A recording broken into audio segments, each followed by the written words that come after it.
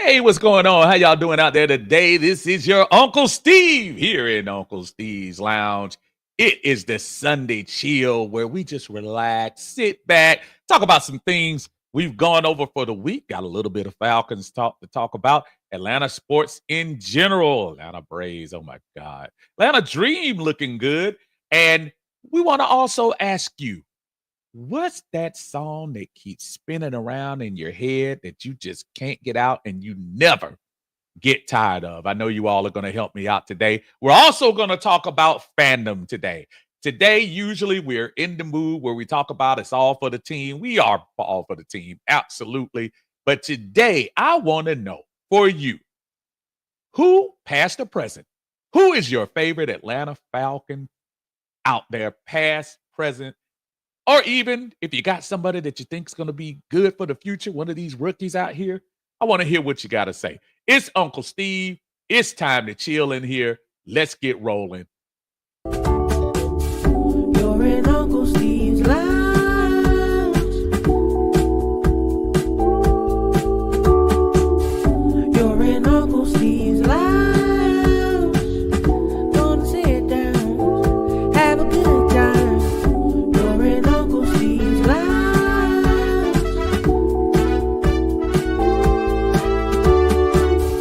You're in Uncle Steve's Lounge. Gonna sit down, have a good time. You're in Uncle Steve's Lounge.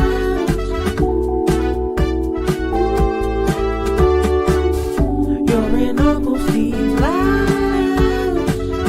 Gonna sit down, have a good time. You're in Uncle Steve's Lounge.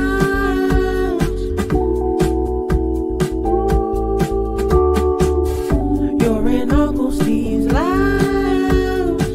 Gonna sit down, have a good time. You're in Uncle Steve's Lounge.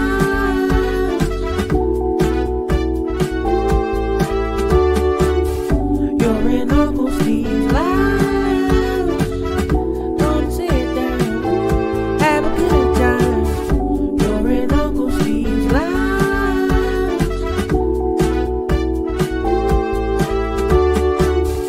You're in Uncle Steve's Lounge. Gonna sit down, have a good time. Hey, everybody, what is going on? Happy Sunday to you. It is June 1st. We are at the halfway point of 2025. We are blessed to be here. We are thankful for you all being here with us. We appreciate you for another edition of Uncle Steve's Sunday Chill. If it's your first time coming in here, I am your Uncle Steve. I am here to talk sports. I am here to talk Falcons. I am here to talk music. We are here to just have some fun on a Sunday. It's relaxing out there. Finally got some good weather over the last week. Has been rough, man. In Georgia, it had a tornado touchdown on our side of town. Just kind of real rough, and just hope everyone's doing okay out there after that. And now it's nice. It's not too hot right now, though I think that's about to change. They're talking about that already. So things are going to change for us. So, hey, folks, it's summertime, June 1st. Let's start summer, man, and let's start summer off the right way. We're going to be talking a lot of Atlanta Falcons. I got a chance earlier in the week talking a lot about getting a chance to go up to see the Falcons up at the OTAs this past week, and it was awesome getting a chance to see the players and all of that. It was really nice to even chat with a couple of them individually, just to hear what they were thinking about what's going on in the 2025 season. I'm pumped up, especially coming off last year, that same bad taste in your mouth. But you know what? The great thing I like about off season is it builds new optimism. You get a chance to kind of start it all over again. And look, we fall for it every year, and I say fall for it, but when you have a fandom, sometimes you come back stronger than you did before. I think we got a lot of positive things to think about, whether it was free agency, whether it's in the draft. Uh, just going out there looking at the guys, and again, and cautioning, saying that yes, it wasn't anybody hitting anybody. No, they weren't in full pads. But yeah, they were just out there and they looked good, and I just liked the look, like the speed on the team. So hopefully, uh, that means something. Maybe having some talent available on the Atlanta Falcons this year. And not to say we haven't had talent before, but it seems like this year we don't have to settle on a lot of positions. It seems like there will truly be battles that are true battles. We're not talking about um, average players battling out for a spot. We're talking about talented players that are going to push each other to the next level. So I start that by saying, again, we've had a lot of chances to see some good players up there this week. So I did want to throw that out to the fans. Again, this is a fan-based platform, so we talk about how the fans feel about a lot of things. So I throw this out to you all, like past or present, past or present. Who's your favorite Atlanta Falcons player? And you can expound on it a little bit if you want to, and talk about what player meant a lot, means a lot to you. I've always been kind of upfront to tell everybody William Andrews was my absolute favorite player as far as the Atlanta Falcons were concerned. For those of you who a little too young to have seen him in person or not seen any of his film, I go on record to say he's the best running back the Atlanta Falcons have ever had. Yes, I know Bijan is here. Yes, I know Warwick Dunn was here. Yes, I know Gerald Riggs was here. William Andrews was a different beast, and really kind of cut short a little bit with the injuries, but I really feel like he was the best running back that we ever had come out of here. And every time I talk about him, I just start thinking about those days and what he meant to the team at that time. But that's my favorite. I want to hear your favorites. I want to hear some of the favorites that you have. Pass. Who do you like on the team right now? I got a couple of guys I keep my eye on right now that have caught my eye more than most. I love what Michael Penix. I love the attitude he has. It seems like he has a little bit of a smooth kind of attitude about the game, and every time I hear him speak, it just seems like he's more and more secure in his spot. I'm digging what I'm seeing from him. A lot of other guys. Caden Ellis has been one of my favorites. I got a chance to talk to him on the team, but he's one of my favorites on the team right now. Hopefully, he's somebody that can teach these young guys as they come in and teach them about the spot. I'm hoping that that's what he brings. So yeah, favorite Falcons. And also, I heard yesterday one of my favorite songs ever, and it's by one of my top artists ever. And as I was listening to the song, and you've been around me long enough, I'm big into music. George Michael is one of my favorite artists of all time. He's not my favorite. Stevie's my favorite. But every time I hear Careless Whisper, it's almost like one of those TV shows or movies like you're watching on TV. And even if it's in the middle of it, you stop what you're doing and start listening to it. That's the way I feel about that song, Careless Whisper. When I hear it, I got to stop what I'm doing. So for you, I want to hear what song you never get tired of hearing. I can tell you songs that are, and to me, it might be a little annoying if I hear them all the time. Like any line song, the history, even though I like some of them, I like the little boots on the ground thing they got going on right now. But what, those songs that you never get tired of hearing. I want to hear what is on your mind today as far as that's concerned. And we're going to open it up for any talk if y'all want to. Y'all want to talk baseball, you want to talk Atlanta Falcons, talk the state of sports today. Just we can come on and talk about it. We can bring up subjects and we'll go from there. Is anything on a Sunday chill, just as long as you're chilling here with your Uncle Steve. Again, as y'all come in, if y'all don't mind, please go ahead and hit that like button. We appreciate it, whether you're watching on YouTube, which we hope you are, and subscribe, or whether you're on Facebook. We appreciate everyone joining in. Thank you so much. I'm going to go ahead and start in the chat with my brother Dexter Owens in the house. What is going on?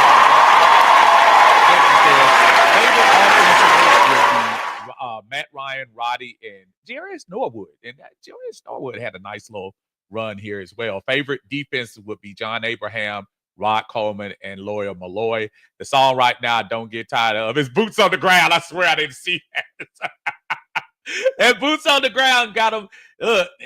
Every now and then you get one of those songs. A few years ago, it was Comfort by Beyonce, Cupid Shuffle. Prior to that, every now and then I know they redid the Frankie Beverly made song to make that kind of go into that. So not a surprise that one. That's a little catchy, man. That definitely got everyone. I was listening to his story about the song. If you don't get a chance to, the brother who does it, he was telling how the song was out a couple of years ago, and then all of a sudden it kind of made a comeback. So good for him that he got a chance to get that. He said, by the way, I see you starting to make a comeback a little bit more. The senior man, I'm so ready for the season. They should let me call this defense. We got a lot of playmakers. Hopefully, and I'm telling you, Dexter, just getting a chance to see the guys, I was truly amazed at the speed. And again, I don't want anybody to overtrip about t-shirts and basically shorts. And they weren't in shorts; they were in the regular pants. But a lot of speed out there. And one of the things Caden Ellis told us when he was out there, he gave that look on his face like, man, we got some real speed, man. We're gonna do some things this year. And I saw how excited he looked when he was talking to us about it. So I look forward to that, man. Dondre in the house. What's going on, Dondre? He said, Chuck Baby will always be a classic. I'm assume. I don't know what he's talking about. What you talking about, Chuck Smith? Or are you talking about a song? I'm not sure which one. He also says, Steve, do you think Kyle will be moved before the season? I don't know. I know a lot of people talked about it because they had a story going out about people fielding trades for him, which again, folks, it wouldn't shock me if people are fielding trades for him. It wouldn't shock me if people are fielding trades for Tyler Algier. I think it's only good business to listen to them, especially if it's something that you get back in return. I hope we don't move on from Tyler, but I do understand if we do, because quite honestly, you want to build up your assets going into next year. You know, we're going to be a couple of picks short next year. So if the right pick comes, I would see. If you ask me right now, I would say no, but that's me. But we'll see. Today is June 1st. We'll see if Atlanta makes any moves, if it's going to be any moves with our buddy, our highest paid backup quarterback sitting on the sideline.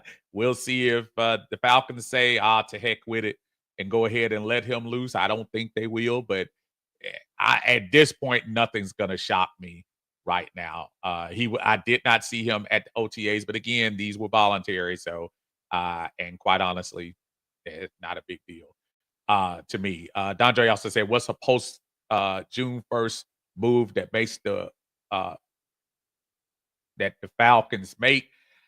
The only one I would see right now is probably the Kirk Cousins. I wouldn't be shocked if I'm still shocked that they're dealing with David Onyemata's contract, but I would love to see them kind of do something if somebody's available out there.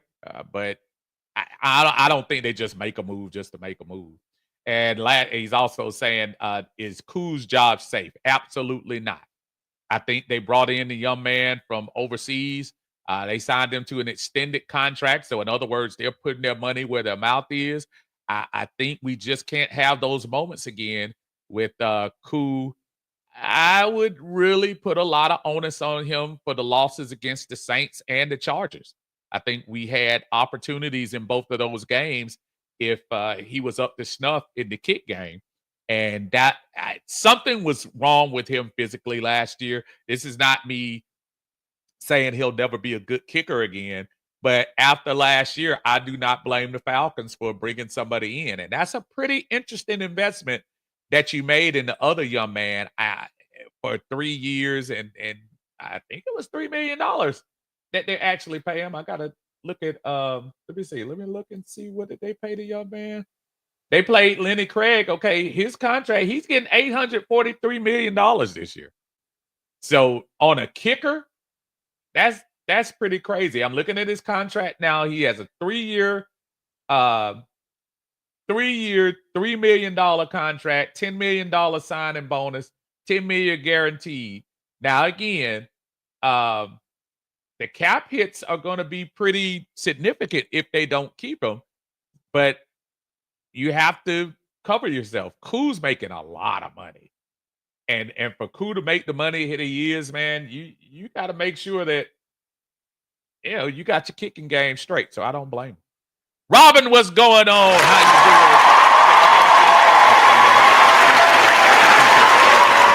doing? For that. Again, look forward to doing a lot more things, hopefully in this arena right here. Hopefully you'll see me on this platform, and hopefully there'll be other platforms out there. I'm hoping and praying for some good things to open up, especially now that I have a little more time to do it. Thank you so much. Keely in the house. What's going on?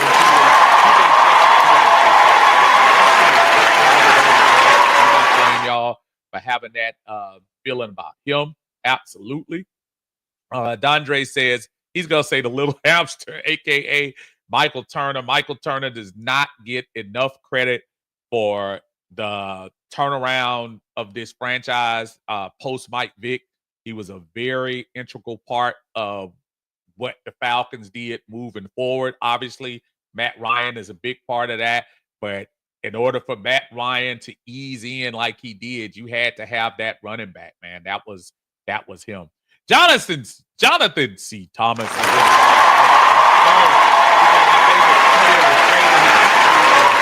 City, the team, city, and state. Absolutely, he does. I'm sure they're going to have a place for him in that ring of honor once those shenanigans up there in Chicago are over with. I understand why they had to get rid of him.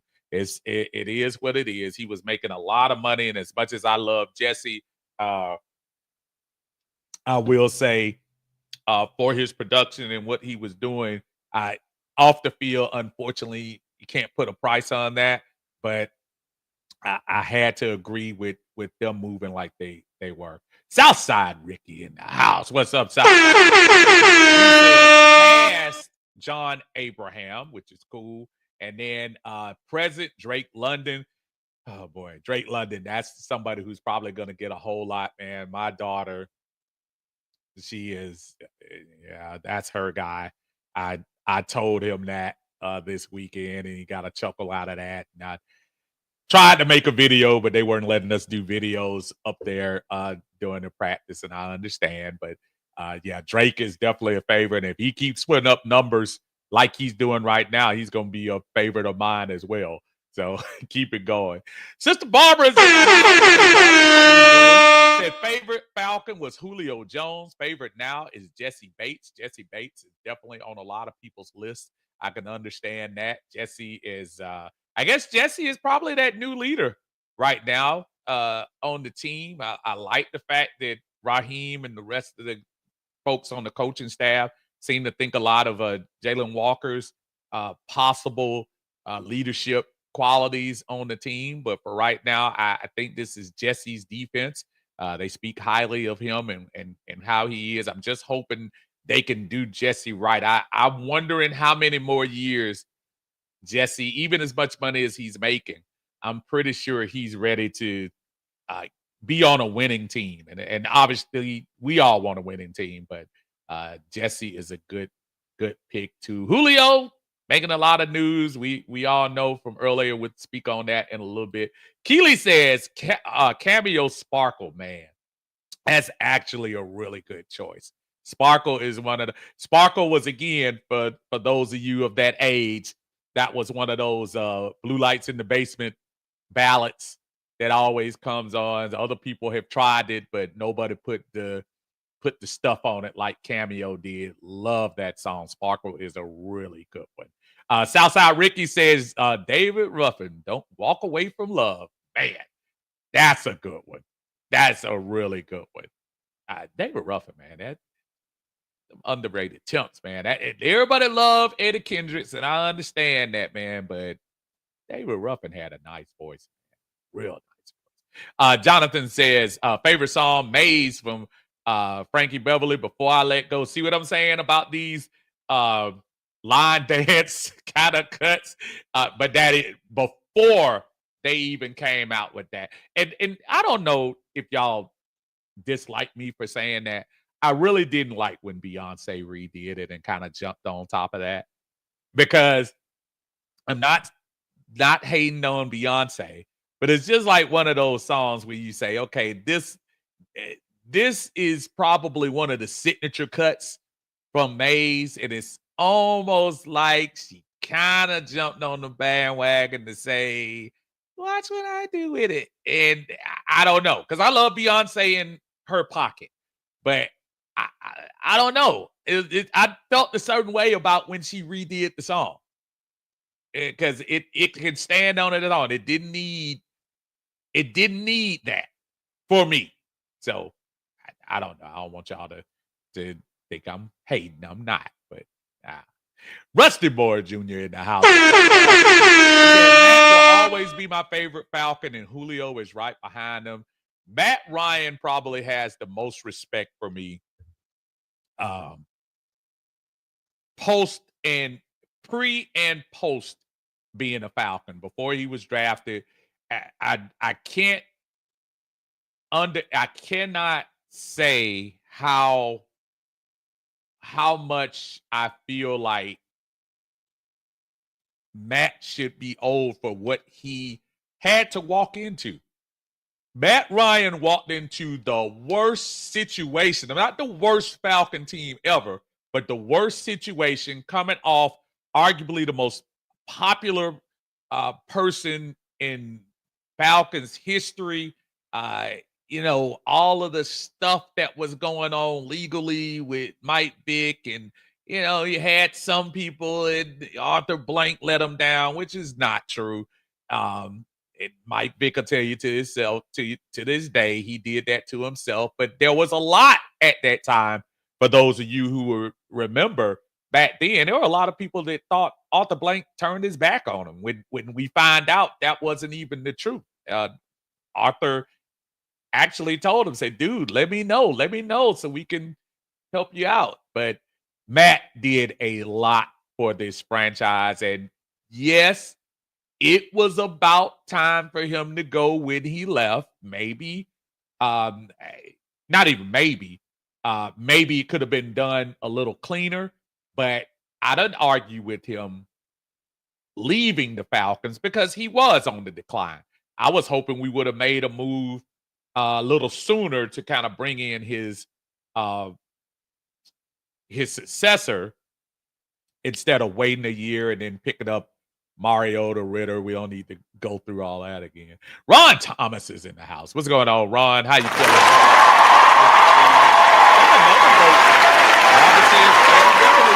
Beyonce. See, Beyonce.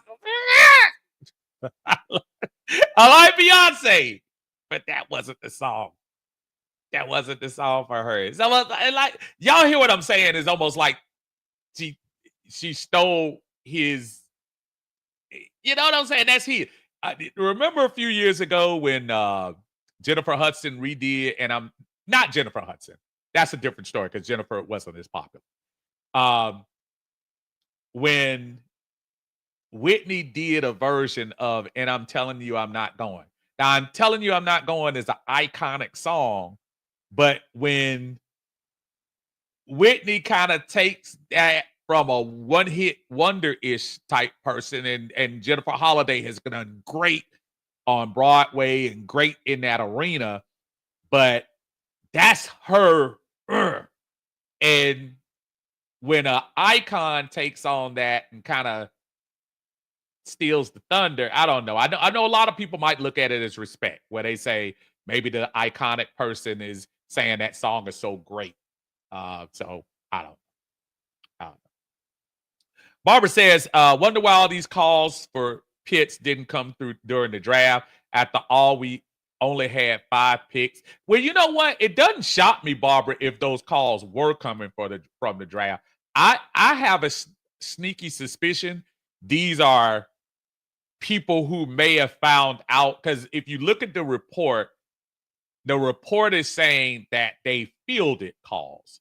So they may have been prior to the draft. We don't know. Obviously, whoever's given the report is not being specific. They were just saying that they fielded. I think I saw where they claimed it was the Chiefs and the Steelers, which both teams it would make sense for, especially the Chiefs.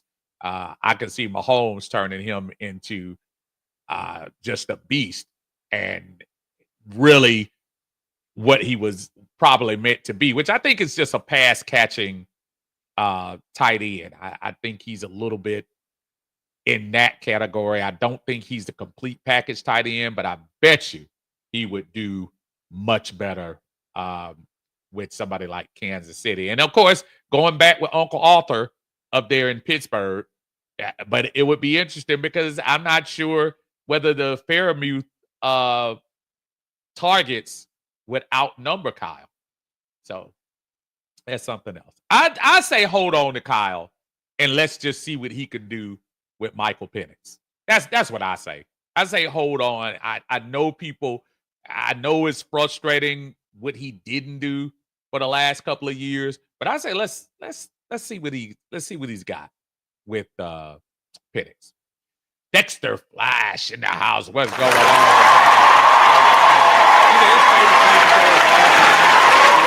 Roddy White, but I also love Patrick Kearney. Patrick Kearney is really good too. He said, "Song I can't stop listening to is One Mic by Nas." Yeah, Nas, man, that's another one. Underrated. And I know some people are like, we don't know Nas. Nas didn't get his love when he was in it, as opposed to now, historically, people go back. It's almost like KRS-One, who I thought was one of the best lyricists and MCs of all time. He didn't get his love until afterwards. Like people were, not saying they ignored him, but he didn't get his love for them. But Nas is one of those cats. Yeah, Roddy White, man. The story about Roddy White and Kyle Shanahan. I know I was talking the other day with my buddy Big Low when we were talking about how I know people are mad because Shanahan kind of forced his way out of there, forced Roddy out of there. But I also tell people to look on the other side of it, because after Roddy White left, this became a prolific offense. And I'm speaking of push down to the second string. I got somebody coming in right now who is the best background singer in the history of the earth. Y'all give it up for my buddy, big background singer, Low Country Sports. Oh, you talking about me? Oh, background. I was waiting on you to bring somebody else on. I thought you clicked the wrong person when you said background. Wait. Hold on 1 second. Let me make sure I get it right. Now, here comes the best background singer in the world, Big Low Country. Is that better? Where? You clicking the wrong button. There must be somebody else waiting or something. I'm waiting on whoever. Nobody else out there.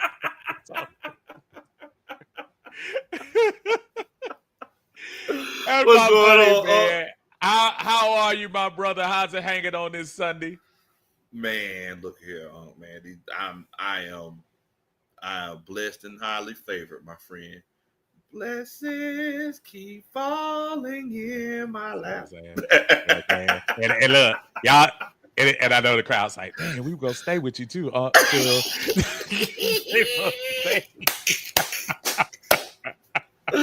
I want to talk to you in a couple of seconds about some about not only the questions here, but about your experience yesterday. Real quick, I'm gonna run through a couple of these folks that I didn't see from Bernard. Bernard, appreciate you joining us.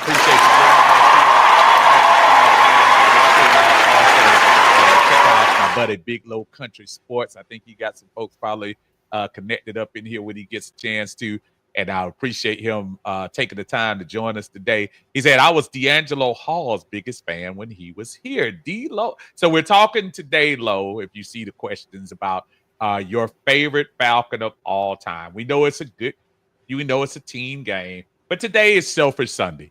So I was looking for your favorite Falcon of all time. He says D'Angelo Hall. It could be past or present. Doesn't have to be somebody currently on the team. So whenever we say favorite of all time, are we talking about like favorite player that we like to watch on the field, or like somebody we just had like a connection with?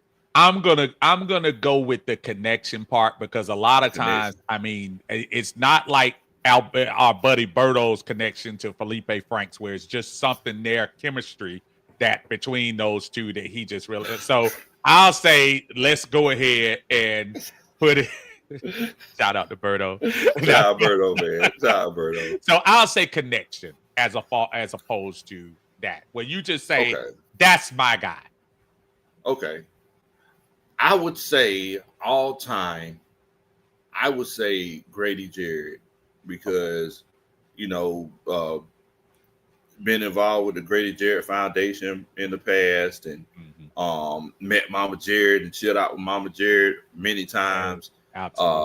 His family, and that, bro. Whenever I say they're just good people, you know how you just get around people in their family, you can tell how they're just good. Kind of like we came and chilled out with you and Aunt Kira last weekend, and me and Coach Ron, like just good people. You know what I'm saying? Yeah. Oh no, that's what I'm talking about. So I would say Grady, and I mean the fact that you could tell Grady gave everything he had during the Super Bowl. Yes. You could tell he did everything that he could do to bring that Super Bowl home for the Atlanta Falcons, and it was so close, but he was the spearhead. He should have been the MVP. You stole it from. I'm sorry. No. You stole it. That's what I was going to say. He would have been the MVP of that game. Had. Yeah. I did want to mention when Bernard said about his favorite player. I have a story about his favorite player. So, Chris Sims was quarterbacking for Tampa Bay, so that was a downtime for them. Chris Sims. He was quarterbacking. It was the end of the game. Tampa was trying to push down the field. They realistically weren't going to win. But Chris Sims threw the ball out, threw a long pass. D'Angelo Hall, it is at the very end of the game. He intercepted. I'm trying to remember what year this was. This was I cannot remember. I know I was married, so I can't remember exactly what year. D'Angelo Hall intercepts the ball. He grabs it, and he throws the ball into the crowd. The ball goes up, and the ball is coming straight down. And there's a lady that at that time might have been about 20 years older than me to my right. And she started doing like this. And this ball, legitimately, this is the ball that as she was doing this, I caught it. You took it on from the her. fly. You took it. Again, we're not going to worry about the elderly lady at this time. We're talking about my accomplishment. I'm sorry. My bad. Okay. It was all right. They picked her up. So, my goodness. So you pushed her and caught it. Slightly. She'd be all right. Wow. So I caught the ball. And when I caught the ball, of course, it was euphoria because we won the game. And I will never forget this. It was a guy that came up to me like 20 seconds later, and he said, I'll give you $250 for that ball. Wow. And I said, no. Now, in retrospect, I probably should have said yes. That would give me some cash. But that was his ball. And I keep telling myself when I see D'Angelo next, I'm gonna get him to sign it. But it's Tampa Bay ball. There was a thing on here where it had the Bucks on here. It was a number. You see the little number written on. It was one of their things, and it's also I was trying to see it on here. I'll have to look at it. Oh, here it is. See that little part? Hold on. Trying to see. You can see it. It's a little part on there that says Bucks. Oh, yeah, I see it. Right there. So yeah, that was my ball. I have it sitting here on my thing. So that's my little story for today on D'Angelo. So is the lady okay? Like, I mean, was it full extension on the push? At last I saw when they were attending to her, I think she was all right. If she, I think she got out. I didn't know by the time I left. We were right. So the second story, the second question for today is the song you never get tired of hearing. And I know we can probably mention a few on there. Kenzel, my good buddy Kenzel, what's going on? The Isley Brothers, Living for the Love of You. That's another song. That's a classic. And I'll tell you what, Whitney Houston did a very good job of that song. She did redo that one. And that's icon on icon. So I can kind of give you that. So do you have a song that's kind of puts you in that mode there? Man, that's a tough one. A song that I never get tired of. Yeah. And we can't say anything like Sesame Street. I know you're thinking about that or something like what you usually listen to. Oh, wow. You don't. Wow. I was trying to give him I tried to give him a gift one time, and Coach Ronnie's like, "Oh no, Sesame Street." Pretend like you're Count Dracula. One.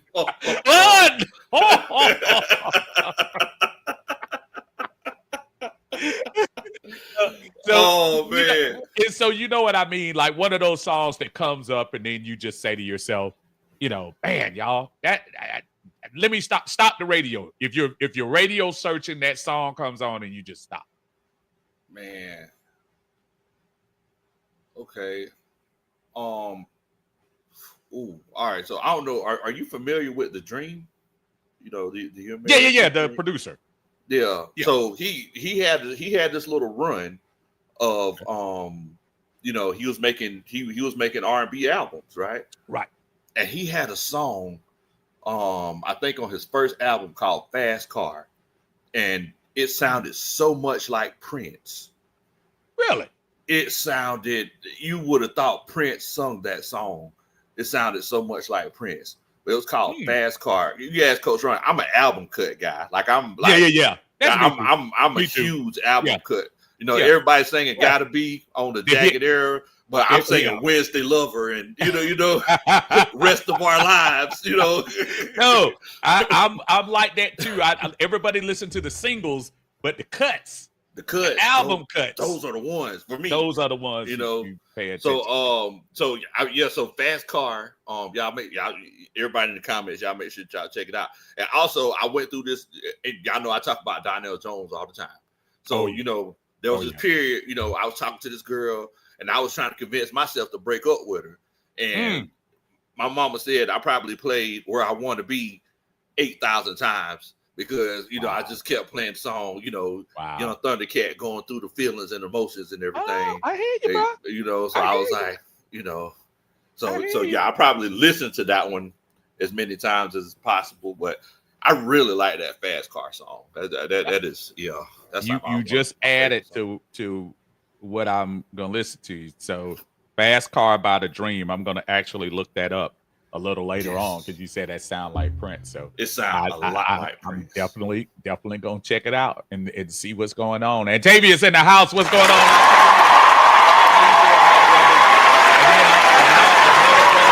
Atlanta Bird game, the great Tidy.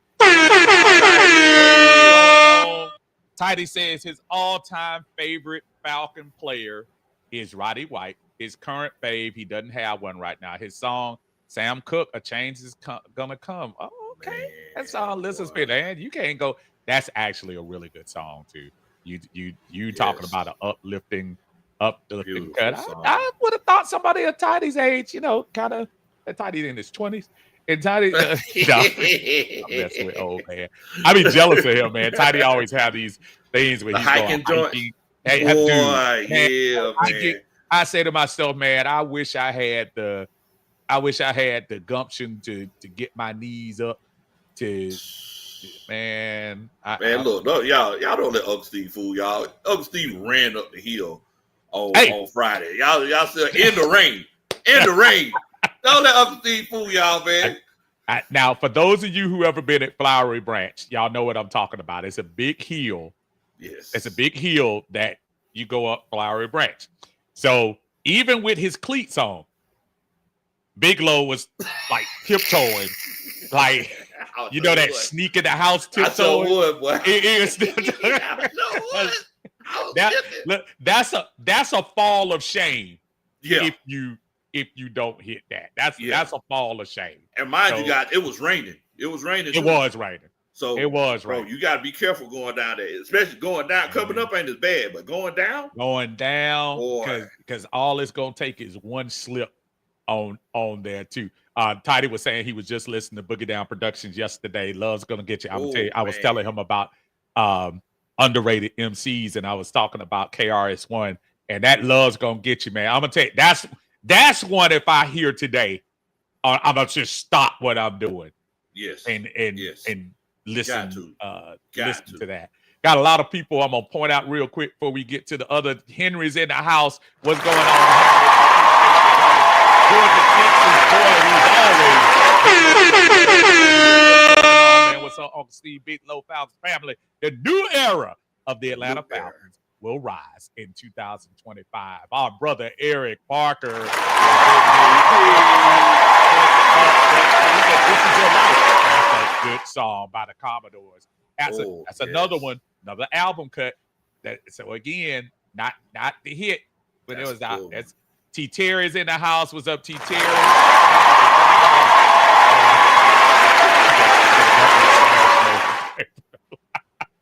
And that lady was all right, man. But it was a true story. She did when the ball came, she did like this. So I actually kind of saved her. But I caught it. The key part to that story. Well, just like basketball, you gotta get in the room. So, you could at least mouse her. You could have caught it over. You had to push off, and the seats were soft back then, so you push in. So but what you missed was my catching skills. I literally caught the ball on the fly. Wow, do you catch with one hand and push off on the other? I was gonna catch it on one hand, but I was pushing her with the other one. So when I pushed it, it kind of came to me. Okay. So I got you. Backtown in the house. What's going on, Backtown? Eternal, what's going on? Walter Weighted Track Star says, get Kirk off my team. Y'all are trying to get him out of here, man. Shame on y'all. Daniel Berry Sports Highlights. How you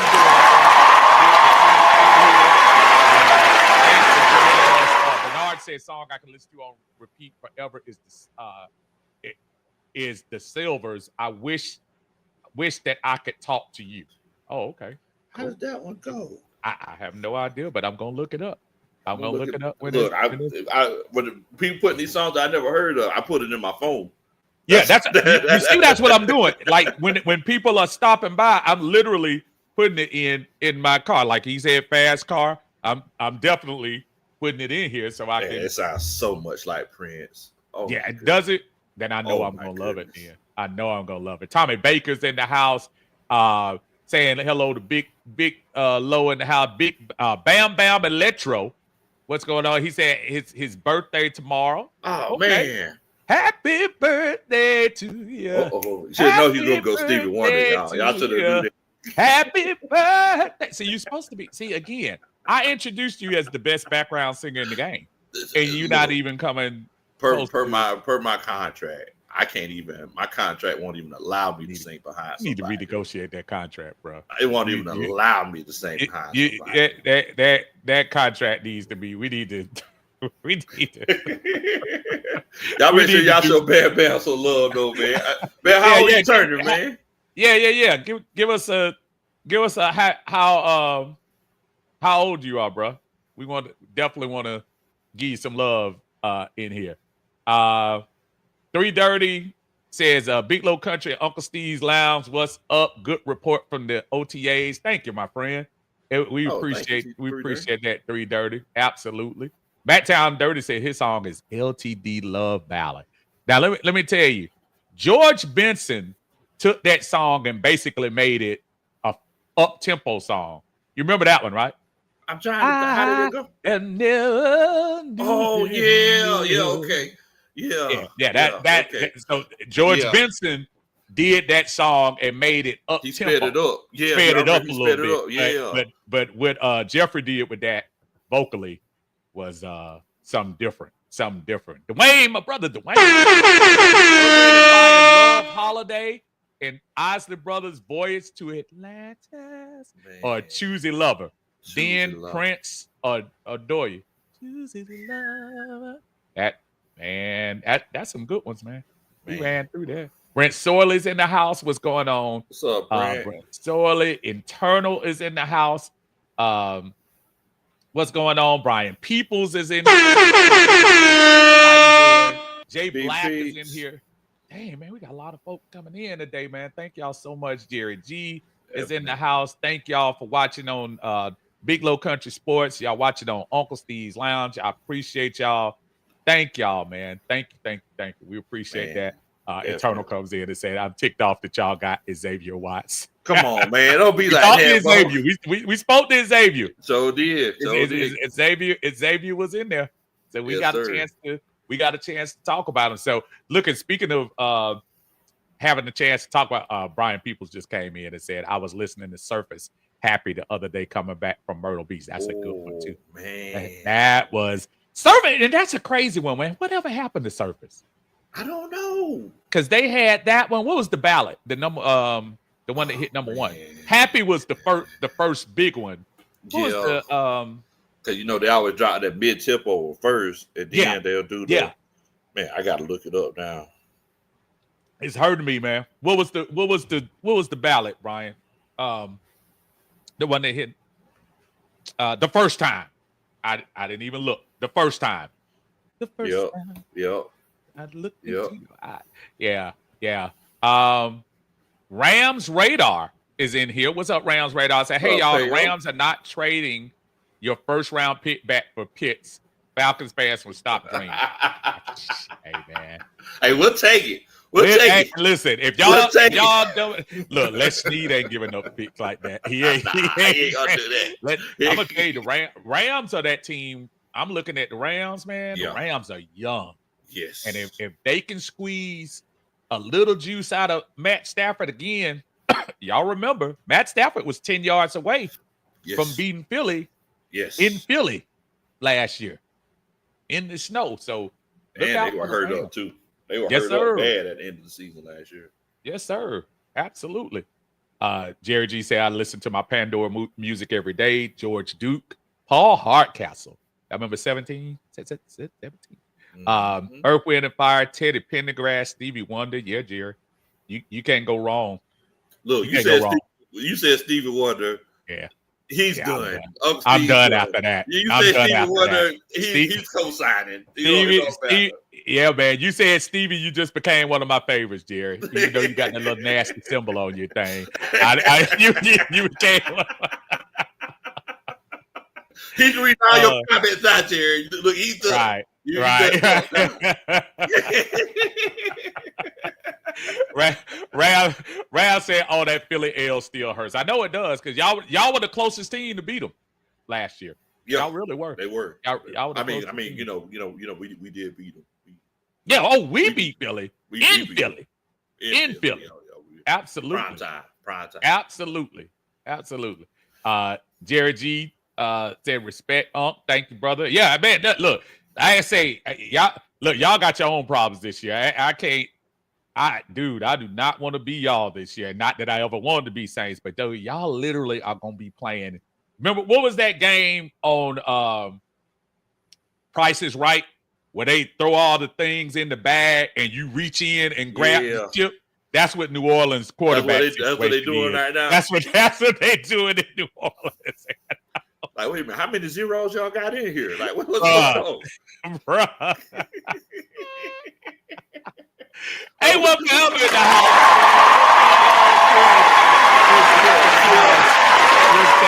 Stevie Wonder music still hit. Legend, man. It do. Y'all just don't know.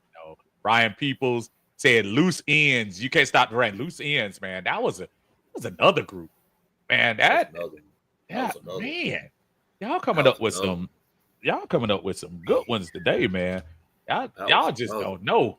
That's some. And the thing is, again, when you start talking about songs that just hit like that, that's just that's what I'm talking about. Those feelings that y'all talking about. T. Terry says Michael Jackson, "Man in the Mirror." That's a good one.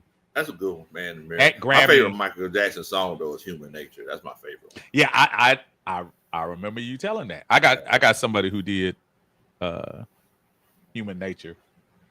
Named Uncle Steve. He did a version of that. He did. Lord have mercy. He did it. Oh my goodness. Oh man. The Rams say the Rams got to, get to play the Bird Gauntlet this season. Y'all think they can sweep all the Bird teams? Slow down. Y'all got to come here in December. And listen, Matt Stafford got to stay healthy too. Matt ain't no spring chicken. Who's the backup quarterback? Who? You know what? That's a good. Is it Matt Stafford? Is he come out the? Coming out the bench too. Dang, go. Like, all right, Matt's out. Go in there. Who's the backup, pal? Let us know. Yeah, man. Yeah, who's your backup quarterback? Yeah, tell me that. Lowski says Luther promised me. Oh man. See, y'all, that's what I'm talking about, man. That's what we do on the Sunday Chill, man. We talk there's two things that are universal with folks: sports and music. And it's always a connect. Yeah, Luther, that's awesome. Jerry G says can't go wrong with Stevie, my brother, and I say less. I'd say, yep, absolutely. Chris says, "No, the Saints are on Family Double Dare, and they got to do the physical challenge." Oh, Chris, y'all ain't no good. That's rough, right? No, that's rough. Probably true. But do you ever see that? What's that show? It's like I think they call it Cut Out or something, where like the thing comes and you got to jump in the air and match the shape. Oh, really? I never saw. Oh, wow. There was one of them where it was like, I think the shape was like a toe touch, and it was a big person like me, and it was coming to them. They were like, they were backing up. They doing it. That's the Saints. Wow. Y'all ain't giving the Saints no shield.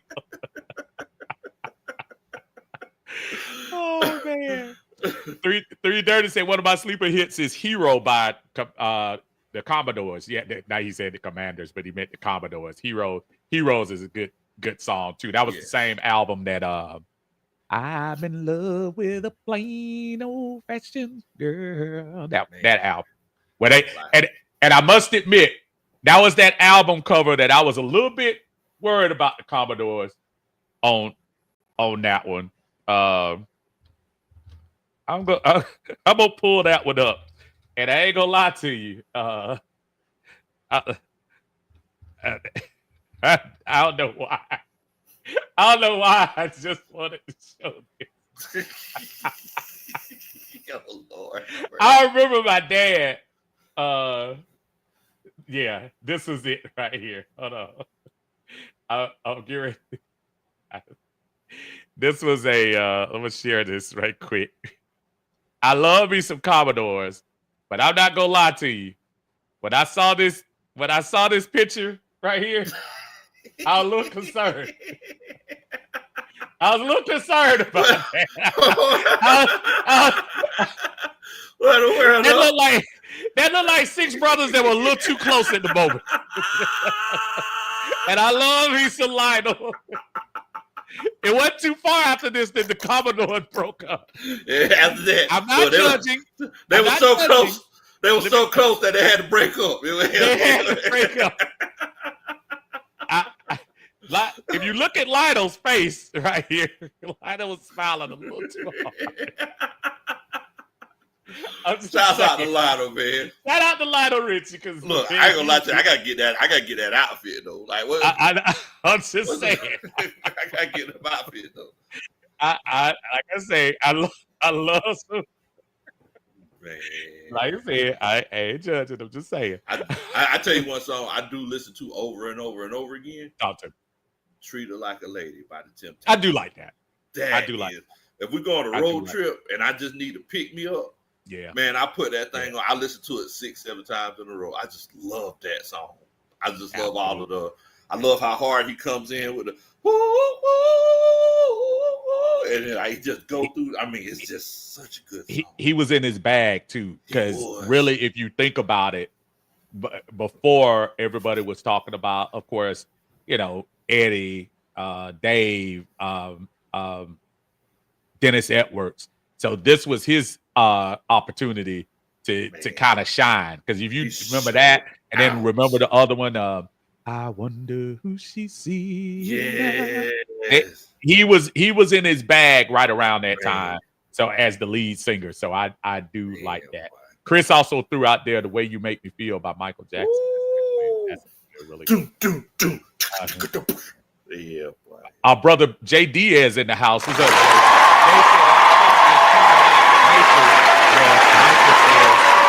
I love loving this way. Yeah. Boy, that's at the very end, especially when he kind of goes off at the very end. Bro, I love that. That is such a beautiful song. Guys, that's a beautiful song.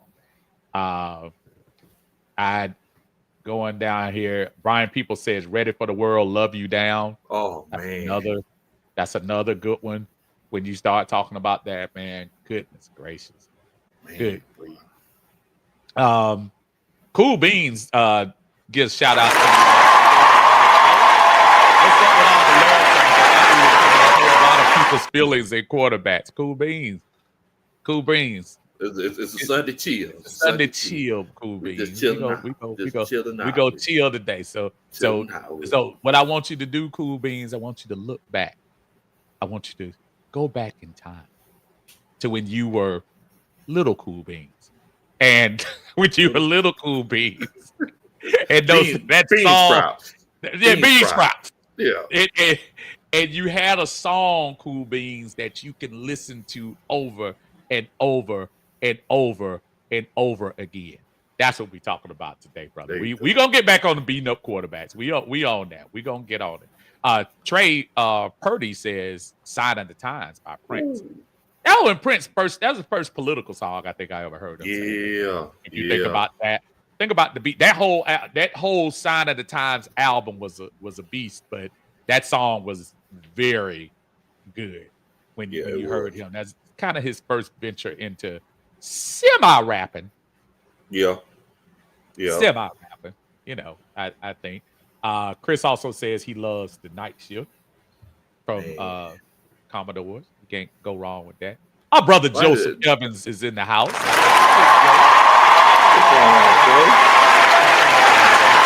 were you about to say, Lo? I cut you off there. Oh no, I was just gonna say everybody putting the Washington football team in here. Everybody like they. I didn't know they sung so many songs. That's that speed. That's That speed. Look, we're a sports show, so everybody talking about. So everybody, the Commanders, steal by the Commanders. 3 times a lady. That's the Commanders. Will Cotton says, Charlie Wilson, you are. Charlie is another one, man. Charlie, everything man, Charlie says is on point. Goodness Brian Peoples take me back, man. Let me tell you something. And I agree with you wholeheartedly. He said Ram, everything she wants. George Michael was that dude. And I'm telling you, right now, that run they had from 84 to about 86, when they went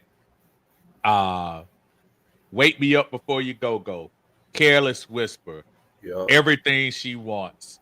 They was on a run. They were on a major run. And George Michael went on to do his solo stuff and all of that. But you absolutely right, man. George Michael is that guy, man. He's that cat. John Higgins, man. What's going on, Big John?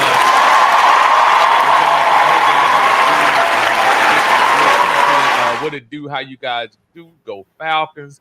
Absolutely.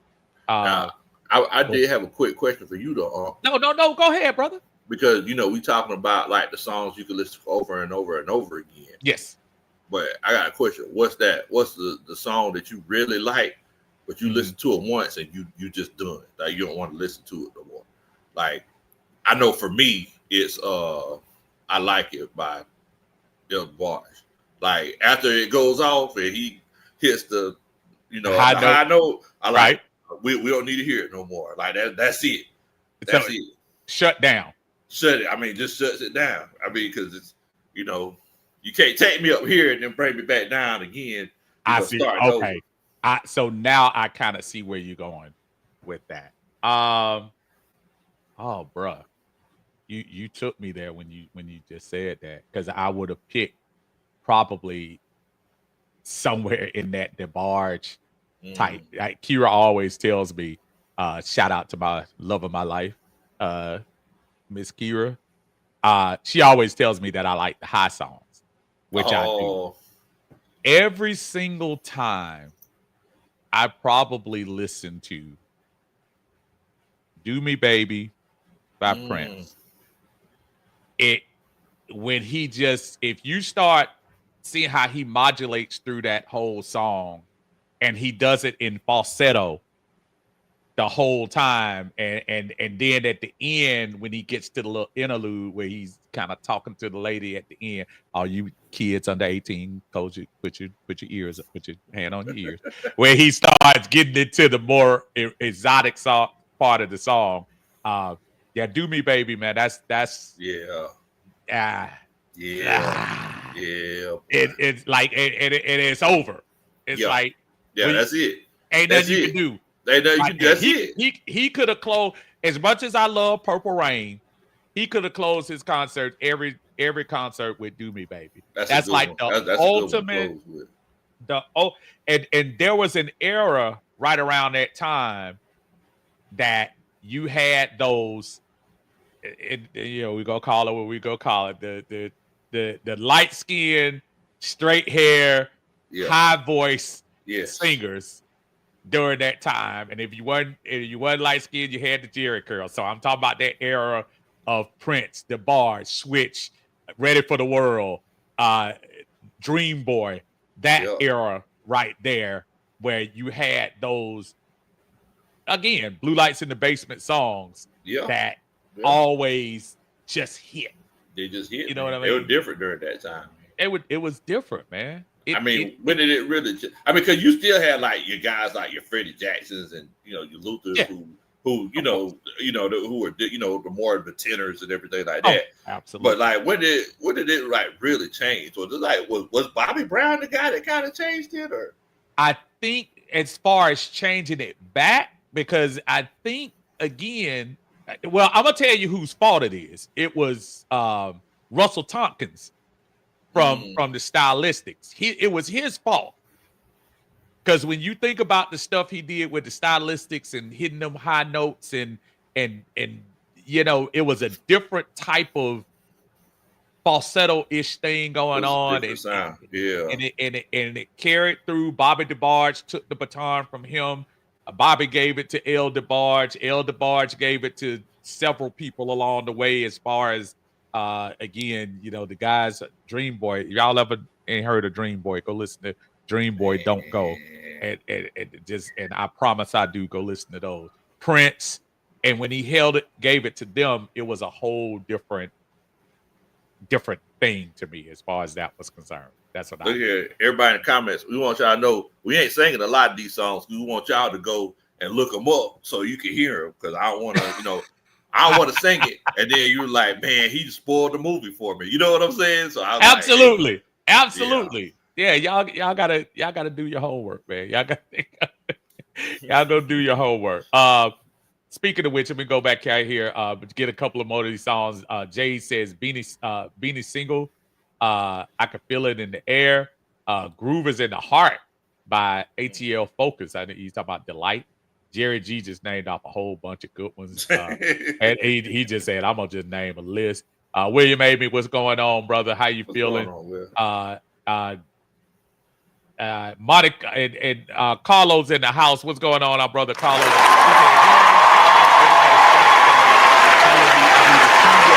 Not coaching enough. Hey, but you already know, bro. You know how these songs are. You got one question right here. Talking about Sterling Woods. He said, "Can you see them signing Asante Samuel Jr.?" Talking about us. What do you think about that? Is he a free agent? Yeah, he's a free agent. Everybody's kind of wondering why nobody picked him up, but see, that scares me though, Lo. I know it. That scares me. And when I see a player that isn't signed yet, that makes me wonder what's going on with them to where they don't sign him. So what do you think about that? Yeah, I mean, because you think about it, he's young. You know what I'm saying? It ain't a situation where it's like, oh man, he's 33 years old, he's 34 years old. Nobody wants to pick him up. Like, he's still a young Thundercat. He just came off his rookie deal, but I mean, I don't know. I'm not too familiar with his injury history, right. But I do think we need like another legitimate cornerback in that cornerback room. Everybody's talking about how good the safeties are, but I definitely feel like if you get another cornerback, that'll kind of help us out a little bit. So let me, for the sake of that question, let me pull up real quick, because I know our cornerback situation.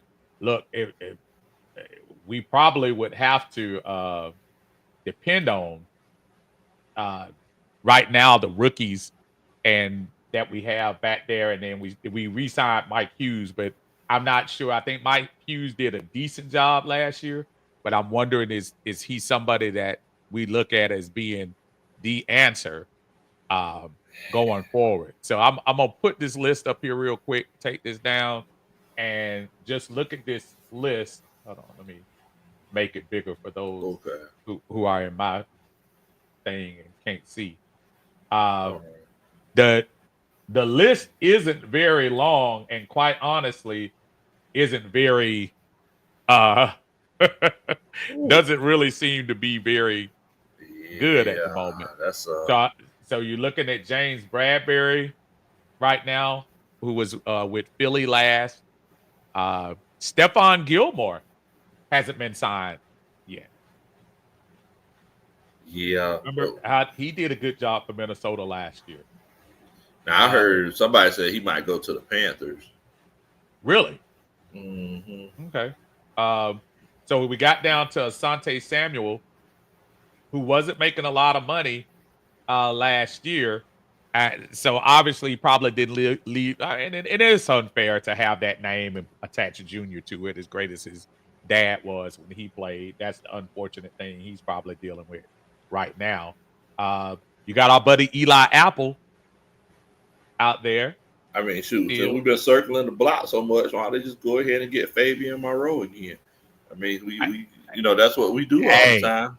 We recycle players. And maybe that's, I mean, well, let's put it this way. You haven't you haven't been seeing some of the same habits from this, That's true. this version of the Falcons. That's the one thing I say I do love, that they aren't repeating a lot of things. Let me Yeah. ask you a question too while we back on the Falcons a little bit. Mm-hmm. With Raheem Morris, and this is for the chat as well, but I want to hear what you're gonna say about this, Lo. Raheem Morris for the last 2 years has been given a lot of uh tools and been brought in his guy for defense this year now with Ulbrich. We bringing in all these young defensive studs and whatever. Are we? And a lot of people are on the fact that they like the Raheem gimmick where he goes out there and he's talks so fast and he's really engaging and la la la la la. Do you think this city will take a non-playoff year in 2025 from No. Raheem? No. No. And tell me why. Man, first of all, it's all right. So, and all right, it's basically one of those situations where we're the type of people, right? Atlanta Falcons fans, we're the type of people who, you mess up that first time, we'll be like, oh, hey, that was messed up. That Right. you shouldn't have done that. And we're the type of people be like, oh, so you're not even going to acknowledge it. We would prefer if you would acknowledge that you messed up, but it's a situation where so you're not even going to acknowledge it. But if you turn around and you mess up again with, I'm gonna be honest, with a better situation, Right. it's not going to be pretty. I mean, look, if you look on Facebook right now, or you look on Twitter or YouTube right now, there are so many people. It's a split. It's a 50-50.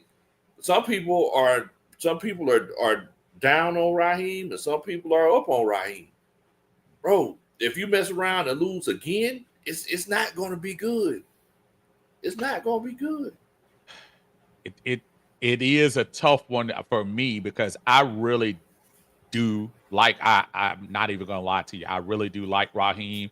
I like Raheem when he was here in the interim last year. Not last year, a few years ago. I almost wish they would have given him a little bit of an opportunity then, but I understand why. He surprised me a lot last year, Lo. He really did. You can say he probably cost us 2 games Yeah. last year alone with some decision making that he did. I think not going the whole Kirk Cousins, I'm hurt, I'm not hurt scenario where as a coach you have to make a decision to say, Exactly. listen, man, dude, if you're hurt, let the rookie come out there. And I'm sorry, it happens. And if he happens to be better than you, we gonna roll. But you waited 5 full games basically before it was basically over. You're lucky we didn't lose the Vegas game, and you kind of and then you go out when you put your best player at the quarterback position. Then you're not calling timeouts when you need to be calling timeouts. So Well, go ahead. No, go ahead. man. No, I'm just sitting here. I'm getting indigestion just thinking about it. Man, look, at the end of the day, Raheem said, and that's something else about our people, Falcons fans. If you lie, we gonna catch it. We ain't gonna forget what you said. It's just like playing spades. You renege, we gonna catch it, right? We gonna catch it. We gonna catch We gonna it. catch it. So whenever they had the press conference right before the season, and somebody asked Raheem Morris and Terry Fontenot, hey, you drafted Michael Penix. while you got Kirk Cousins, and they said we're trying to mistake-proof this team.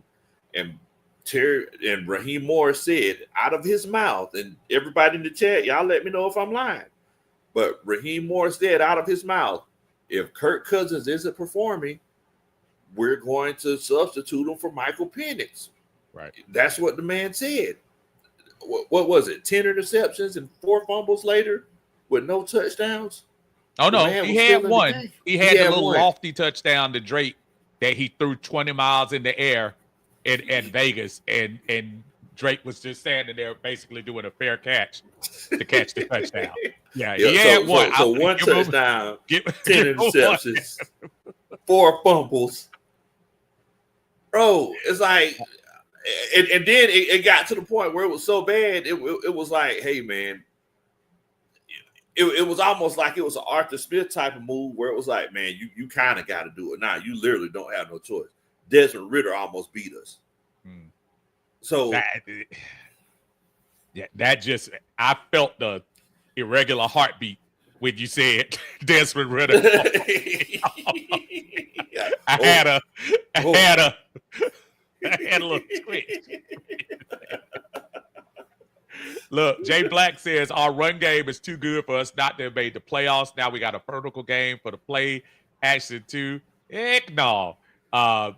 News, what's going on? News HBCU EDU. What's going on? Thank you for joining. It says Falcons must be a Super Bowl team this year with all the talent. Mr. Blank deserves nothing less. And I'm trying to tell you, I'm not even joking with y'all. I know Arthur Blank gets it left, right, half, forward.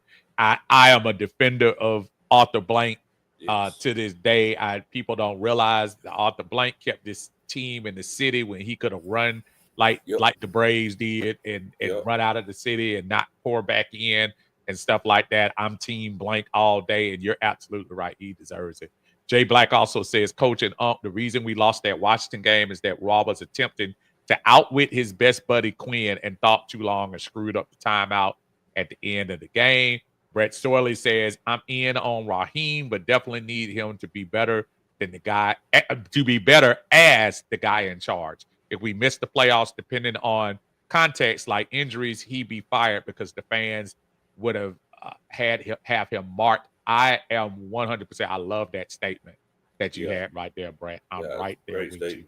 You. Monte Carlo says Raheem laid down in that Washington game on there too, and news he brought in there. He says Rick James and Tina Marie, fire and desire. Are you talking about this one right here? Raheem to be the cold way I treat the listeners. But now I've grown, and in Uncle Steve's lounge, all I do is love to read your super chat. Oh, Lord. Oh, my God. That's what I love to do. Man. What's going on here? So that was... Y'all didn't know Rick came to the house one day. He thought he was at somebody else's house. Figure that. And he came in there or something, talk about a bag or something. I don't know what he was talking about. But I helped him write that song.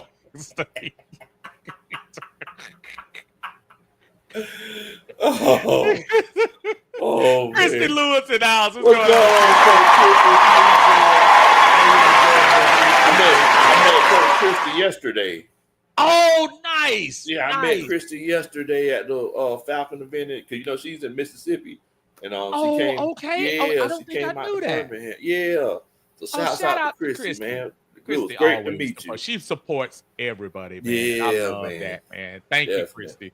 We appreciate you. I gotta see you this year. Hopefully, you get a chance to make it to a Falcons game, or who knows if I don't know whether you're closer to New Orleans or the Falcons. Maybe. So she said she's coming to both New Orleans games. She's coming here good job. And she's coming to New Orleans. Yes. Outstanding. Hopefully, we run into you at that one and get a chance to see you. But yeah, I think it's a little bit of the, Raheem Yeah, you got to come through for us this year, brother. The excuses are pretty much gone. And again, I'm a Raheem guy, but just like Brett said, um, you got to show me more because you had a team, folks. We don't want to beat this down, but we got to be honest, dude. This team had an opportunity to do some things. I look, man. I like what Philly did, but listen, y'all, we beat Philly team. We beat that Yeah, Philly team. yeah. It's not like they were unbeatable.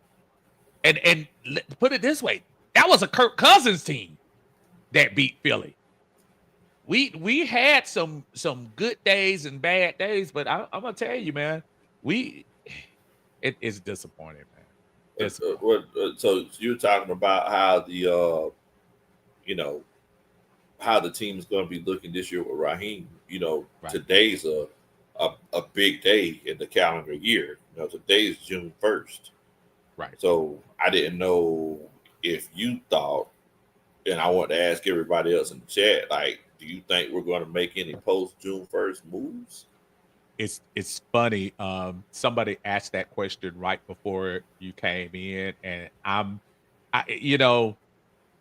I think the only possible move that I could see them maybe making, if they end up getting an offer you can't refuse from Kirk Cousins, I don't. That's really the only move that I see. The Kyle Pitts thing, unless it's a third round pick, which in 2025 is super rich, I don't see anybody doing anything with that. But as far as cuts are concerned or movement, David Onyemata is the only person I'm surprised that we are still holding him. We were complaining about Grady with the 20 million. We're paying David 16 million this year. So I'm not sure if he's that guy either. But to answer your question, I don't think we do a lot, man. Barring injury, I really don't. I think Kirk is going to be here. I think Kyle Pitts is going to be here, and I think we're going to move on with this team right here. And I tell you what, the fans are going to feel better if the Falcons start off fast. And I know we started fast last year, but it's a different story. If the Falcons start off well, and Michael Penix in the running game is doing what it's supposed to do, I think the Kirk Cousins stuff will kind of push to the side a little bit. I think it'll die down. I'm not a fan of just get rid of just to get rid of. I think our starting quarterback is Michael Penix, and we need to put that emphasis on that. Don't worry about the money. The money was going to be this if Kirk Cousins was here last year. Exactly. Everybody keeps missing the prize on that. I understand he's the backup, but one way or the other, he was going to make $40 million this year anyway. I honestly feel like with the whole Kirk Cousins situation, I don't see. Look, at the end of the day, if the Atlanta Falcons were to not pay him what was owed on his contract, he would have an issue, right? Right. So why does he have an issue that the Atlanta Falcons are honoring the contract on their side, but you don't want to honor the contract on your side? It's always why is it like? I feel like this is one-sided. I feel like this is a situation where we're having double standards here because the Atlanta Falcons are, they're honoring their obligation. But why is Kirk Cousins not honoring his? I think if you're Kirk Cousins too, if you go back and we had a chuckle about it before, but if we start adding things up, on the side of the Atlanta Falcons is we gave you a 4-year, $180 million contract. Stop the story. That's it. We gave you that. On the Kirk Cousins side is, he. I was talking to the trainer at Atlanta, cost us a 5th round pick. I'm hurt, but I'm going to still play and lie and not tell anybody. Cost us who knows how many games. I still look at that stretch, and I still think we could have been 3-2 in the games that we end up going 1-5. I still think we could have been that. And then we go to the offseason of trust, and oh yeah, by the way, I was hurt. And who knows, the NFL could come back and say something against that too. You're supposed to be giving truthful injury reports. But you come back and now you say, oh yeah, I was hurt. That's why I wasn't. And so you're absolutely right. The seesaw is definitely balanced on the Kirk Cousins side, where you're like, Kirk, are you going to give us some love? Are you going to give us, a little bit on here? Are you going to work with us? It is very one-sided. One side. The checks are clearing every month. Right. The checks cleared every month. 10 million cleared on March, whatever day that was. He got a $10 million check. And you basically, and again, I don't want everybody to trip out. This was voluntary, the OTAs. And for everybody that's saying, yeah, but you're supposed to be there as a leader. He's not the leader anymore. He's not the leader no more. He's not the leader. And I understand how it looks good if he's there. This is Michael Penix's team. Whose team was that after you saw that team out there for that practice? No, Michael Penix's team. It's Michael Penix's team. I'm sorry. That was Felipe Frank's team. Hey, it's more Felipe's team than it is Kirk Cousins. And you better stop all that slander on my boy Felipe.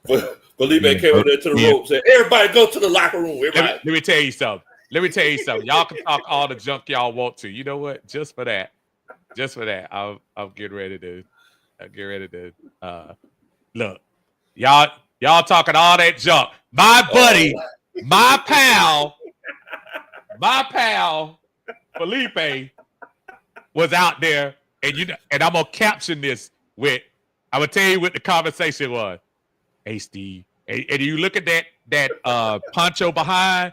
That's Big Low blocking from behind. And Felipe was telling me, he's like, hey, I got you, bro. Don't be worried about no haters like Low. Don't worry about no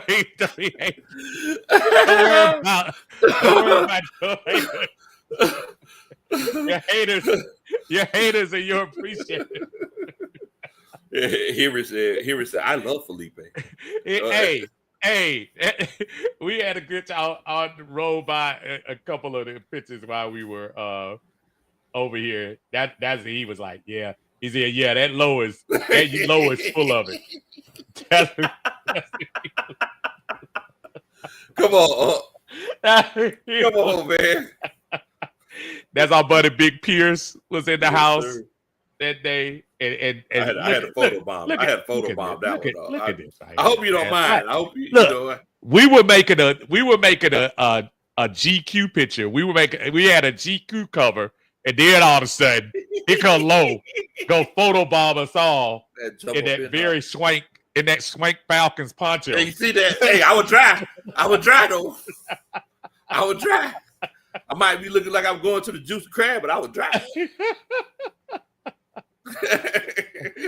I'm gonna have to get so now a couple of the guys, I ain't gonna lie to you. I had to think we just giving them some love on the way on there. But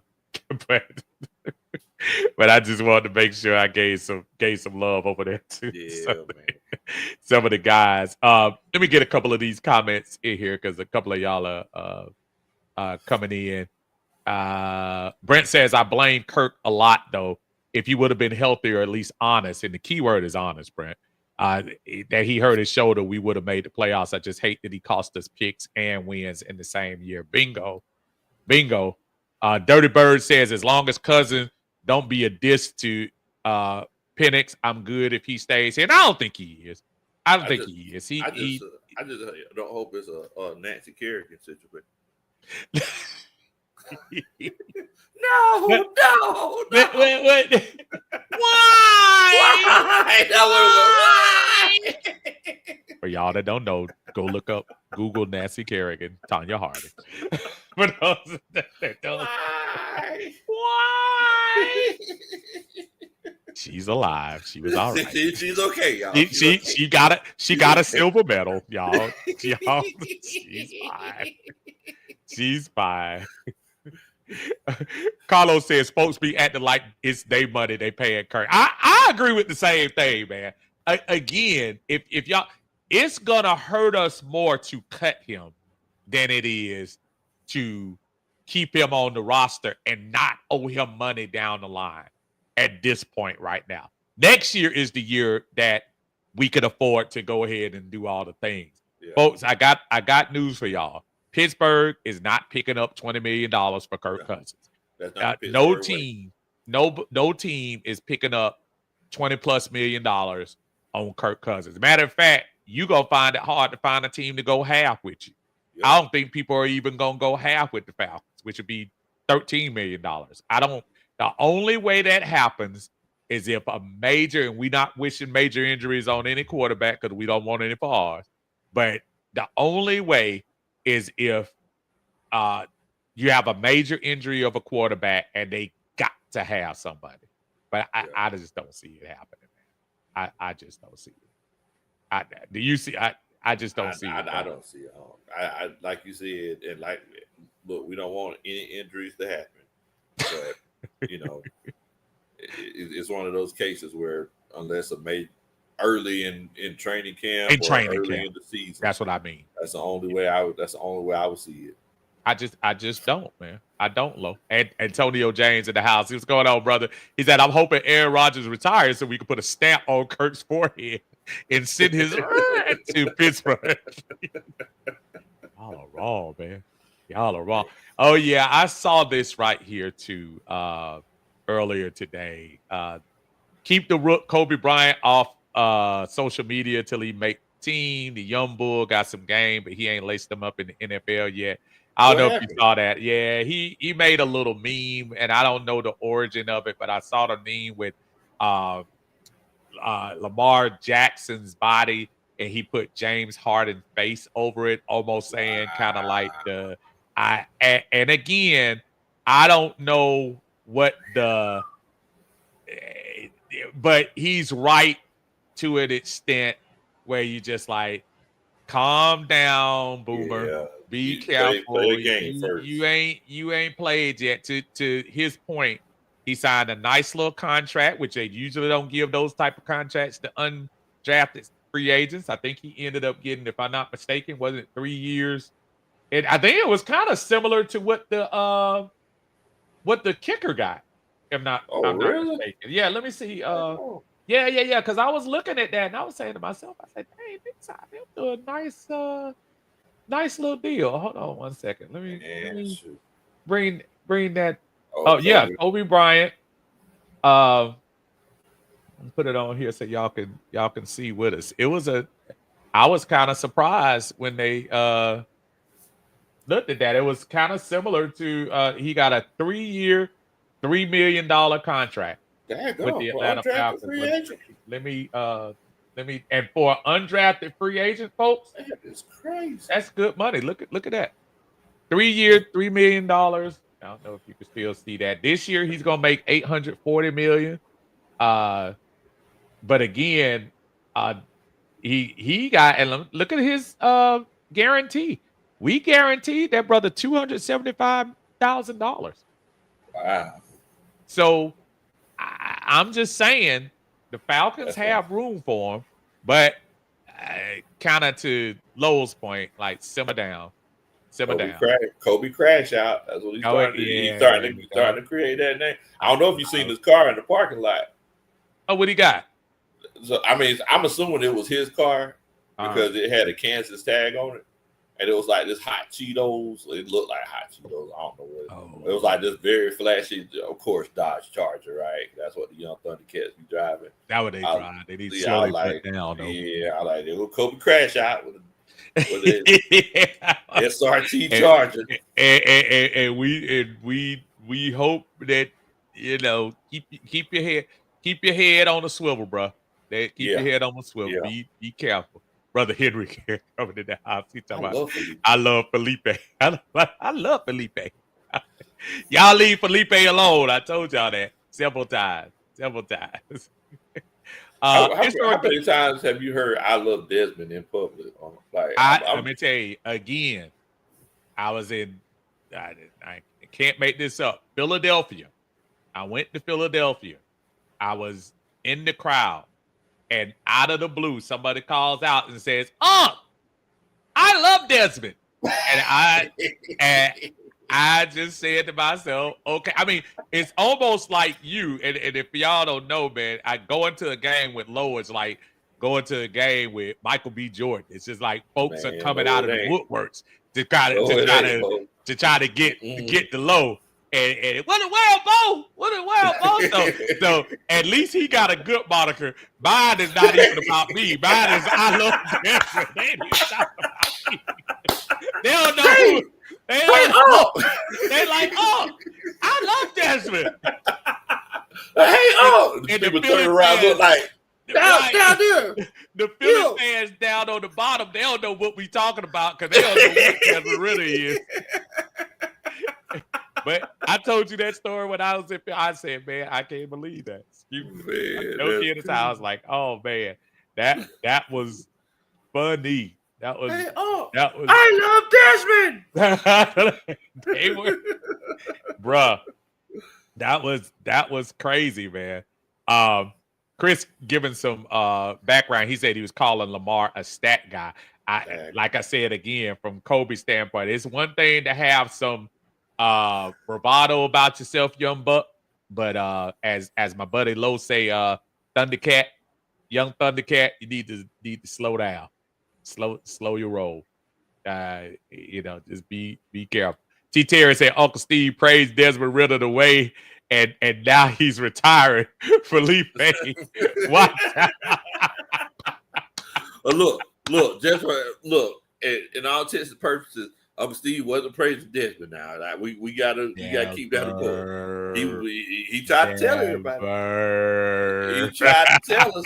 I've been wrong about a lot of things in my life, but I'm trying to tell y'all from the very jump. I was trying to tell people. Listen, as a Falcon fan, I'm not trying to tell you I wasn't rooting for the brother.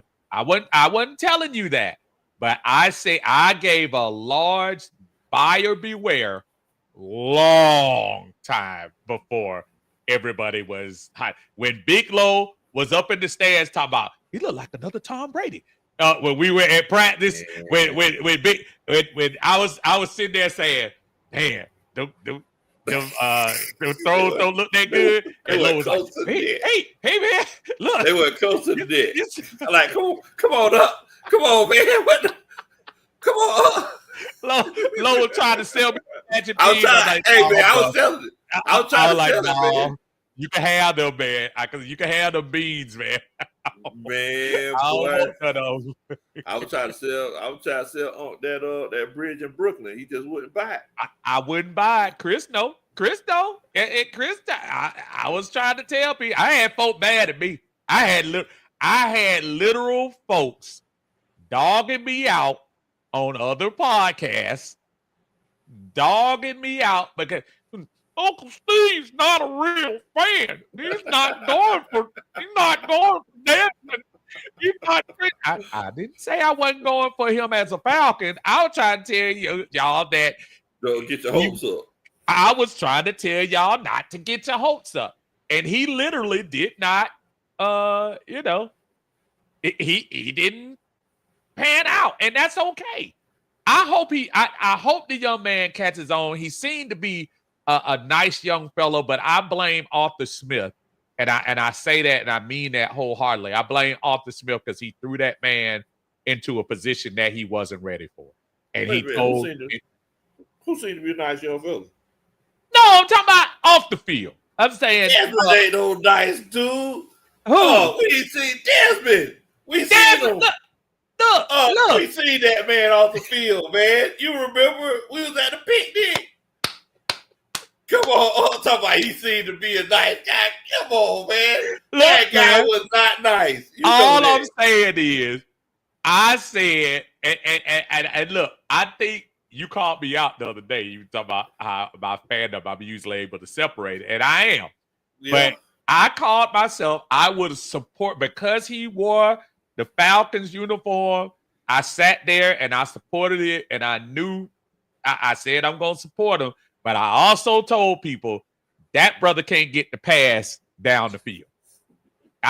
He can't get the pass down the field. I'm looking at practice the other day, and I'm looking at Michael Penix looking like he's not even going through a quarter move on his throw, and that ball going down the field. Y'all, I remember. I'm gonna tell you this. Did you ever used to play Tecmo Bowl? Yeah, boy. Okay. Remember the good quarterbacks for Tecmo Bowl? If they threw the ball, it would be on a line, and it would go. And then the bad quarterbacks, the ball would loft in the air. Yeah, boy. By the time we get there, there'll be two people standing on top of them. Then the breakaway. That was Tecmo Bowl. That was Big Low's buddy, Desmond Ritter. That man. That being said, I'm not gonna lie to you, man. I'm not sure I wouldn't have to take him as a backup over Easton Stick. I don't know. You take Dez over Easton Stick? I don't know. I'm torn. I'm torn. See, that's the situation that we're put in, though, and right. that's why I hate that Terry put us in this situation, because, bro, you could have gotten a legit backup, right? The only reason we got Easton Stick is because him and Zach Robinson are homeboys. When's the last time that worked for this organization? Never. Hello. You had to. Yeah. We got to get some people in here. And again, I know people were talking about. I'm gonna get on that 1 second. I promise y'all. I wanted to get a couple of these real quick. Brett said, "I love Desmond needs a version of that for KP if he stays," which I expect. It's organic. Says, I recently moved to Augusta, and people around here want Kurt back under center. Under center, what? Playing basketball or doing what? What? And what part of Augusta do you stay in? So I'm messing with you, brother. Oh man. Brett said, guys, I apologize for so many comments. I'm on one that Baca hitting. He said that Baca hitting. Oh my goodness. Be careful now, Brett. Be careful now. I'm ready to see Moody this year. He a stud. Called it when I signed. Let me tell you something, Brett. He doesn't get hurt this last year. I think that was a major. Yeah. That was major when he got hurt. You're absolutely right. You're absolutely right. He's a great leader. Was all anyone could say about Desmond, and that was the moment I knew we were cooked. He's a great leader. I call the man Desmond Winner. No, what's our favorite word, Lo? It's the intangibles. It's the intangibles. Anytime when you go to a coach, and I'm telling y'all, anytime they ask the coach, well, what do you think about this guy? And he's like, well, he's got the intangibles. Anytime they say intangibles, buyer beware. And they said that about Dez every time. What does Desmond have that you don't see in Taylor? I forgot the brother's name. Who was back there? Taylor Heineke. Well, Desmond has the intangibles. He has the intangibles, which equates to 7 for 19 for 93 yards. It's never gotten so bad that we celebrated when we completed a pass. We celebrated. That's how bad it was. We celebrated when we completed the pass. It was, dude. It was horrible. It was horrible, and I'm trying to tell y'all, it was so. It was. So, I should have been in the bins. Like if it was the pressing on TV, you should have been in the bins, bro. I think that might constitute for some dark days in Atlanta Falcons history. I'm trying to tell y'all that the Dez days were getting that. Josh, yes. Terry, yes. Matter of fact, if you go back, Josh, if you go back and watch the call, which I always watch, is one of my favorite, is one of my favorite ones, where Okay. Let's replay. Hold on. Let's replay it. I'm gonna be Terry. I'm gonna be Terry calling you, and you be Desmond on that call. All right. All right. You go ahead and answer. Hello.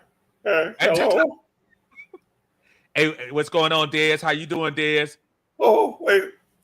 It's the Atlanta Falcons. Hey, how are you doing?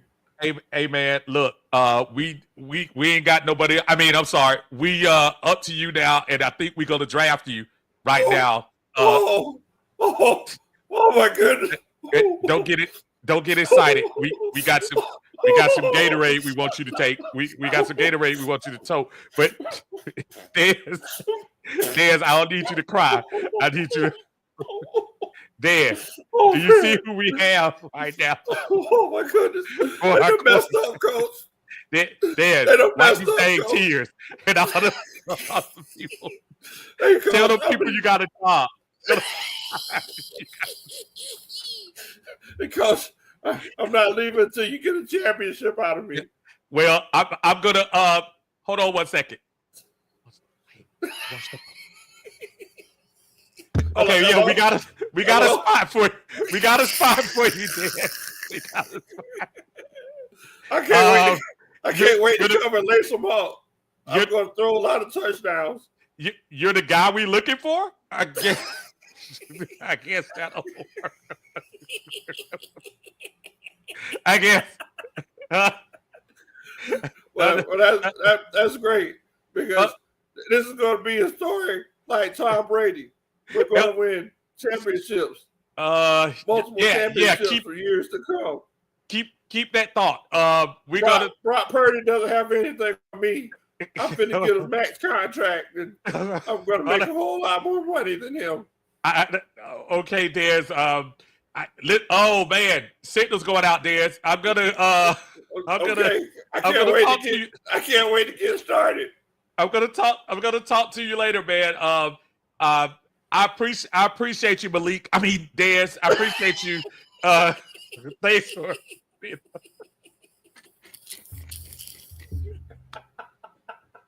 Man, I was just saying.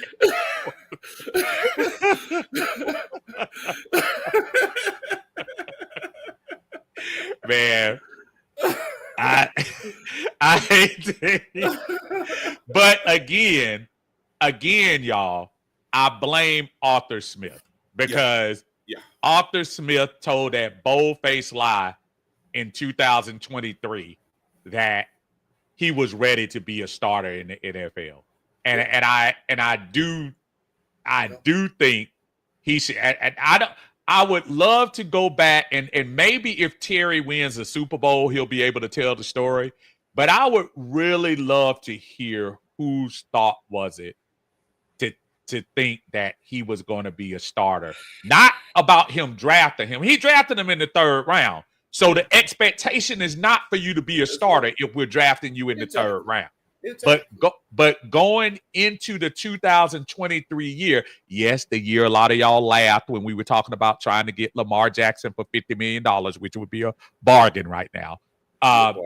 So when I would love to be a fly on the wall for those to see who made the decision to say, yeah, y'all, we going with Desmond Ridder. Man, was that him or was that Arthur?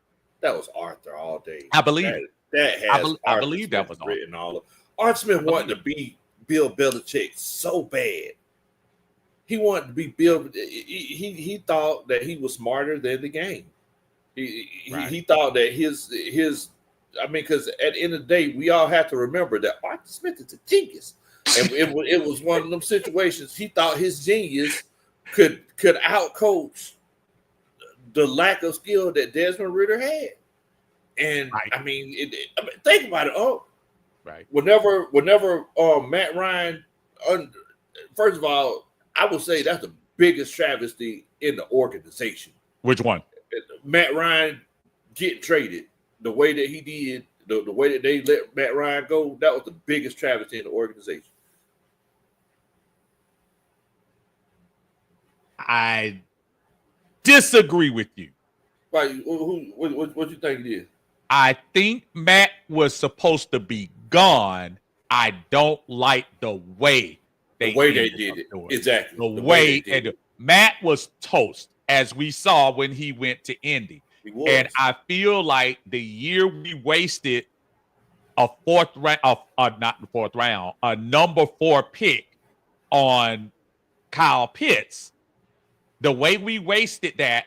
And listen, y'all, I know Zach Wilson, Trey Lance, Justin Fields, Matt Jones. I know none of them ended up being anything, and I'm not suggesting that they would have been any better with Atlanta, but I think the smart move picking that high would have been to bring in Matt's successor. So at least, because all those guys I just named foolishly got thrown out there, except Trey Lance because he got hurt. They threw Justin out too early. They threw Matt Jones out too early. They threw Wasn't Zach Wilson on the bench? Zach Wilson. No, they put Zach out there. Okay. They put Zach out there too. Okay. So my thing is, if you had Matt Ryan on the team and you brought in what was supposed to be the heir apparent, and I don't even think I say Justin Fields as well, I think it could have at least looked like you were in an organization that was attempting to say, hey, Matt, your days are numbered. We're going to let you finish out this year, but just be honest with you, we look into the future with this other quarterback. And Matt would have, the professional that Matt is, he would have been like, okay, understood. Exactly. And Matt would have fought as hard as he could to keep that starting job, but whenever the time came, Matt would have bowed out gracefully. Absolutely. But the thing is that, bro, to show how Archie Smith mismanaged it, if I'm not mistaken, Marcus Mariota, he got signed the same day, right? Yes. So, matter of fact, didn't he get signed before they traded him? He got signed before. If you remember that day, when they were out of the Deshaun Watson sweepstakes. If y'all remember this, try to see if y'all remember, because remember, the big thing was we were waiting on Deshaun. Deshaun, instead of flying to Atlanta, he flew to Atlanta and then went straight to Cleveland. And thank God of that diversion. But he ended up going to Cleveland. And remember, that was the big deal. The Falcons said, hey, Matt, give us an opportunity this weekend before he had the same thing, like the $10 million bonus that he was supposed to get. And they made him wait. They never ended up signing Deshaun. Then before they traded Matt, they signed Mariota when they knew they weren't going to get they weren't going to get him. That's how it went down. It was the same day. So they pushed Matt out the back door and brought Mariota in through the front door. Exactly. So that's my point. I think Matt should have left. Folks, I got zero disrespect for Matt Ryan. I say it again. Matt Ryan deserves every flower, every rose, every cheer this fan base should have for him. But in 2021, brother, it was over. And it should have been done differently how that happened. But the whole Deshaun thing, the wait for the weekend thing, the Deshaun ended up signing there, and then they said, you know what, let's bring Marcus in here. But at that point, they knew that Matt was getting traded. So they just brought him in. And again, going back to that Price is Right game, they just reached in the basket and said, okay, what free agent is in here? Marcus Mariota. And they grabbed. No, that was Archie Smith's homeboy. Meanwhile, Geno Smith just got a $100 million deal. Geno Smith went to Seattle. And was he a Pro Bowler? He was a Pro Bowler. Geno Smith went to Seattle. Geno Smith made less money than Marcus Mariota did, 2 years ago. That's right. He made less money than Marcus Mariota did, and he ended up going to the Pro Bowl. And he just got a $100 million deal in Las Vegas. But Right. bro, I mean that's what I'm saying. It's like somebody put it in the comments earlier. Art Smith had a whole lot more influence than Terry Fontenot did. So I mean, bro, yes, all of that was on Art Smith. Art Smith felt like Art Smith didn't want a good quarterback. Honestly, I felt like it was a situation where, look, if the quarterback's doing too good, it's going to take away from my genius at the end of the day.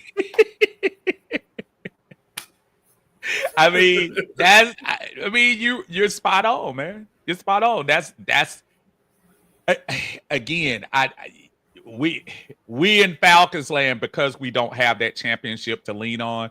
We're always going to play the what if games, and we're always going to play the going back game, and it's a shame, but that was the truth of the matter. Is the truth of the matter is we mismanaged that whole Matt Ryan fiasco, the whole heir apparent.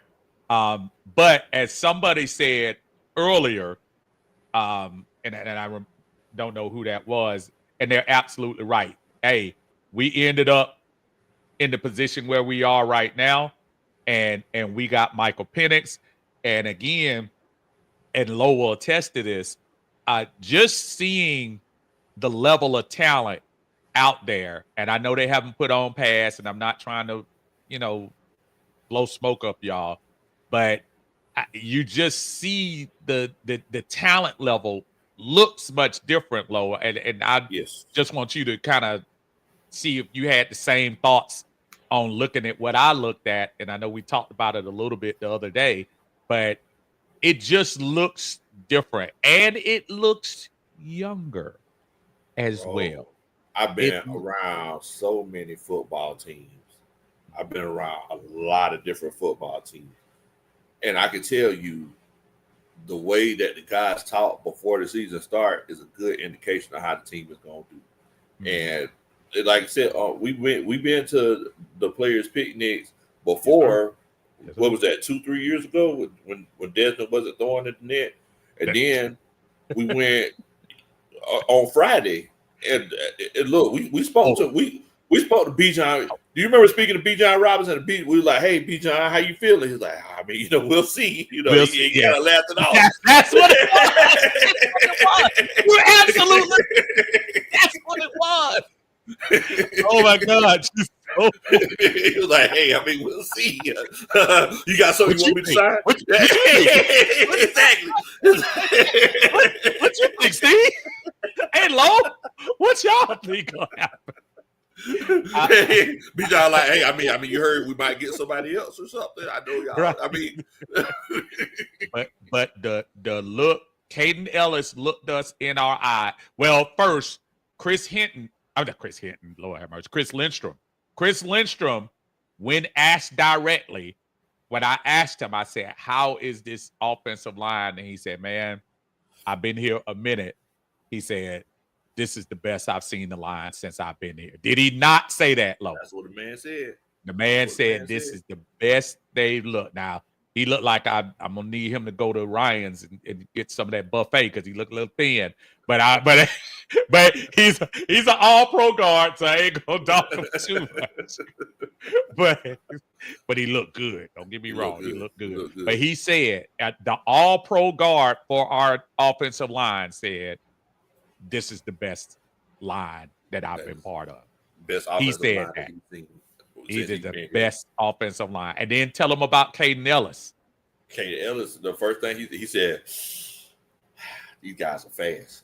And whenever somebody hit that, these guys I was like, "Hey man, like, okay, there's some legitimacy to it." He said that's the biggest thing. He said they're just fast. So I mean, look, how many times all you gotta do is watch that Jaden Daniels game last year. Yes. I mean, how many times were we a day late and $1 short? Bruh. I mean, so to your point, if you have the Jalen Walkers and you have the, now you have some legitimate rush guys that even if we're not contacting them, or we make them feel a little bit afterwards, even if you have that type of speed that can put the pressure on the quarterback, if you have that kind of speed that can catch these running backs that are going around the corner, That's the type of thing. Those man, I can't wait to see who's going to be the outside linebacker for this squad, because I'm just trying to tell you, it's going to be a different animal than what it was last year. And Troy Anderson, God bless you. I know. Listen. I hope you practice on special teams, because I got a feeling I don't think that slot going to be there this year. Man, because I ain't gonna lie to you, Diablo looked legit, y'all. Diablo looked legit. Walker, they put Walker in so many places that first team, you know, first team. That's right, first team. First team. First team. Walker was on the first team defense walk around, y'all. Again, we don't want to, kind of hype it up too much over practice, but he was running with the ones. He was running with the ones. And, Uncle Steve was hating James Pierce was with the twos, but James Pierce looked like he looked like a man amongst boys with the twos. And so I said that line. I was like, man, why they got Pierce running over to the twos? Why they got Pierce? And then same thing. Then Pierce started walking closer towards us. I was like, oh.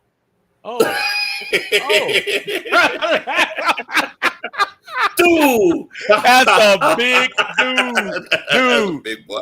That's a big dude, man. He was nice as could be, man. He was very kind when he came over here.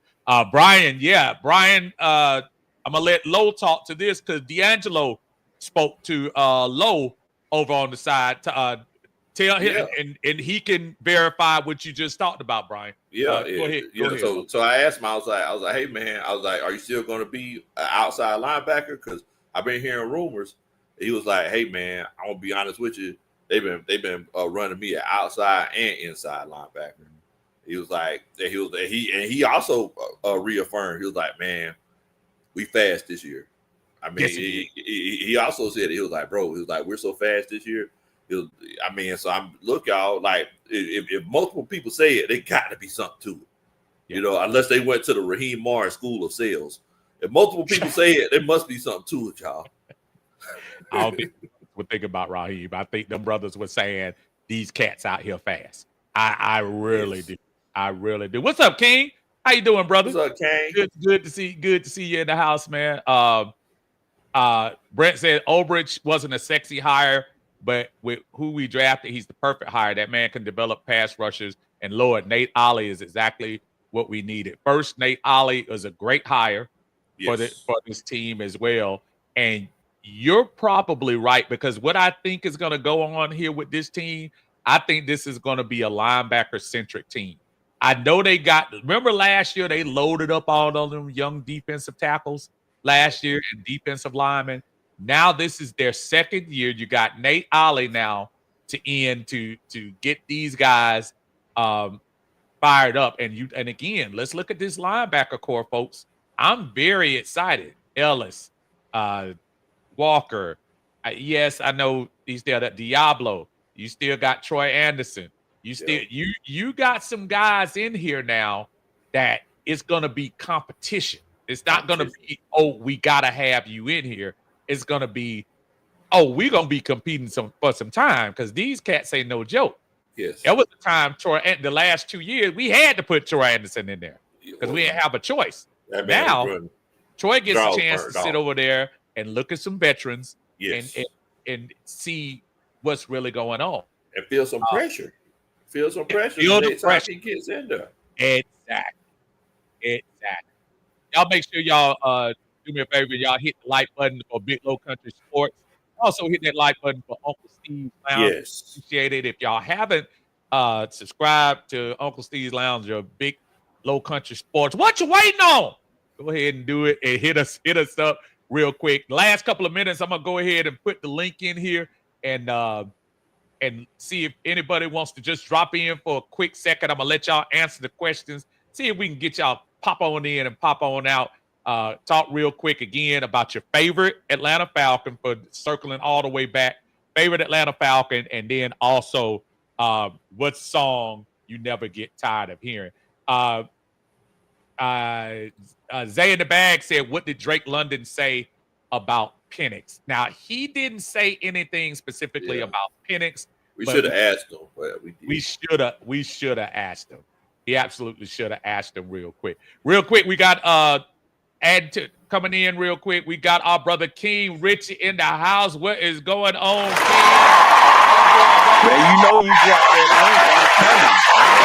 link. I'm coming.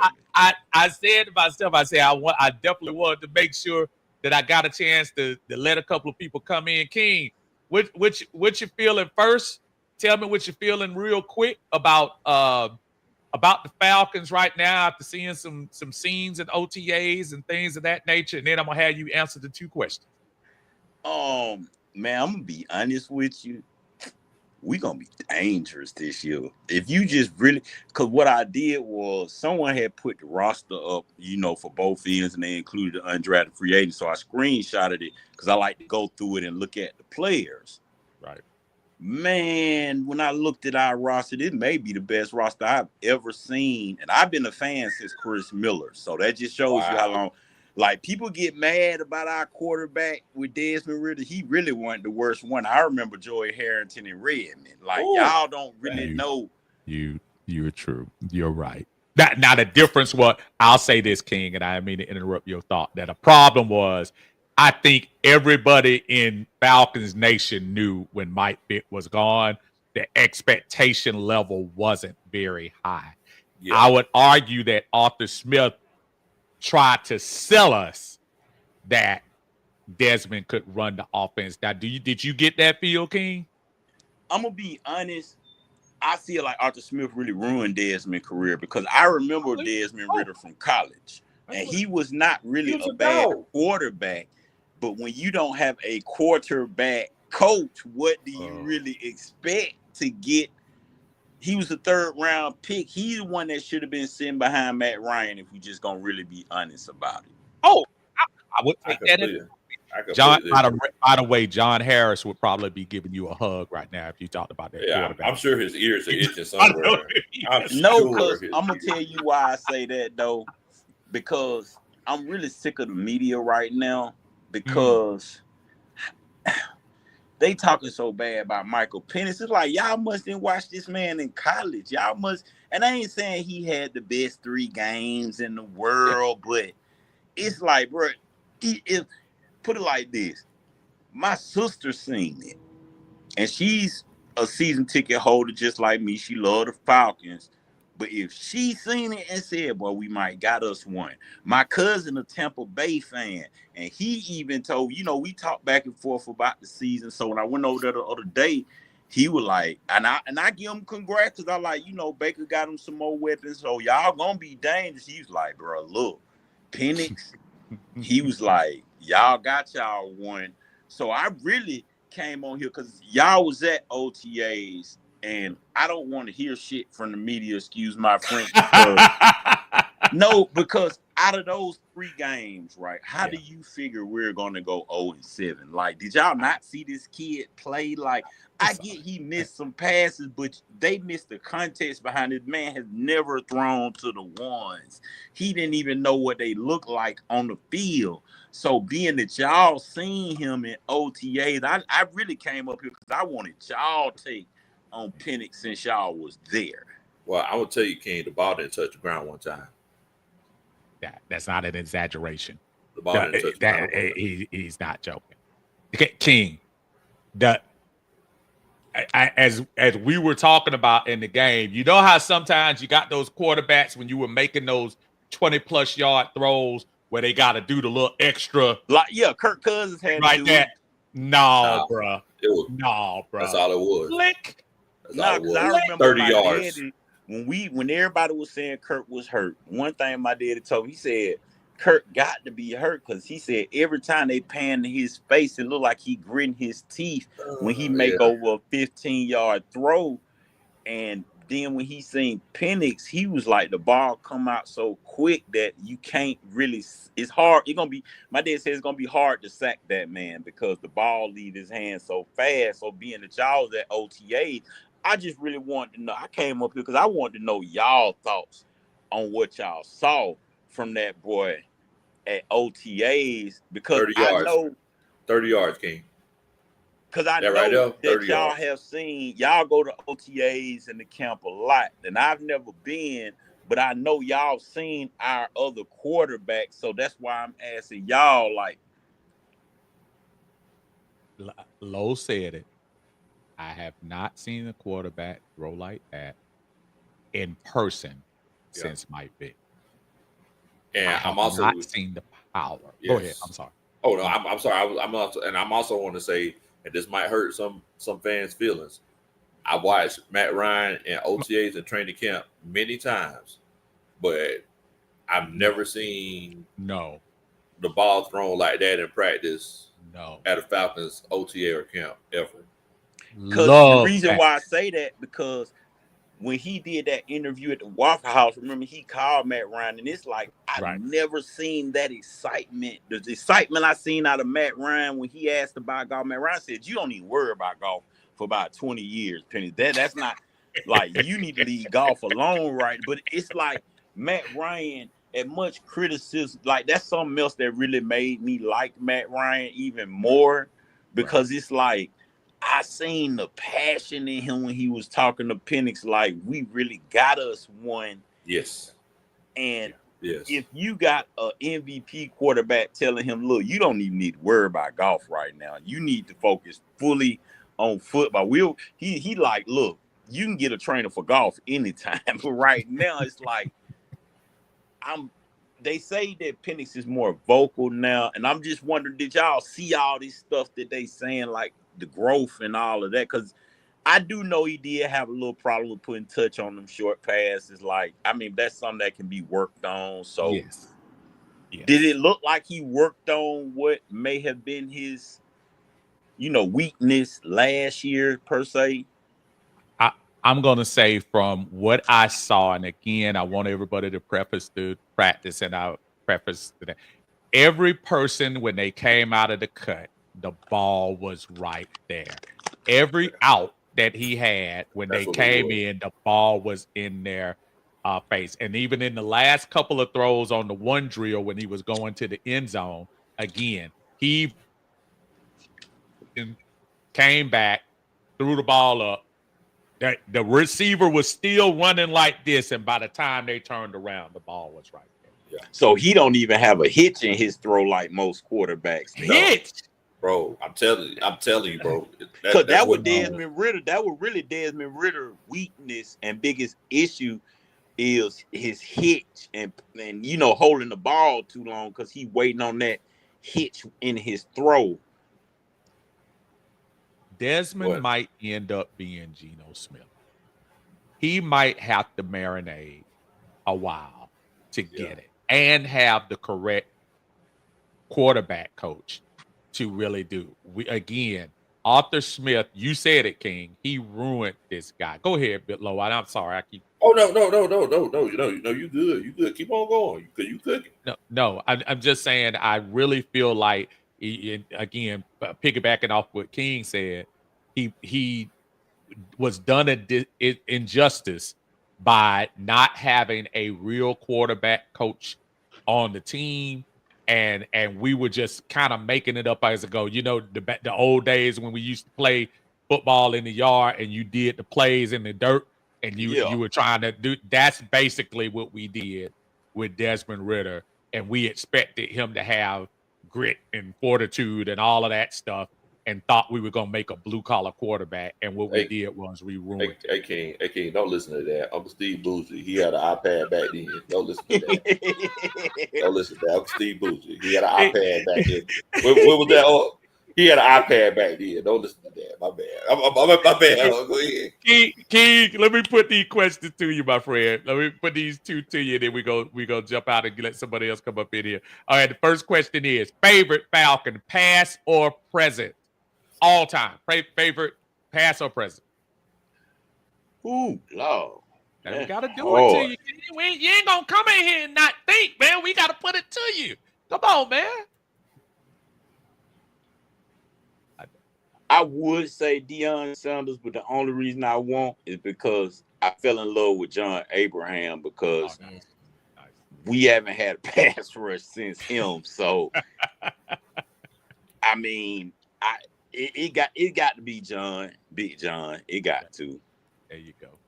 That's a legit. That's a legit Good one. people, man. I'm gonna say this, and people gonna get ticked off at me, because I do, and I can easily say I do have a lot of disdain for Dion, because not because don't get me wrong, I loved him when he was here. I just think two things. I know it's the Smiths; they didn't sign him and everything, but I wish he would have stayed. And I know from a monetary standpoint and from a shine standpoint, he made the right decision for him. More power to him. I can probably never put Dion in my top 5 because he didn't stay around long enough for me to embrace him as an Atlanta Falcon, not as a overall NFL player, but as an Atlanta Falcon. I just have not got to that point, King. I mean, he did say if he had Arthur Blank back He then, did. he said, I'd have loved to have Arthur Blank because I'd have stayed. He would have stayed. I remember that. That was the day they put him in the ring, and I remember him saying that as well. But you know, King being somebody when I was there, I remember coming home. The year that was the year of It's My House when he went to Frisco. Yeah, that was the year I came back from Germany, and I just remember, man, just being so. I remember when they let him go, boy, that thing hurt. It was like I went through a breakup. Yeah. That thing hurt, boy. And I was still overseas when when he left, but then when I came that summer back to Fort Benning, and I remember him in a San Francisco uniform, and I said I was done. I was done with him. More power to him, but I was done. And that's what my pops said, because my pops was like, he was mad at Dion, but he couldn't be, because that's how I found out that the Smiths were betting against their own team to lose or something. I did. He was like, because my dad said the real reason the media don't like Atlanta is because we had a chance to get Lombardi as a coach or something. He went all the way back. So yeah. And again, the Smiths put a bit. That's one of the reasons I'm such a huge Arthur Blank fan. So I know a lot of people, and look, even the people that are crying about the Kirk Cousins thing, and I understand, and I know we spent quote unquote too much, but you know what? He was the only person we could legally get last year that was as best of an upgrade as we can. And we coming off a year where we literally had Mariota, Desmond Ridder, and Taylor Heineke. So I give him credit for trying, but it didn't pass. King, before we let you go, brother, a song that you never get tired of. A song that I never get tired of.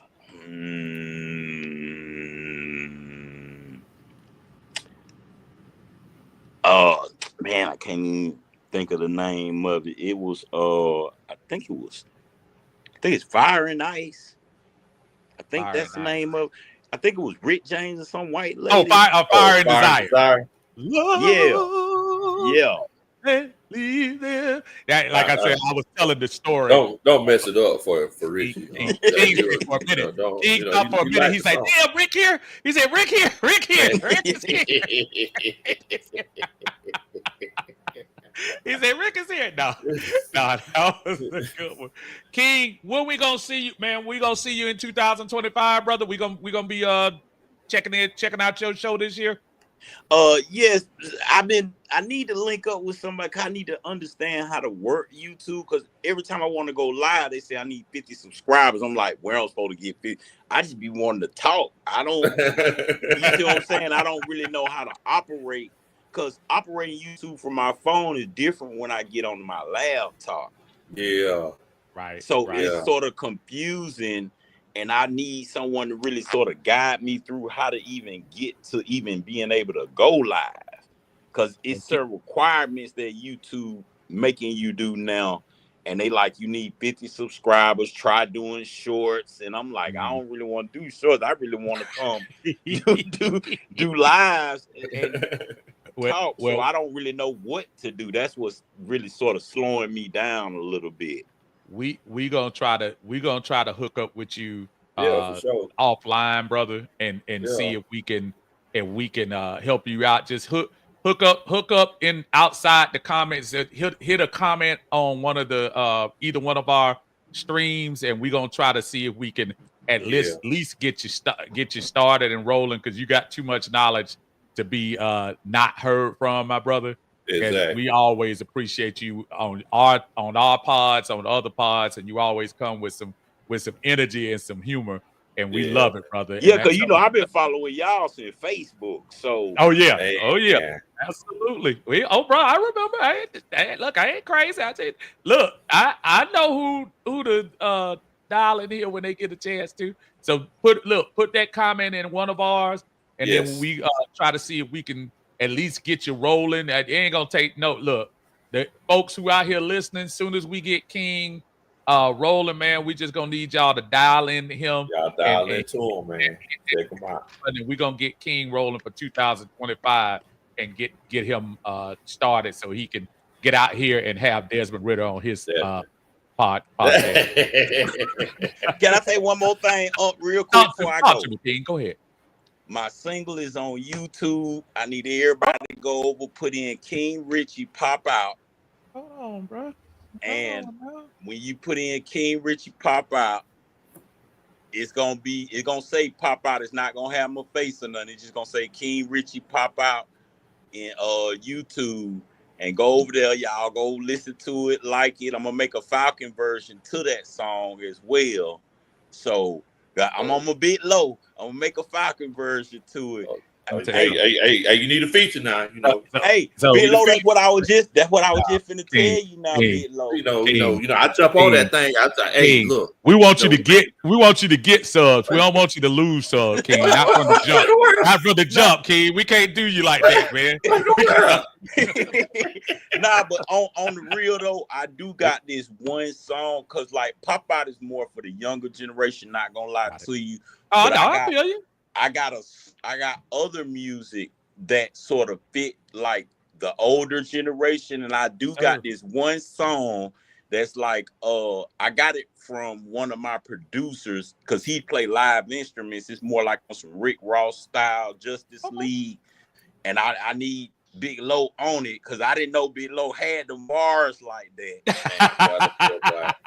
No, because I showed my sister the first song Big Low did for the Saints, and she was the first thing she said is, "Why don't you do a feature with him and y'all do something?" And I was like, I didn't even know Low had bars like that. You know what I'm saying? Your brother, but that brother. That's why I had to share it to my Facebook. I had to share it. I came on that thing and that chinchilla. I was like, look now. I stole it from Upper Steve Closet. Hey, King, you go to him for the bars, but when you need the hook, come holler at a brother. Man, come on. Come holler at a brother. You do got the killer hooks, Uncle Steve. Come on, you do got the killer hooks. Not gonna lie to you.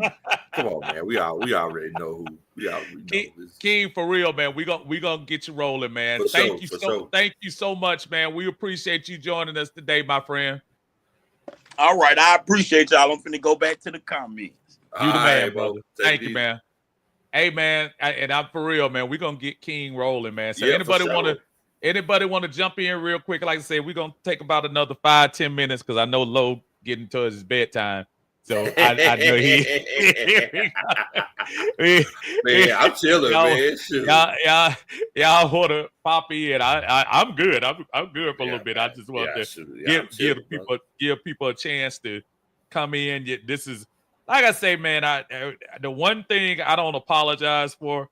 I don't apologize for humor, and I don't apologize for good times with folks. I love chopping it up with my buddy Big Low, and I hope it comes across on the chat that you talking about two brothers that just not only just enjoy sports and enjoy just chopping it up with the rest of y'all, and don't think. Listen, when we get stuff like this, we get a lot of comments, and I don't want anybody to think that we're ignoring it.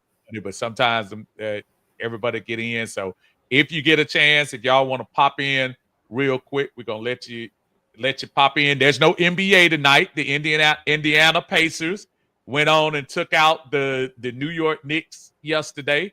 So So that's it's gonna be Oklahoma City against Indiana, and the only people mad are the sponsors because they did not.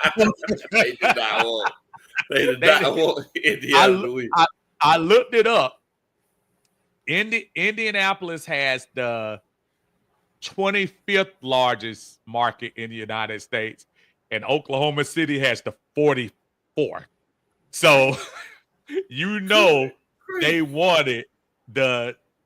wanted New York versus they would have gone LA. See, I Minnesota. honestly I think Minnesota would have been great because Ant is, kind of like the guy, Yeah. but they want New York, Boston, LA, the big market The team. big boys. Yeah. Oklahoma City and Indiana is going to be pleasant to watch on the court, Yeah, but it's gonna from be a fun to watch. standpoint of viewership, I don't think you're going to get a lot, Lo. I don't think so either. And I mean, Tyrese Halliburton. I mean, I mean, he's a good player, but he's not a big name, right? Not really. Shea is becoming a big name, but Right. it's not going to hit like it would with a Steph or an Ant or Right. LeBron, Luca. It's not going to hit the same, man. So, I hope people that's not stunting on that. We're not saying Halliburton isn't talented. We just saying he's not that guy. Jalen Brunson, well, New York, period, yeah, would have gotten yeah, big ratings. just New if York, New York yeah, would just New just York. because it's New York. But Jalen Brunson is more of a star. Matter of fact, Jalen Brunson or Cat, I Yeah. think, are more marketable Yeah. than Tyrese is as far as that. And again, I'm not saying his talent level. I'm saying in terms of just I don't honestly. I think it's going to be a sweep. You think so? Yeah, I don't see Indiana. I don't see the Pacers doing it. Or really if Denver would have made it, everybody. Oh, I mean, I love me some Joker. Now. I ain't gonna lie I to you. think I love Joker too. I'm gonna go as far as saying this: Denver, Minnesota, or OKC, 4-0 or 4-1 over Indy. Either one of those. Either one of those. Easy. We got somebody else in the chat. Our brother James is in here today. We appreciate you, James.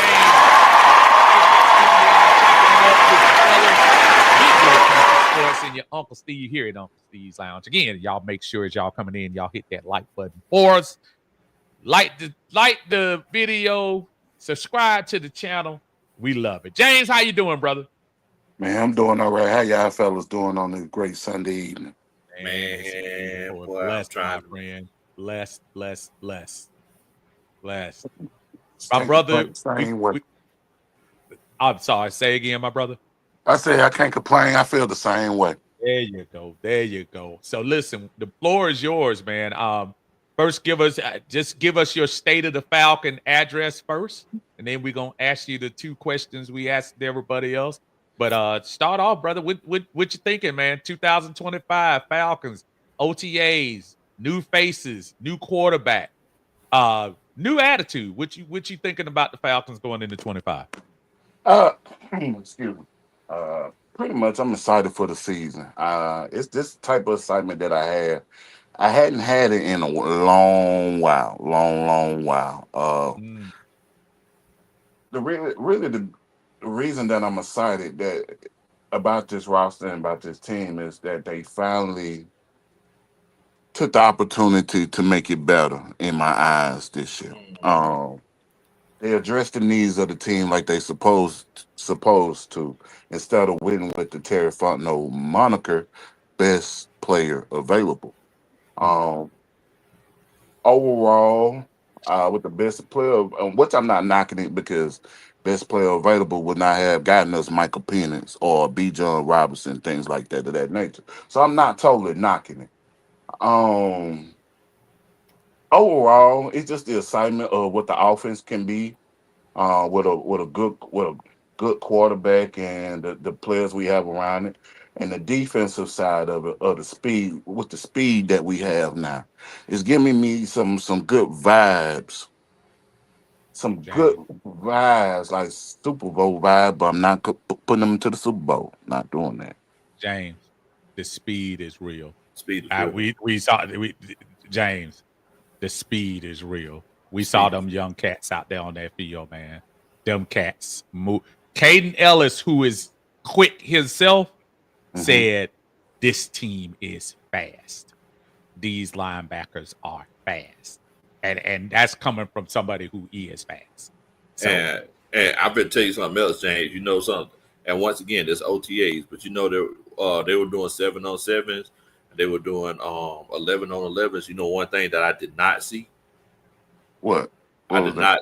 did not see an edge drop back in coverage. nope, nope. Oh, What? hey, no I did sir, What's not that? see an edge drop no back in sir, coverage one time. no sir. Lord have mercy. Thank you. Jesus.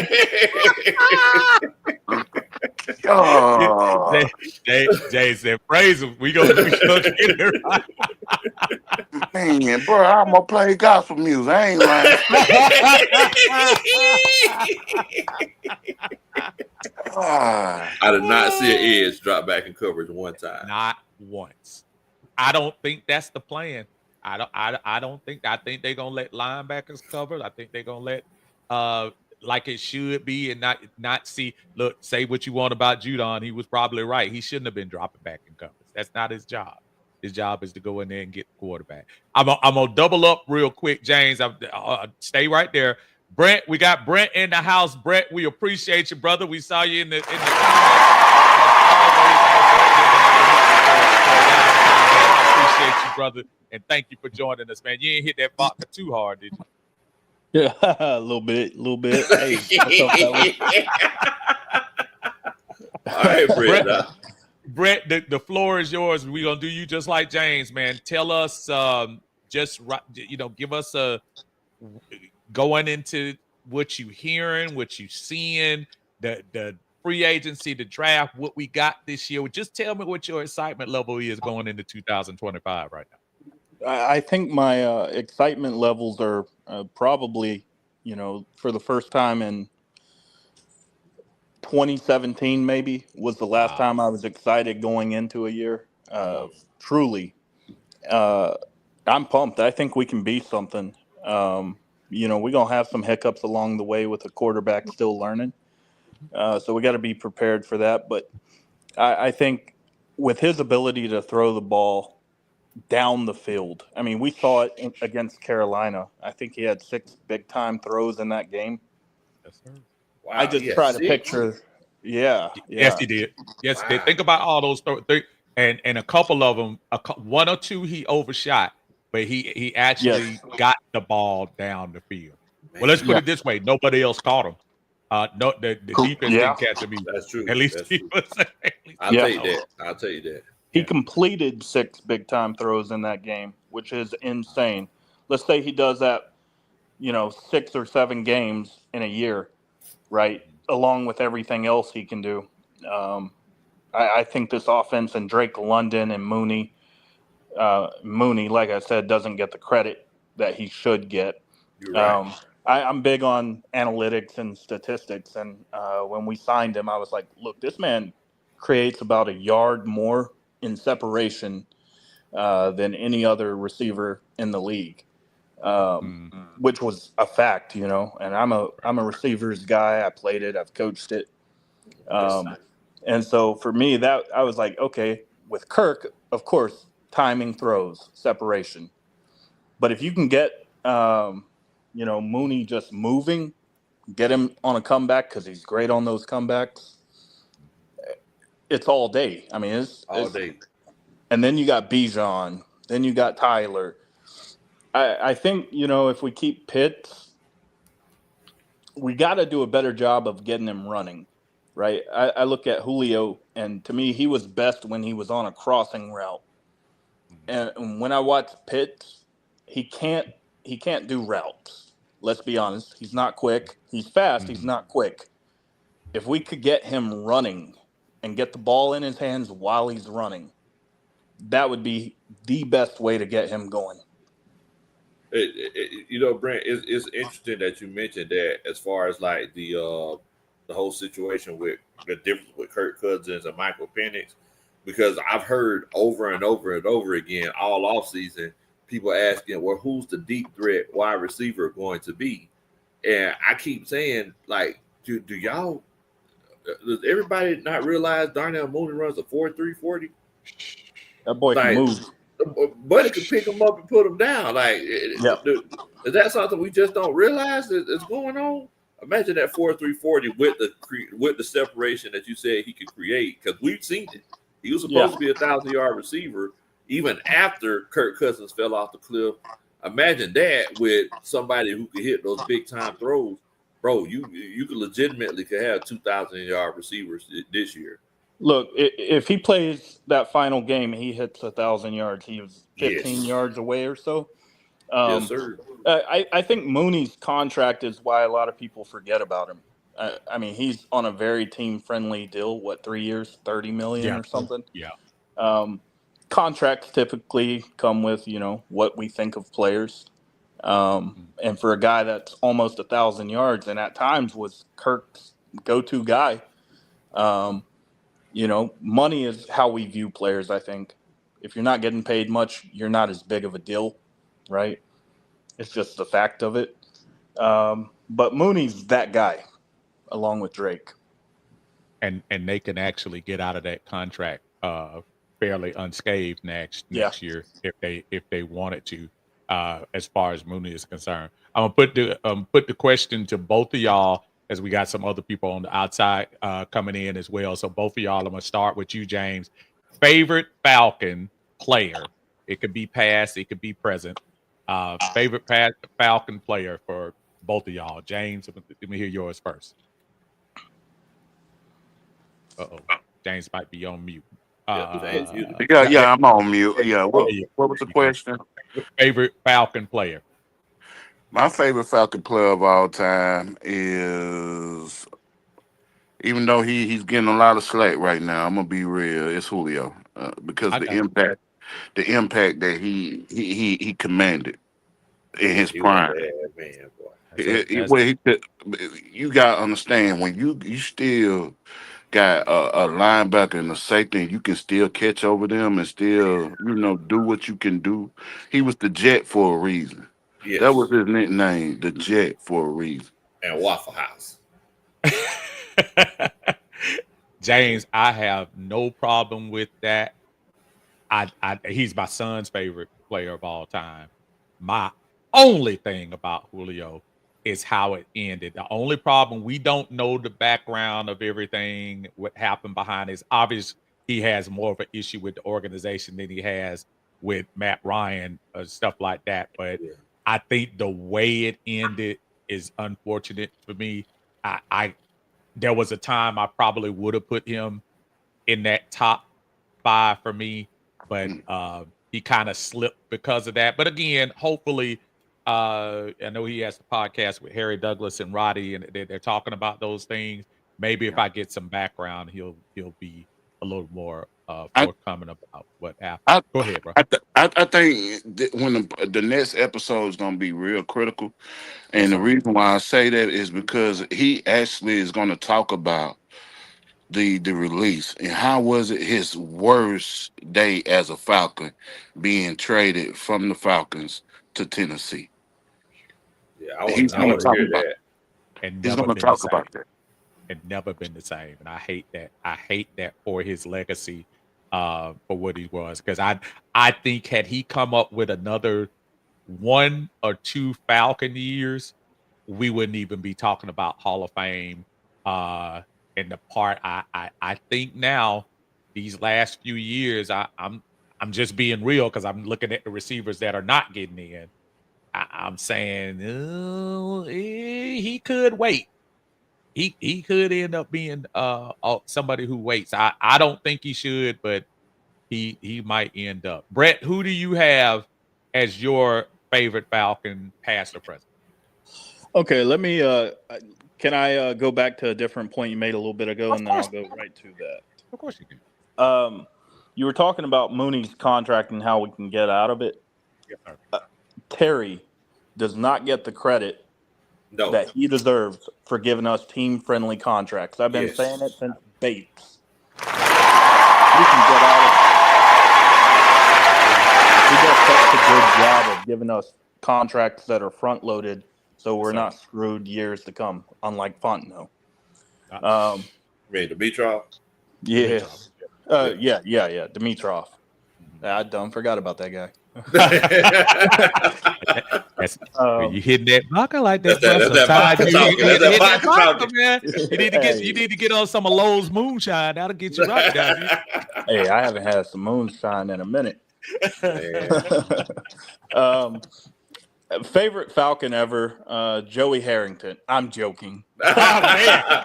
I know it's the vodka now. Grant, we were getting ready to put you in dance with I was finna say. No, it's Roddy White all day for me. I think that's a good one. I think Julio's the best receiver we've ever had, and I don't hold anything against him anymore that he's retired. But Roddy, just the dog he was. I'll never forget. Teams, man. Yeah, 2-time state champion in wrestling. Yeah. Like I remember watching the NFC game against the Seahawks when Sherman had been talking all that shit, and just you didn't get that with Julio. You could not get that with Julio. I mean, he would do his business, but Roddy would. I mean, he stood on that shit. But you know what, Brent? But you know what's crazy, and it's interesting that you're a wide receivers coach. I've never seen Roddy run that route in my life. No. Yeah. Okay. All right. I thought it was just me. I was like, No. I've never seen. They had to put that one together on the side. They had to use Uncle Steve's iPad, before they came out. they had to put that one together on the sideline. Like, we're gonna put this together just for him because, I've never seen Roddy run that route ever in life. The closest route he ran that I can think of to that was against Carolina when we were at like the 2-yard line. Yeah, when he just threw from the the ball opposite side of the field. Yes, sir. But Roddy was not really the guy you would send down, 40, 50 yards. He took that ball from him. He took that ball. It was personal. I mean, they got in each other's face. And that moment right there, I mean, I grew up a Michael Vick fan, right? As a kid, like my favorite play ever was when he split the defense against the Vikings. Minnesota overtime. Yeah. But as I've gotten older, it's Roddy. He still reps the organization. Like, he a dog. He is. And that's what you want. That's what we need more of. And that's what I think guys like Drake are. Yeah, I was just about to say, I know Drake, and a lot of people questioned that draft because they looked at Garrett Wilson, and a lot of people say that. And it's sometimes, guys, you gotta let these guys develop. And on top of that, we gotta also look a little bit of who is throwing the ball to him, and with some of that. But Drake, I think when you talk about Roddy, Roddy is more of a comp for Drake than people think. Yeah, Drake is a tough little something. You can't tackle him. The first guy never does. And bro, he's my new favorite player. I would say he's probably my favorite player on the team right now. He's so nice in terms of big guys. And he, to your point, you were talking about the Roddy Sherman moment. Yeah. Tell me a cornerback Drake don't ever pop up and just let him know. I'm here. Yeah, I'm here. I watched the fade. So I've been going back and watching some games from this past year in full, and the throw. Fade. Yep.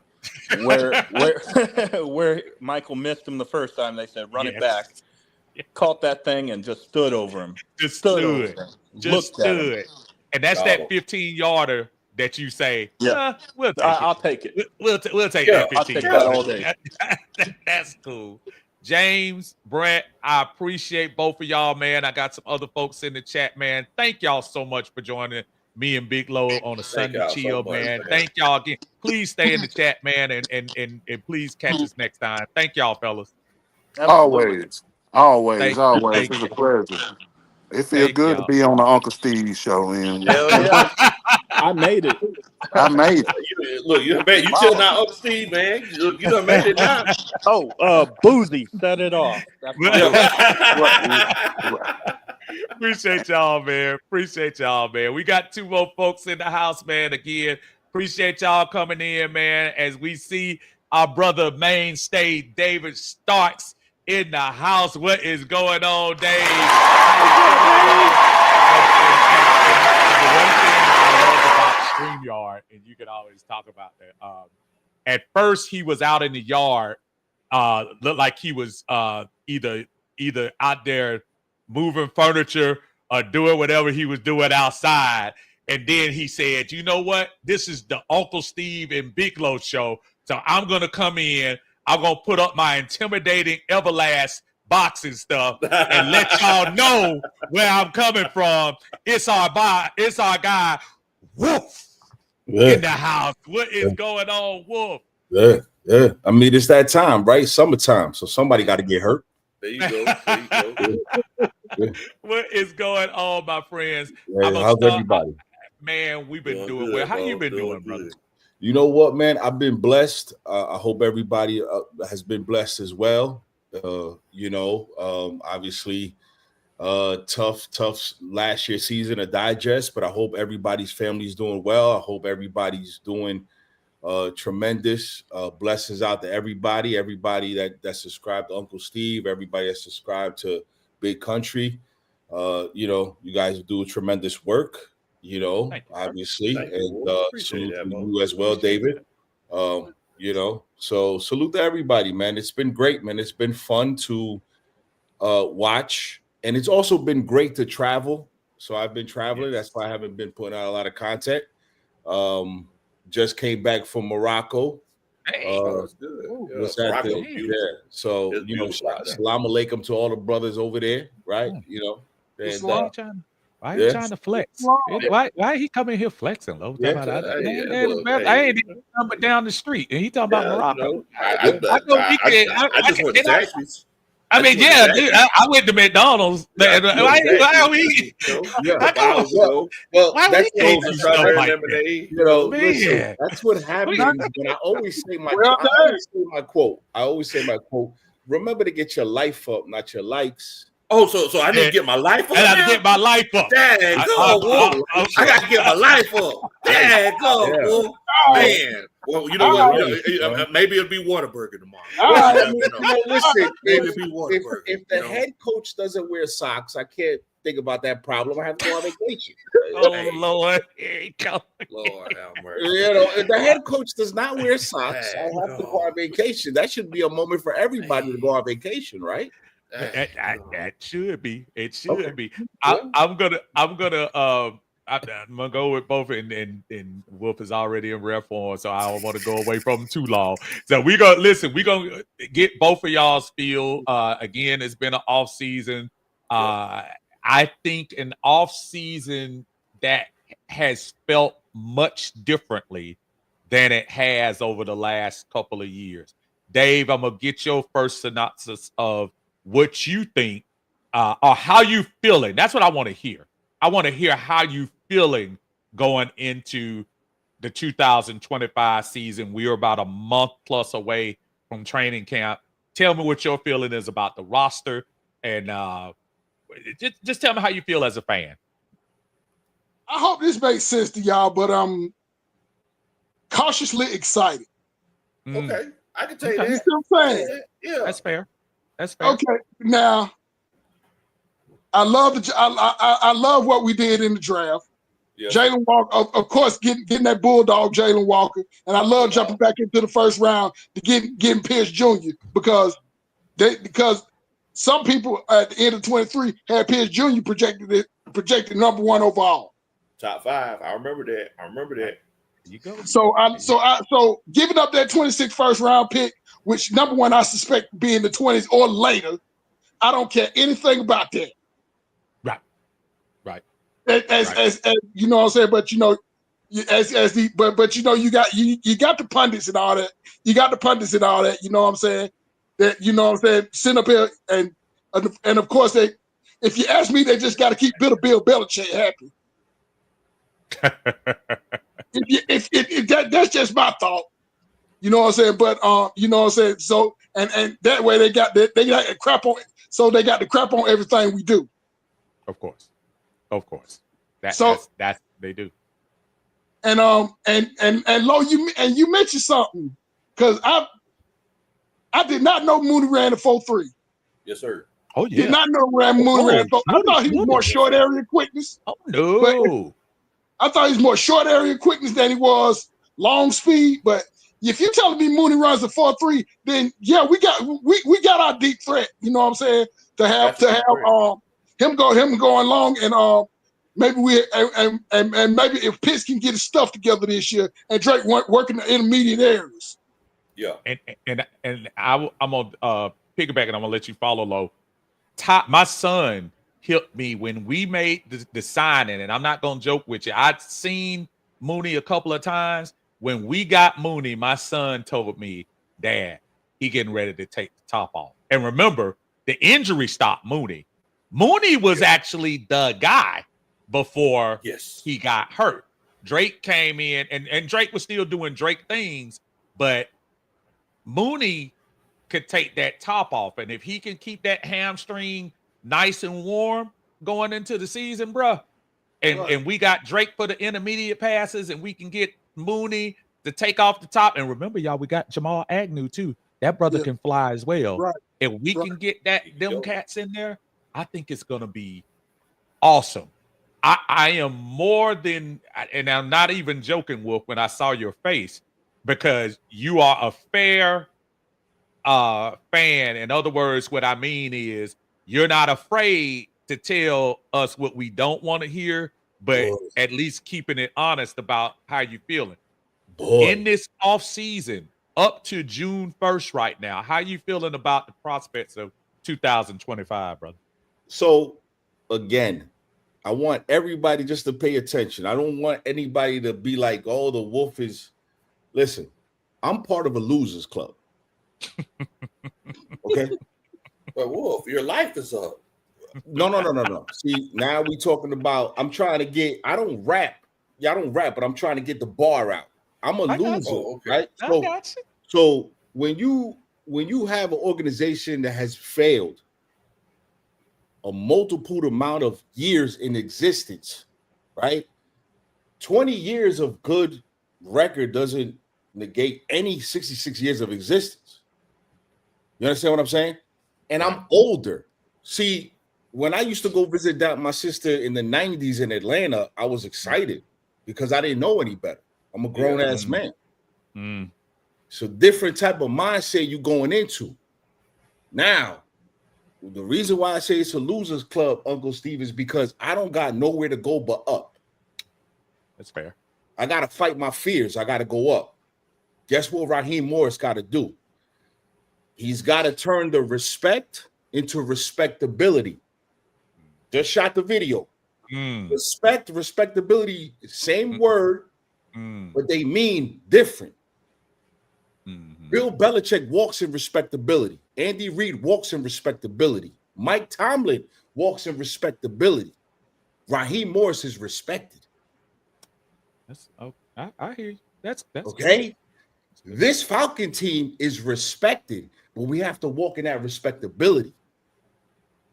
And the Bucks have been walking that respectability the last 4 years. I'm not trying to outrun the South. I'm trying to decapitate the South. So when we listen to the words as men, as women, when we listen to words, we got to check what the person is saying. Because Raheem Morris uses wrong wordage. I don't know whether his publicist knows how to write a speech or not, but it's the wrong wordage. And we're being beaten by a man in Todd Bowles that the Tampa Bay fans don't even want. By the way. So, am I excited, Dave? Lo? Uncle Steve? No. But am I respecting the process that they putting forward? Of course. Yes. Congratulations, Terry. Congratulations, Raheem Morris. But I hope and pray, Uncle Steve, that if we do win this division, that's not a one and done. Right. Because that Super Bowl, we've been terrible for close to a decade. It's going to be 2026, bro. It's coming. It's almost there. We almost at So the for anniversary. 10 years, you want me to do cartwheels because they had a good draft? Yeah. I'm just putting it in perspective how low the bar is around here. Super fair. Okay. Super fair. And one of the reasons I like hearing that, because I'm not doubting. I would never. So to your point, I like that you preface that to people who might not know you. To look, I've watched Wolf. Wolf is a Falcon fan, deep, and Wolf runs with us. And but at the same time, he absolutely. But at the same time, I know he's also gonna keep a little bit of realism in there with you. I am gonna circle back with you though, Wolf, because for those of you that you did make jump off the cliff for your depressing statement there. There's people that jump. For those who didn't call 1-800. I was looking around. I Googled canyons and cliffs in the area. At least give me this, at least, Wolf. I'm not trying to. I don't want to force you to do what you don't want to do. Cool. Tell me something at least going into 25 that you are more than average excited about that was different from last year. Just give me at least something. You know what? I'm definitely excited about Zach Robinson. Okay. Okay. And the reason why I'm excited about Zach Robinson is because we can't have that play calling of running a sweep with Drake London. We can't do that. Right? We need to. Yeah. I'm excited for his play calling. I'm excited for the first 4 games because I think the first 4 games, if you look at that schedule, the first 4 games, I think he has to set a tone with the offense. Has to set a tone. By the way, again, if this offense is clicking, he'll be the next Ben Johnson. He'll be the next Ben Johnson. I'm just putting that out there. And remember, Ben, I think it's Nick Slowick. A couple of these offensive coordinators were hot for about a year. I think Ben's been hot for a couple of years. And I keep on telling people, they crowning the Detroit Lions all the time over there. But with that guy, his scheme, Caleb might step up. So I'm excited to see how Zach Robinson calls this offense for the first 4 games. I like that. I like that. Now, them first 4 games, gentlemen, I'm gonna tell you right now. Like I said, I'm cautiously excited, and this is some of my caution. This is some of my excitement. The first 4 games, gentlemen, I actually got us going 3-1. Let me explain. Tampa's at home. Bump shoulder Kirk Cousins, put up 336 yards on that B-flow offense, stole that B-flow defense. I'm not afraid of the Vikings. That bump shoulder. And, let him cook. I'm sorry. I ain't even gonna step on it. Go keep cooking, brother. We owe Washington. We owe Washington. Now, I'm a bit worried about that Carolina game in Charlotte.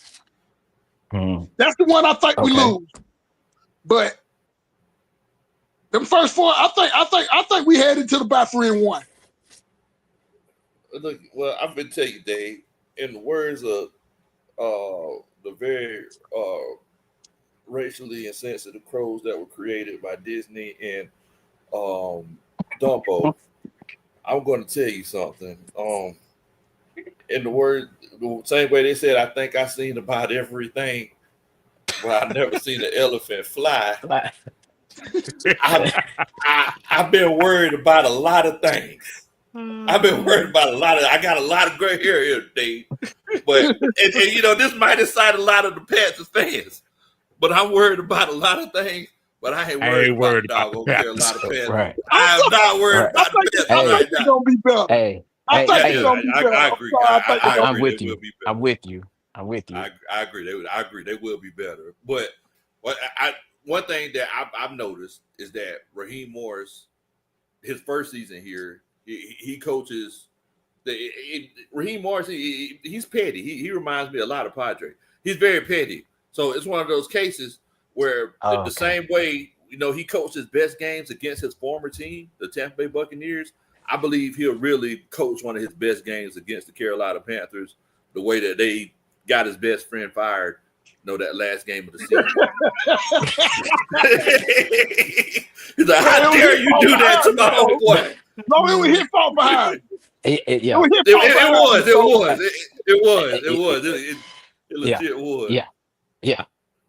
I I revel in the got petty.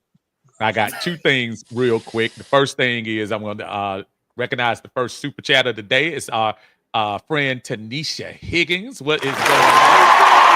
Big Yo, if you could What you say? can you read that one, brother? Oh, yeah. I was going to Tanisha let you do says, the. look at here. We need to beat the brakes off the Buccaneers that game opener, and I'll be happy. And also, Tanisha, if you want to find Wolf, because I seen you put in the chat earlier, his name is Wolf Solidified. You can go over there. No. Wolf respectfully. Oh, I'm sorry. Wolf Wolf respectfully. respectfully. Yeah, they Yes. banned me from using the Wolf Solidified. Okay, I gotcha. apologize for everybody who's trying to find me. It's Wolf respectfully. Okay, Wolf They banned respectfully. me. I'm sorry. Listen to happy music first. You know, Yes, listen to happy music before you And go on the there. reason why Lowe is telling you that is because there's a warning that comes with There's my a warning. content. There's a definitely warning. Yeah, there's a And it's warning. because of what I just said. Listen, you gentlemen are right 99% of the time. Well, hold on. Before you go on, dun, dun, dun, that's a Superman chat. We got to get the Superman chat first, Wolf. I'm sorry. Hold on. I'm sorry. Whoever my Falcons. What's this? Wow. Hey, that's my team. You Mm. wanna hear news? Mm. Wanna hear songs? Mm. You chill with Uncle Wow. Steve. I Wow. gotta get in the Forever studio. my Wow. Falcons. Wow. He hit a pinky Hey, toe on the that's- bed frame. It's something happened. I don't know what happened. I gotta get in the studio. man. No, you don't. So- No, you don't. He I hit gotta a get the pinky toe on the I gotta So bed the get frame. second thing I want to do, we didn't properly bring in one of the most Uh-oh. one Here of we the greatest guys and one of my favorite people in the world. Stop the cap. Ever, and that is our buddy, Boy. our pal, Mm-hmm. and giving him much love, Padre. Wolf, I'm sorry, dog. You was making some very eloquent points there. And Sure. then, Uncle Steve, you know Yeah. what I'm saying? Now that he is, freshly retired and he can spend 8 solid hours swimming in his money like Scrooge McDuck. This is how he choosing to spend his time now. Right. You know what I'm saying? And, Hold on. and apparently he done slid low a couple of dollars. Look, I went to the retirement party. See, I went to the retirement party. Okay. You see that? No, And you know what? no. I'm glad you said that. Look, Lo, Steve, I gracefully asked my brother to He did. attend, which he I did. gracefully. He did. I And you know mean- what? Steve, I owe you an apology because Lo gave me plenty of heads up. I did have another engagement. No, But- I'm messing with you. I know. I did not get a chance to reach out to you and tell you congratulations on all this good, next brother. phase. I'm Hey, pretty sure congratulations. Congratulations. Thanks, retirement, thanks, bro. y'all. I'm pretty sure retirement. it's gonna be Thank you so all much. Falcons all the time. And and now you can reclaim control of the empire that Elon Musk is trying to ruin. Look Listen, at you. let me tell you something. Let me just holler at you. Let me just- Hey, I've been listening. I've been listening to everybody, and like Lo and I have talked about this probably more than anybody.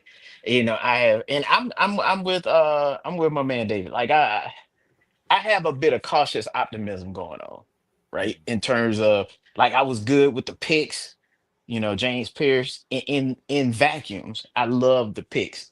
Like when the picks were first made, my issue was, do we have what we need in the office, right? Coaching staff, regime wise, to fully maximize these picks?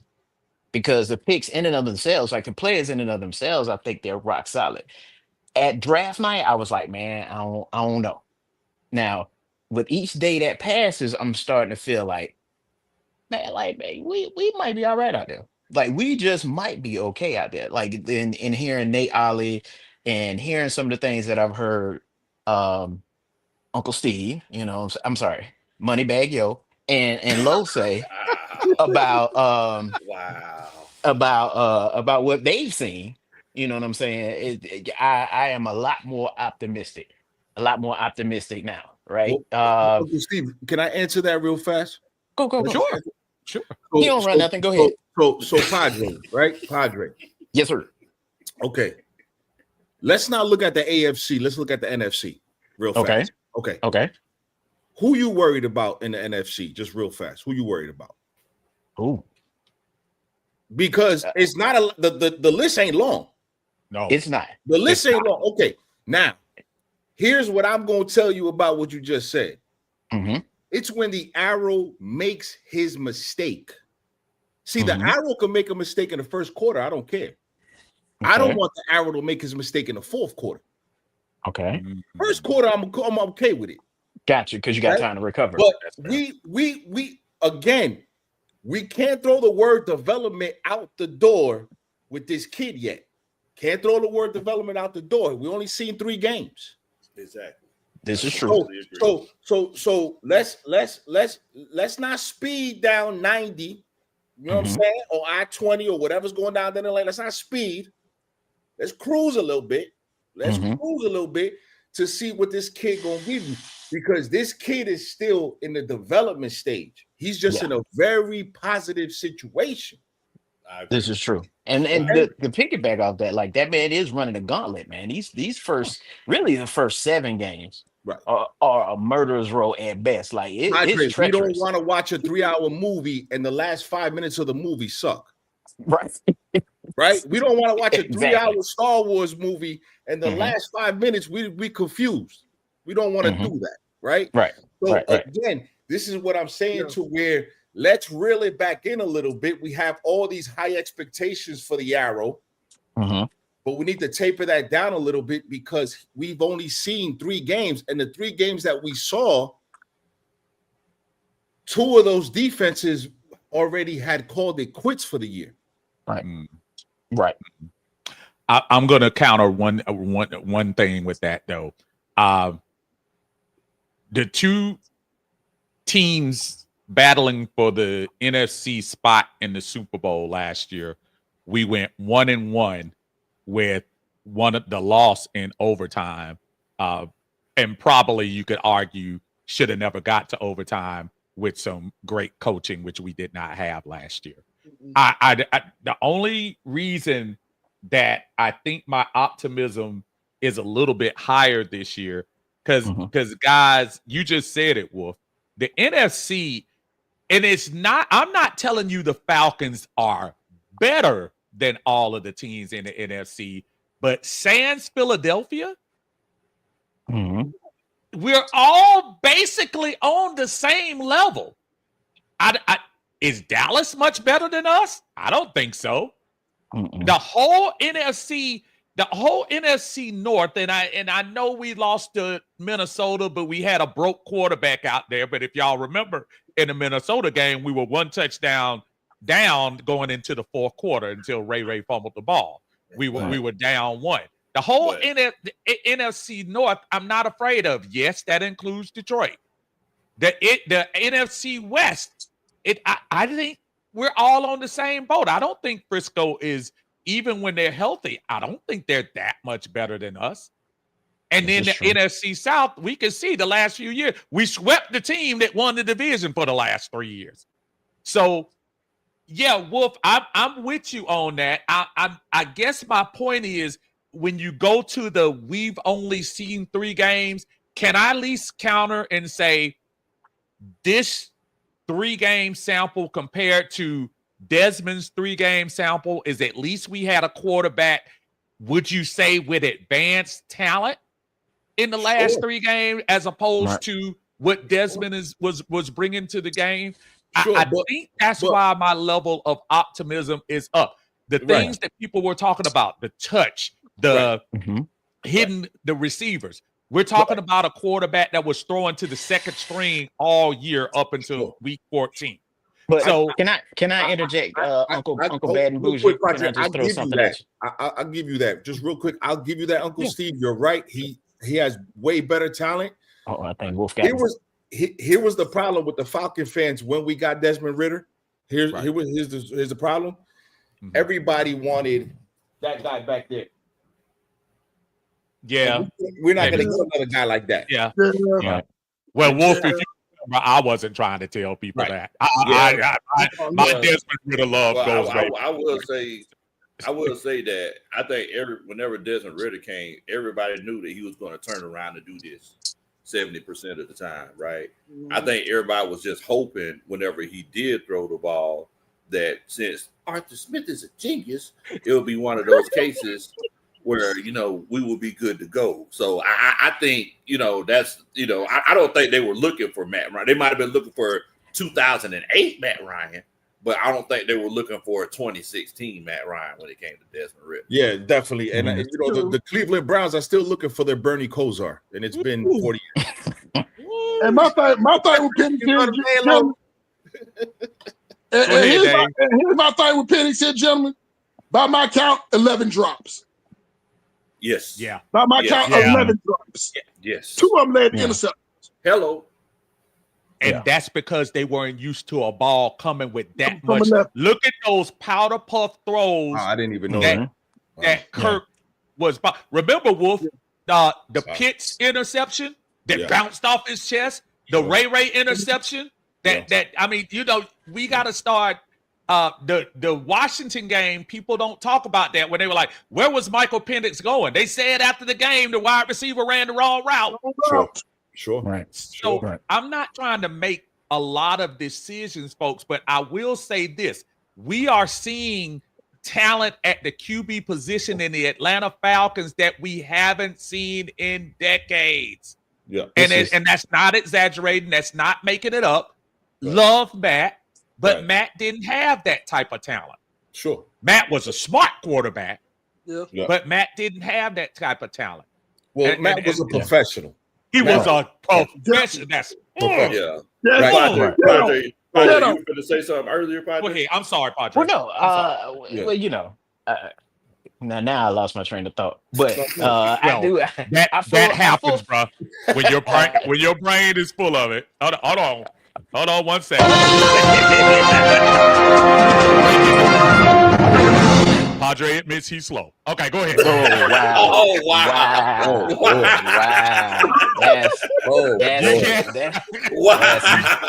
You set him up out here. That's nasty work. For me. That's nasty work. That's nasty work, Go ahead, Mike. You done frozen. He froze? Man. Okay, no, you good. You good now. You good. Here, Uncle Steve turned off my internet real quick.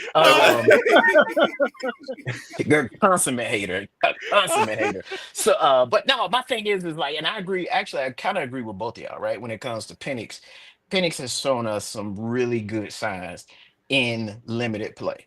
Like really, really good signs. And like you said, with those 11 drops, you got a left-handed quarterback who's got a different spin on the ball with more velocity. You're gonna have drops, and I get that. But see, my thing is that we did see a lot of good, but we only really saw it for 3 games. I would like to have seen it for maybe, I don't know, 6 to 8 games before I'm like, okay, he's that guy.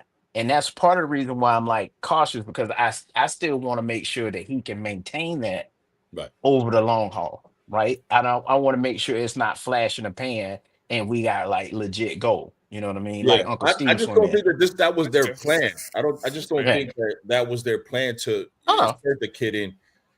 I just think that again, look, in business, you're gonna have bad decisions and good decisions.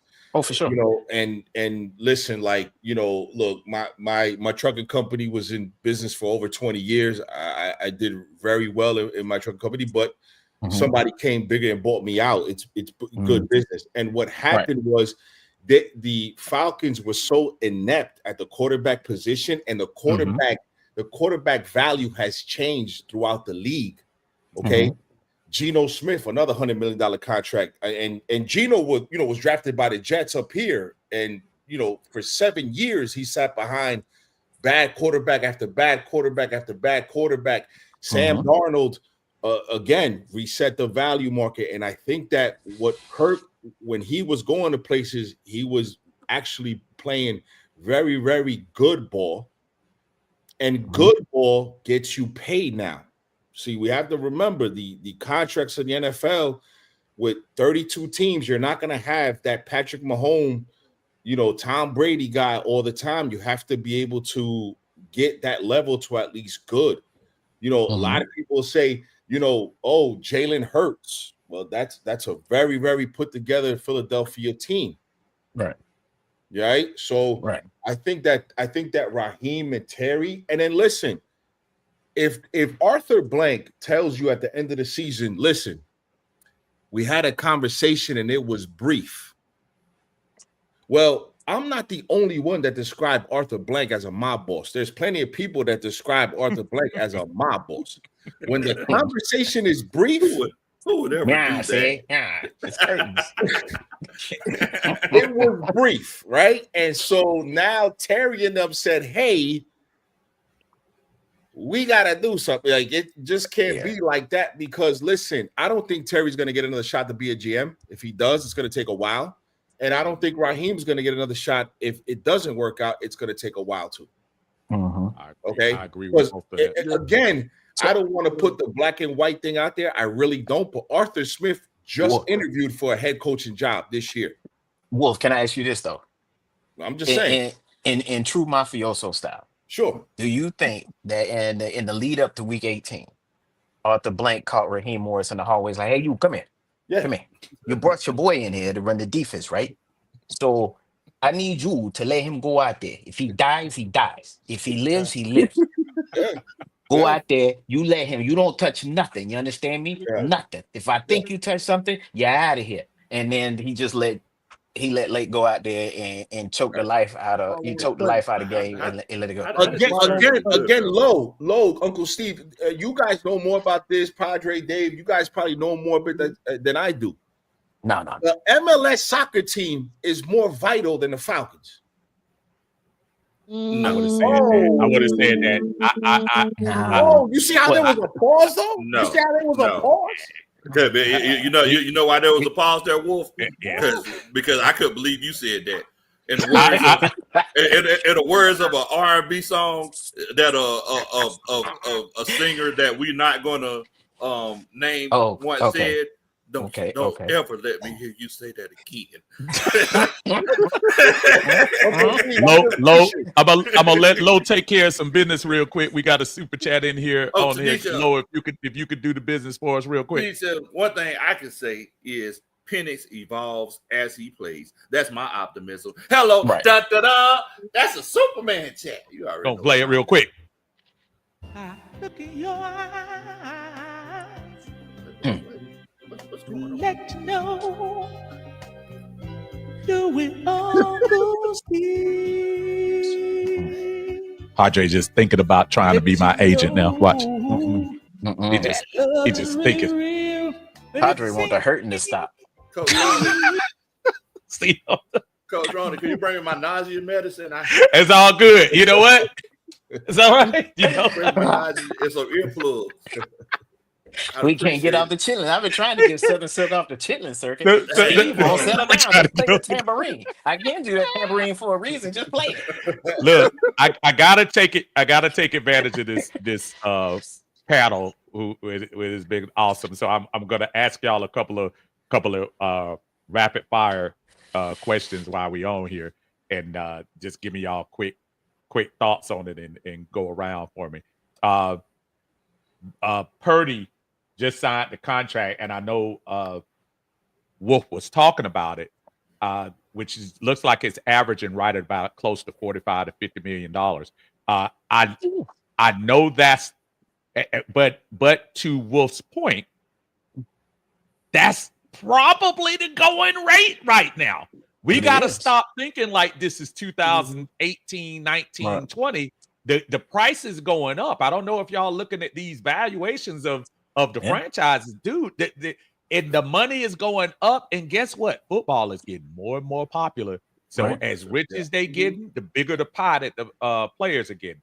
But I say all that to say, going into next year, Bijan Robinson, it's been a thought of mine that I say we go ahead and try to lock him up next year because the price on running backs, if you see what they just gave Saquon, you see what they gave Henry, the next two in line are Bijan and Gibbs.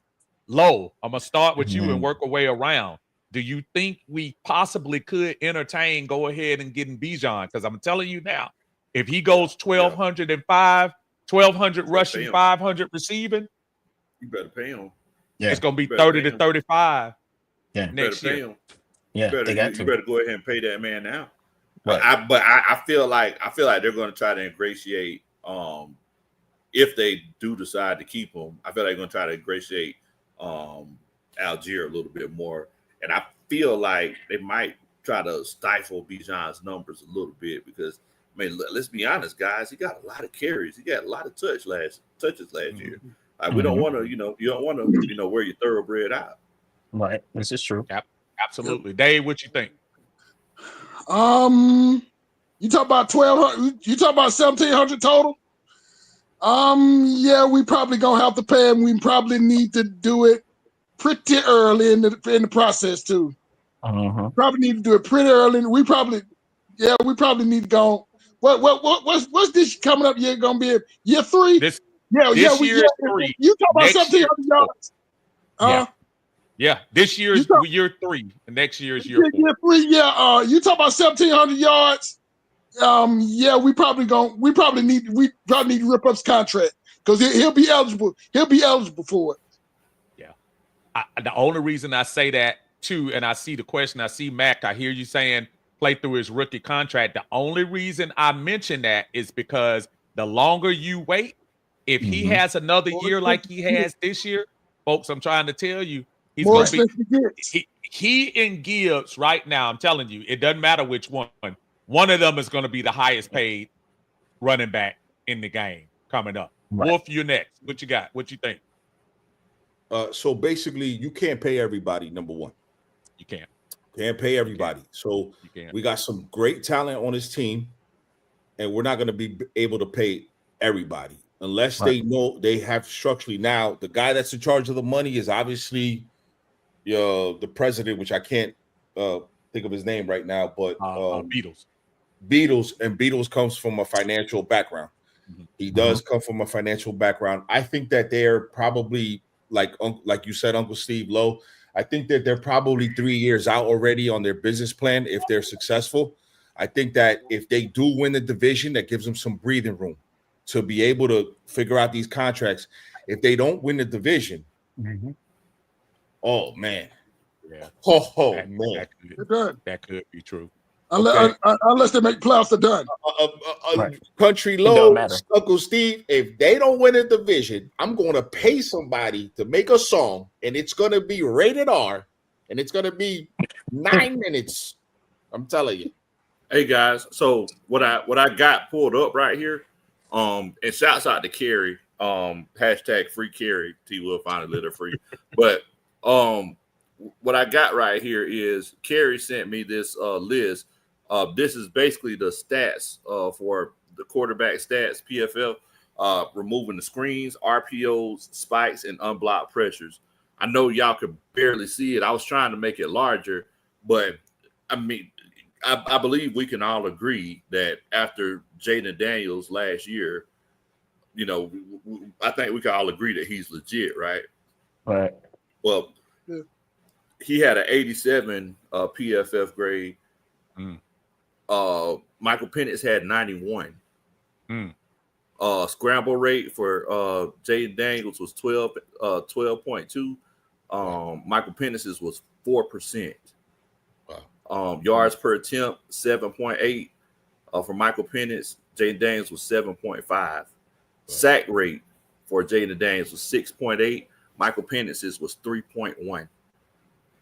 And if I'm not mistaken, I think that constitutes for 4th in the league. And once again, yes, we only got 3 games, but I'd be doggone, boy, that's pretty doggone good. Hey, listen, low, Uncle Steve. I'm gonna say it now. If Michael P. the Arrow has a season like Jaden Daniels, if he has that type of season, then I could comfortably say we're gonna host a Lombardi. I like that. Wow. I could comfortably say that we will host the Lombardi like this. I'm talking about like this with the hacksaw Jim Duggan with the 2x4. I comfortably say. If you telling me that, if you giving me those stats, low right now, and you could clip it too, you could clip this. Anybody can clip this. I don't care. Yeah. Then we'll win. We'll be winning the Super Bowl. Congratulations, Atlanta Falcons.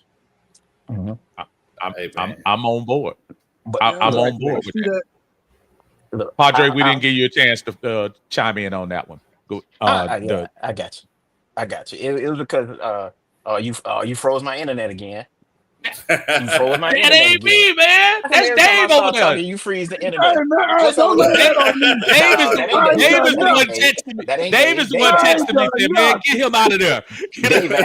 Dave and Ally. Me and Dave's cool. You know what I'm saying? We chopped it up one time. Anyway, I know it's you, Steve. You a hater. You mad because I gave you them broken tambourines and I did it on purpose because the way you act. But no, I look, okay, to get back to your question, yeah, they got. I agree with that, man, because he's too at this point. He's too integral to the offense, right? He's way too integral to the offense. And if he puts up the 12 and 5, like you're saying, like they would be crazy not to. Matter of fact, Arthur Blank needs to be kind of setting that money aside and just forgetting he got it to make sure that he can secure this deal. Now to. If Penix, now in terms of what Lowe just put out there, if Penix pulls that off over 17 games, which oh Lord, you do not, I would risk it all to make sure that actually happened. But if he can pull that off over a whole season and we hoisting Lombardis, man, Atlanta, first of all, Atlanta will burn again. If we win, if we win the Super Bowl, this city will burn. These are the comments. You will be able to see that comments of on this podcast. You're not throwing any murder on this podcast at all. Hey, it's gonna be a while. It's gonna be a wild scene. It's gonna be up there with Philly. It's gonna be up there with them Eagles celebrations. I'm telling you now. It is. Put grease on them. Put grease on your light poles. That's all I got to tell you. Wow. And the only reason I say that is because if he's that good, Low, then there's nothing that the Bucks can do at that point. There's nothing that Carolina would have to make a decision with Bryce because CJ gonna get paid. Now you got to make that decision with Bryce, right? Yeah. That go hand in hand. CJ and Bryce been gonna walk together forever, right? They have to make that decision. I don't even know what I don't even know what they're doing at this point. There's nothing happening. They struggle. You know what? Because I seen Tyler Shuck. Let me tell y'all something. If y'all really want a good ultimate sub at Publix, Tyler Shuck down here off of Macedonia Road, bro, great sub. He makes the perfect sub. He puts just the right amount of mayonnaise on it. Great sub, bro.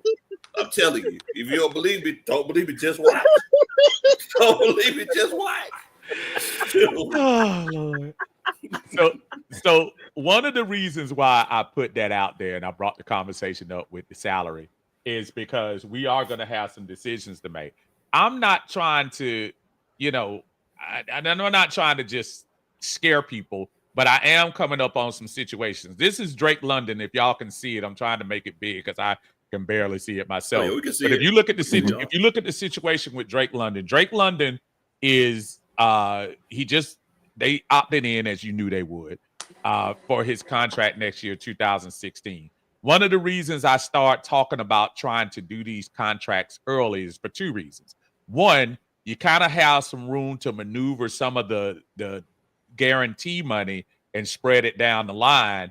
And two, if you let Bijan, you might be able to pacify Bijan for a couple of years by go ahead and taking care of that money now, as opposed to waiting until he does have that third year in a row where he's a NFC Pro Bowl and then, Lord forbid, all pro player, and we're talking about $30 million.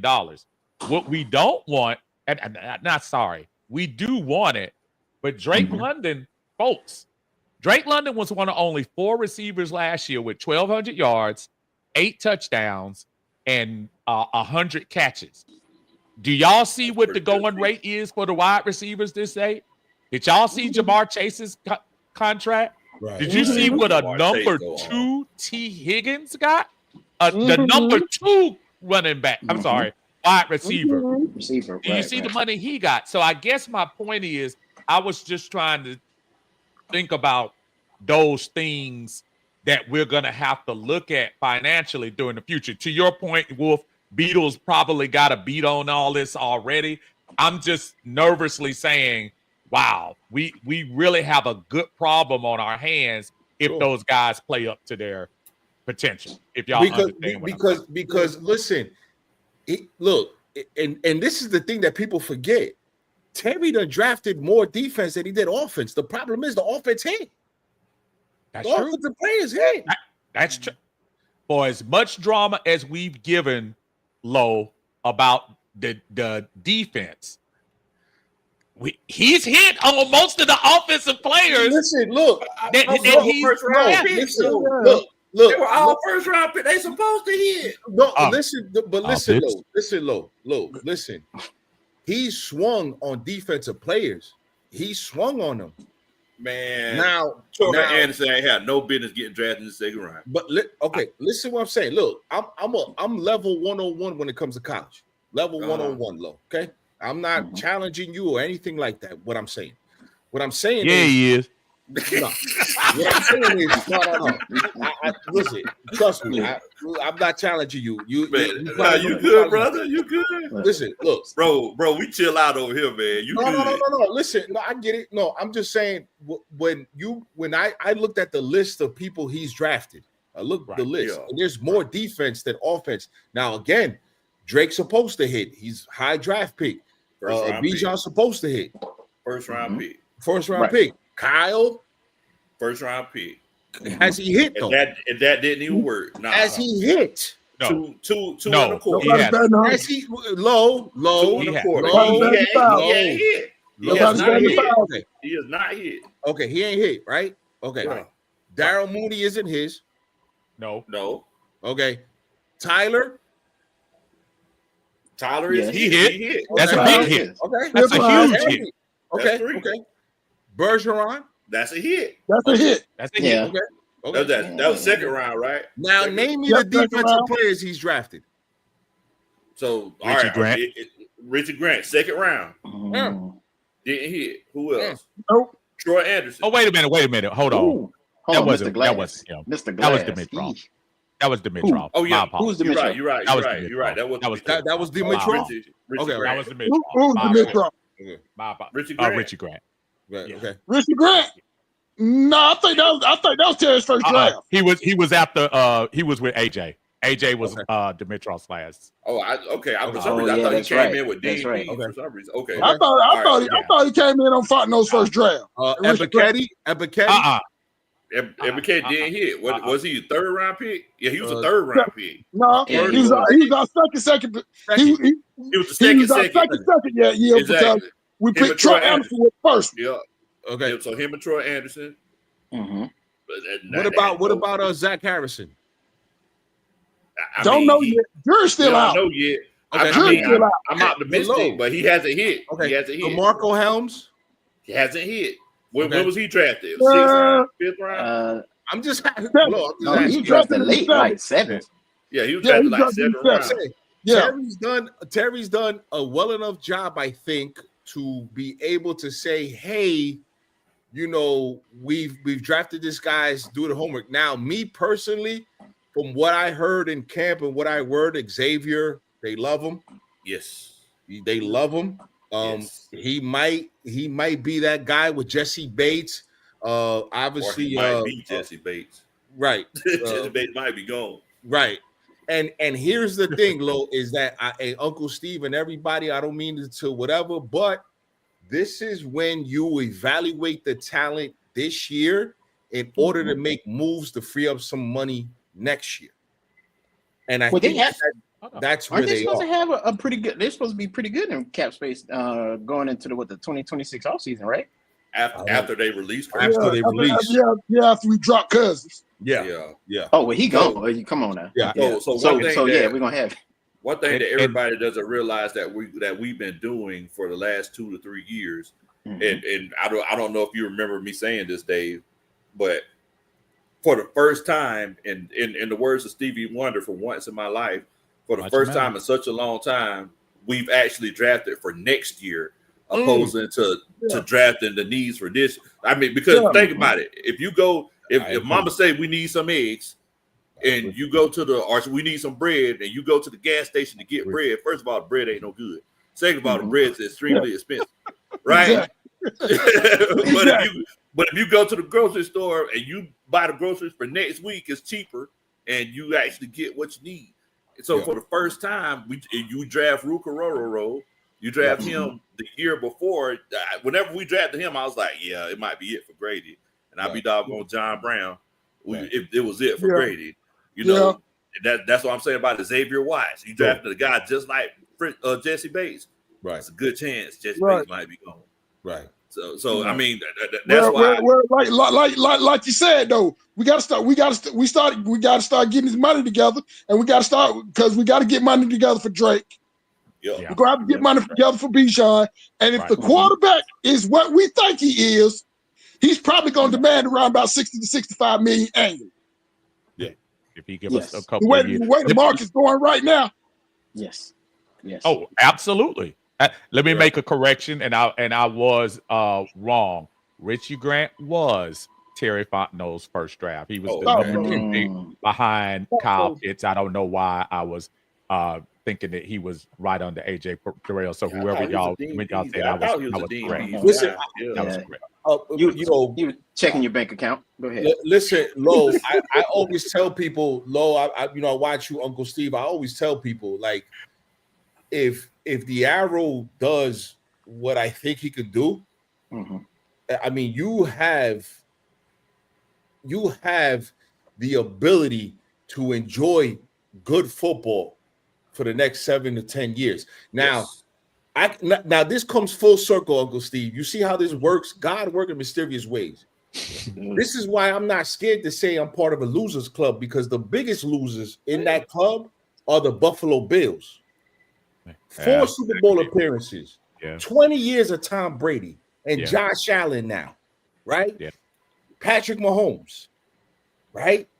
For the past 7 years, Patrick has been a thorn because of the pick that was Patrick Mahomes. If anybody's seen that 30 for 30, where the Buffalo Bills had Patrick Mahomes' name in the envelope. In the envelope. Okay? And this is what I'm saying, where the Bill fans, they still show up. Atlanta Falcon fans, show up for your team. Show up. Because some of y'all are like beach chairs. Soon as it get hard, you guys fold up. Fold up. We're not the biggest losers in the NFL, but you act like we are. Have some pride. Have some pride within your team. Teach the we gotta get some of these pretenders out of here, Wolf. There is a true base. I will say this in defense of Atlanta Falcon fans, that the PSL priced Atlanta out, and Low, I think you can probably attest to this. I think if you look at the Falcon, that dome, even in some rough times, that dome was always fairly jumping in there, even in the lean times, even in the Don Michael Vick I went to jail times. You still had a good crowd in there. I truly am a believer that PSL situation really priced a lot of fans out. It was a lot more fans last year than there were in years past, and the energy was a little bit more up. And but you have a fair point, Wolf. We gotta support the team. We do have to support them. I gotta lie to you. I'm still looking for that high, man. I'm still looking for that high of 20 January 14th, 2017, 26. I mean 2016. No, that's 17. 17. Yeah, 2017. Wolf, I'm finna tell you something. Yeah. The bins, I mean the dome. Have you ever felt the building shake before? Yeah. Yes. Yes. See, Lo, this is what people don't know. This is what people don't know about me. My sister has been living in Atlanta since the 90s. I've been going to Fulton County Stadium, Georgia Dome, all of that. I just never been on YouTube. I never been a social media dude. I've been down there. My sister we deep rooted down there. I done been to where that stadium is jamming. I'm talking about really jamming with Vic and them and the even the Chris Chandler team. Bro, I've been there with Vic. I've been there with Chris Chandler. But that day, I've been tell you something. That day, it was like anything I've ever felt before. Right. And my sister, listen, my sister's a Giants fan, and we always go to the game, whether it's down there, up here. We always go. It was a tradition of ours because she said, why? Why the Falcons? Why the Falcons? And I said, you know why? Because real men wear black. That's why. Real men wear black. Terry Gladsville, my favorite. Hey, Lo will tell you, Lisa will tell you, this guy that I'm bringing in right now will tell you.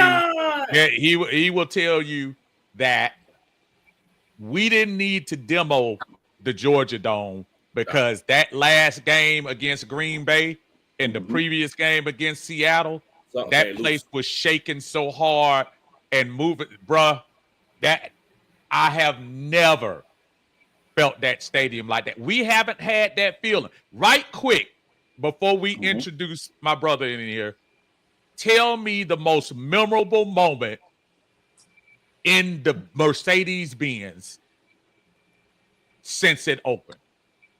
At Carolina game. And even y'all in the chat, tell me, and I know my moment, and I wasn't even there for it because I was at work at the time. Tell me the most memorable moment since they went to the Benz. I would say that Carolina game, whenever DJ Moore took his helmet off. That was actually a really good one, too, and I was at that game. That was actually a really good moment, but and that's probably top 3. But I'm thinking of another moment. San Francisco? Not San Francisco. The Deion Jones pick at Deion Jones pick. Oh man, the Thursday night game. The color rush game. Color rush in the game. end zone. Yeah. When he made and I could feel, I was at work and I could feel the energy in that place when that was the infamous Sean Payton choke signal to Devontae. It was the year after the Super Bowl. So I say again, that particular Antonio James probably right. Tua throwing to Devontae Smith. Come on, Antonio. Come on, man. You're bad, Antonio. Don't be bringing that bad karma in here. Please don't remind me of that. But from a Falcon standpoint, that was I think the apex of what we had. We haven't had a moment since that. Let me stop being disrespectful. I gotta introduce my brother in here. I was a little worried about him because last time I saw him, I think he was on the injured list, and after showing us young folks how to play ball, even though I got some video of that. He had one of them shots that went over his head. Our brother. John Harris in the house. Y'all give it up for John.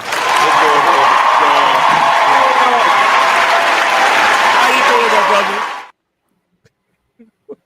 I really appreciate that lead in and that gratuitous applause.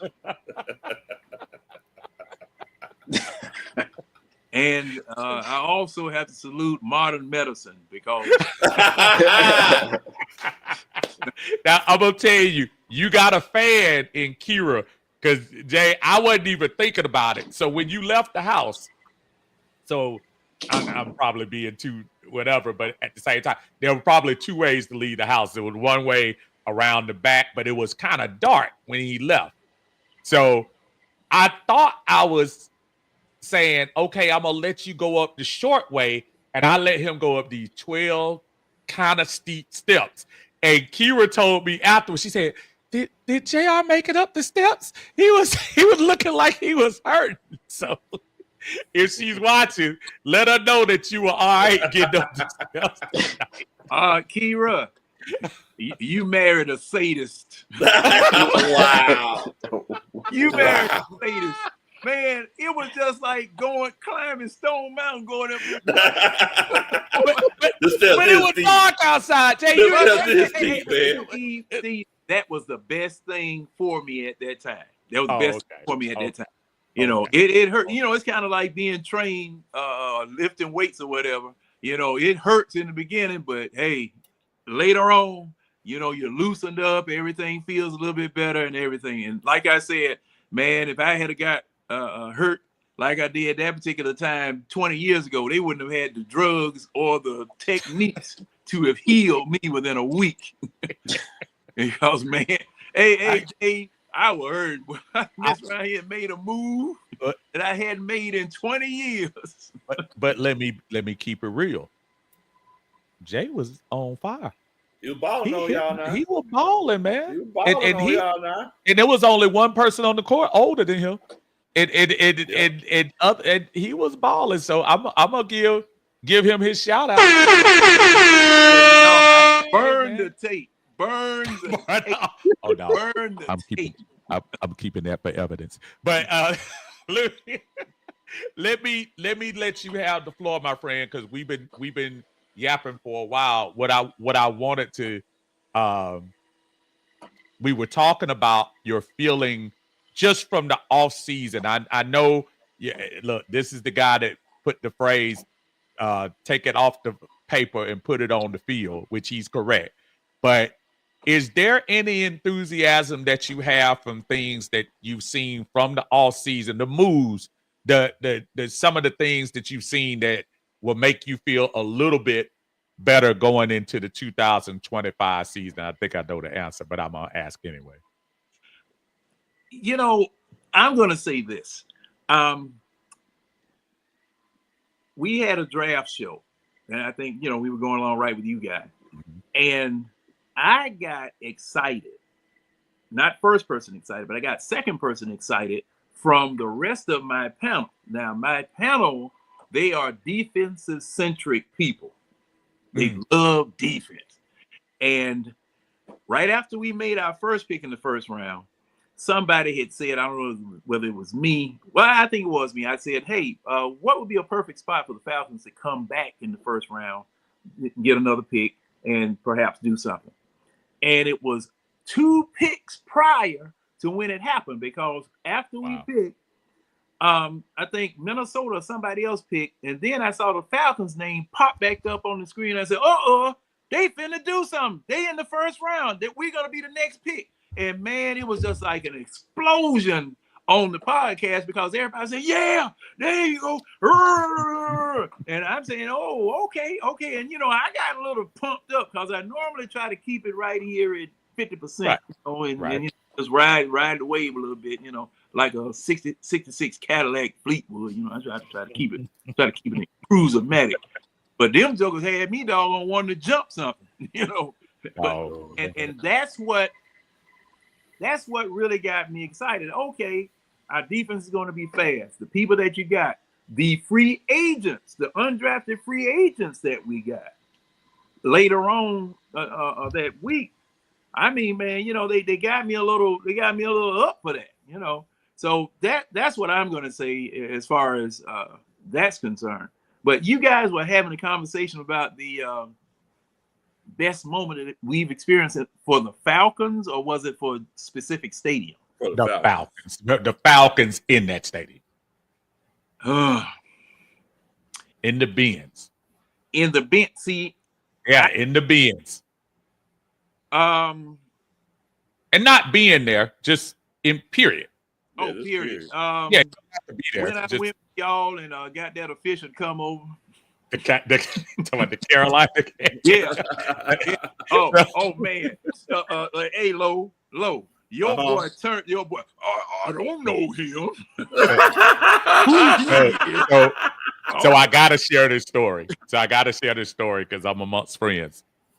So I take it upon, and trust me, you need insurance if you invite John Harris to one of your football games.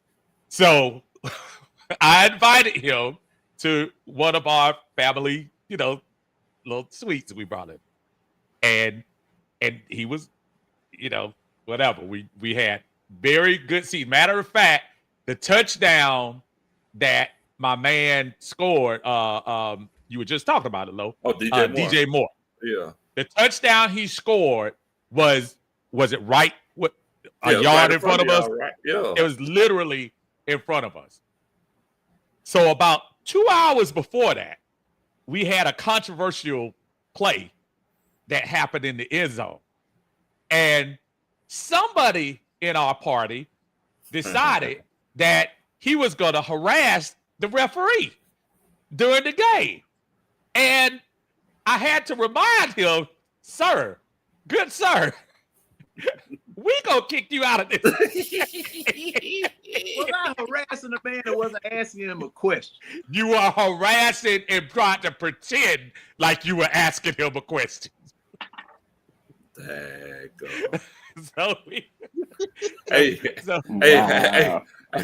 fellas, look, I'm gonna have to jump off right quick, man.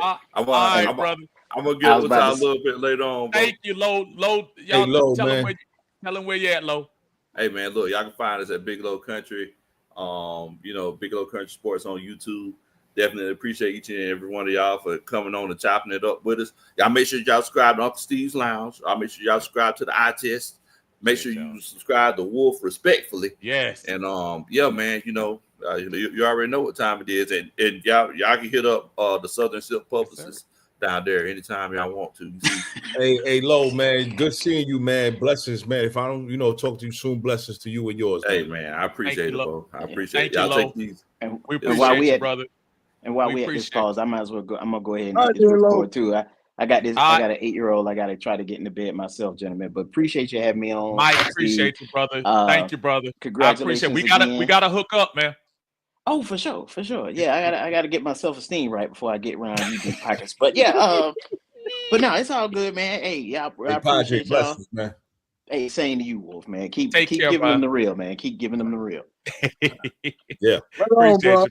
Appreciate you. Take care. So you on the clock. I don't have a favorite moment in the Benz because we ain't been in the playoffs since they opened. Well, we were in the playoffs, but we haven't been there. Uncle Steve, we have done nothing.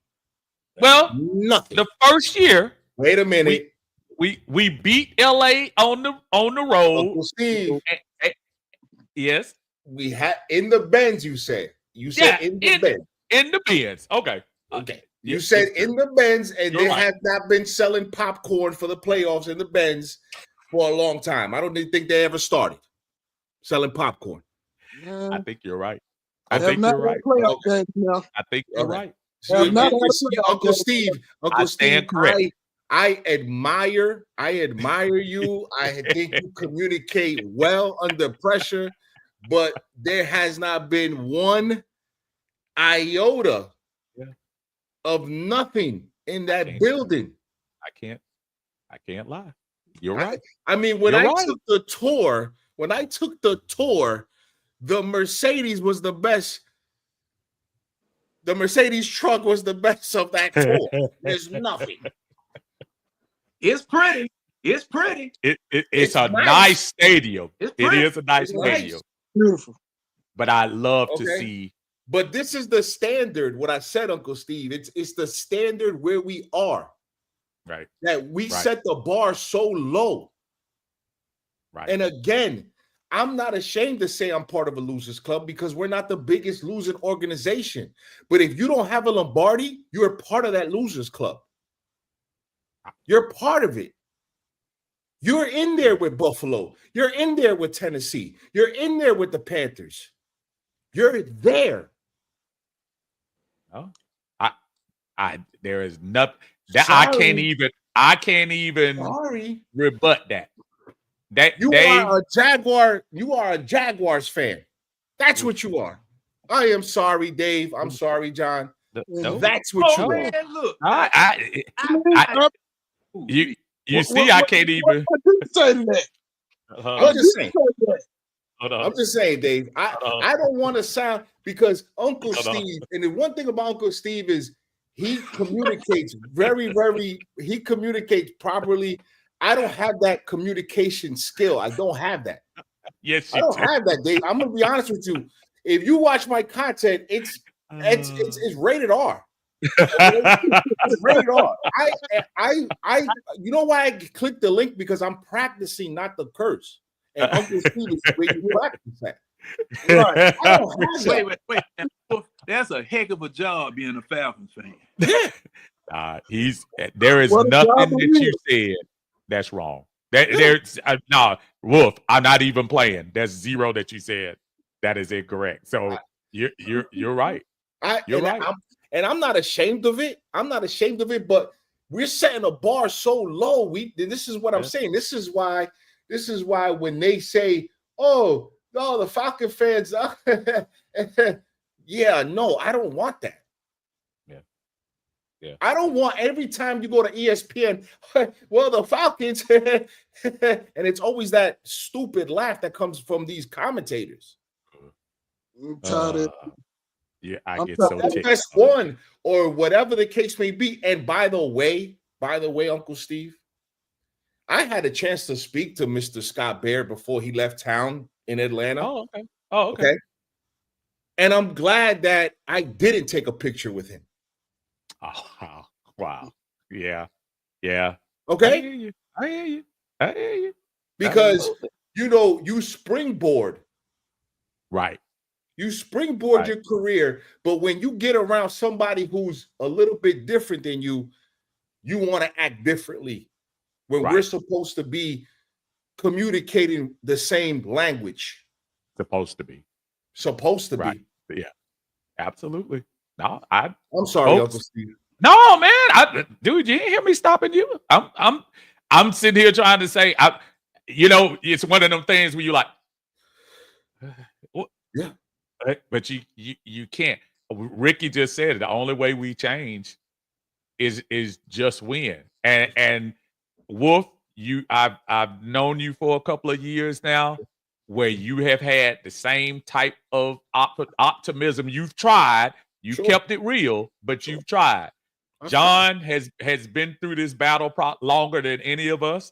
Sure. He's gone through it. I've known Dave on this internet, but we dang near going on 10 years that we've been talking about this stuff. And again, it's not that we don't want our Falcons to win, but there is a little bit of the pool looks like it's warm.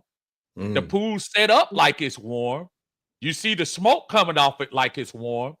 But then as soon as you stick your foot in there, it's ice cold. Yeah. You lose 5 straight. Right. So it is one of those deals where you kind of say, as a Falcon fan, are we supposed to pretend like we don't have feelings? Pretend like we don't want to be Philadelphia? We beat the Super Bowl champs in their house last year. We beat them. And you say to yourself, and Wolf, as we were just going down the NFC line, folks, we are not this team that's void of talent. We are not this team that can't compete. If you really look at the games last year, sans a stupid stretch where you were letting Kirk Cousins go out there and play on a bum shoulder, we were in just about every game this year, but sans about 3 of them. and we're a good coaching decision or better quarterback play easily could have gone from an 8-9 team to a 12-5 team. Am I off? No, No. because the Falcons are always the get right team. We could get right with against the Falcons. Right. Let me tell you where you ain't off, Steve. We should have beat Minnesota. I'm sorry, we should have beat Minnesota. Yeah. Should have beat the Chargers. Definitely should have beat the Chargers. Shouldn't have lost that Saints game. Shouldn't have lost that Saints game in New Orleans. Man. And we should beat Washington. Well, look at the headlines. John, if you're down in Atlanta, Dave, if you're down in Atlanta, right? I'm up here in New York, right? And they didn't start talking about Bo Nix till he beat the Falcons. Rookie of the year. But the Wolf, you look, dude, I'm gonna tell you something. Bo Nix, before that game, that they were a nice little story. And then Bo Nix decided to go platinum against the Falcons. What would y'all go ahead? I'm gonna pull up the numbers for that game. Well, listen, he went Super Saiyan against the Falcons. Oh, he's the rookie of the year. Okay. Right. I'm gonna go back a year before that, Dave John. I'm gonna go back a year before that. Okay. Mm-hmm. Chicago game, Justin Fields when he beat us in Chicago in the snow. Right. Oh, Justin Fields has arrived. Oh, he's finishing the season strong. He started against the Falcons. You missing one more, Wolf. You're missing another career game we gave somebody. Okay. Will Levis. Oh, the guy that played the Minnesota, Josh Dobbs. Josh Dobbs. Came off the plane, didn't even know the offensive play calling book, beat us. Oh, and then we lose the mayonnaise in Tennessee. Okay, and then Kyler Murray takes off 2 years off and comes back and beat us. Yeah, Falcons. Yeah.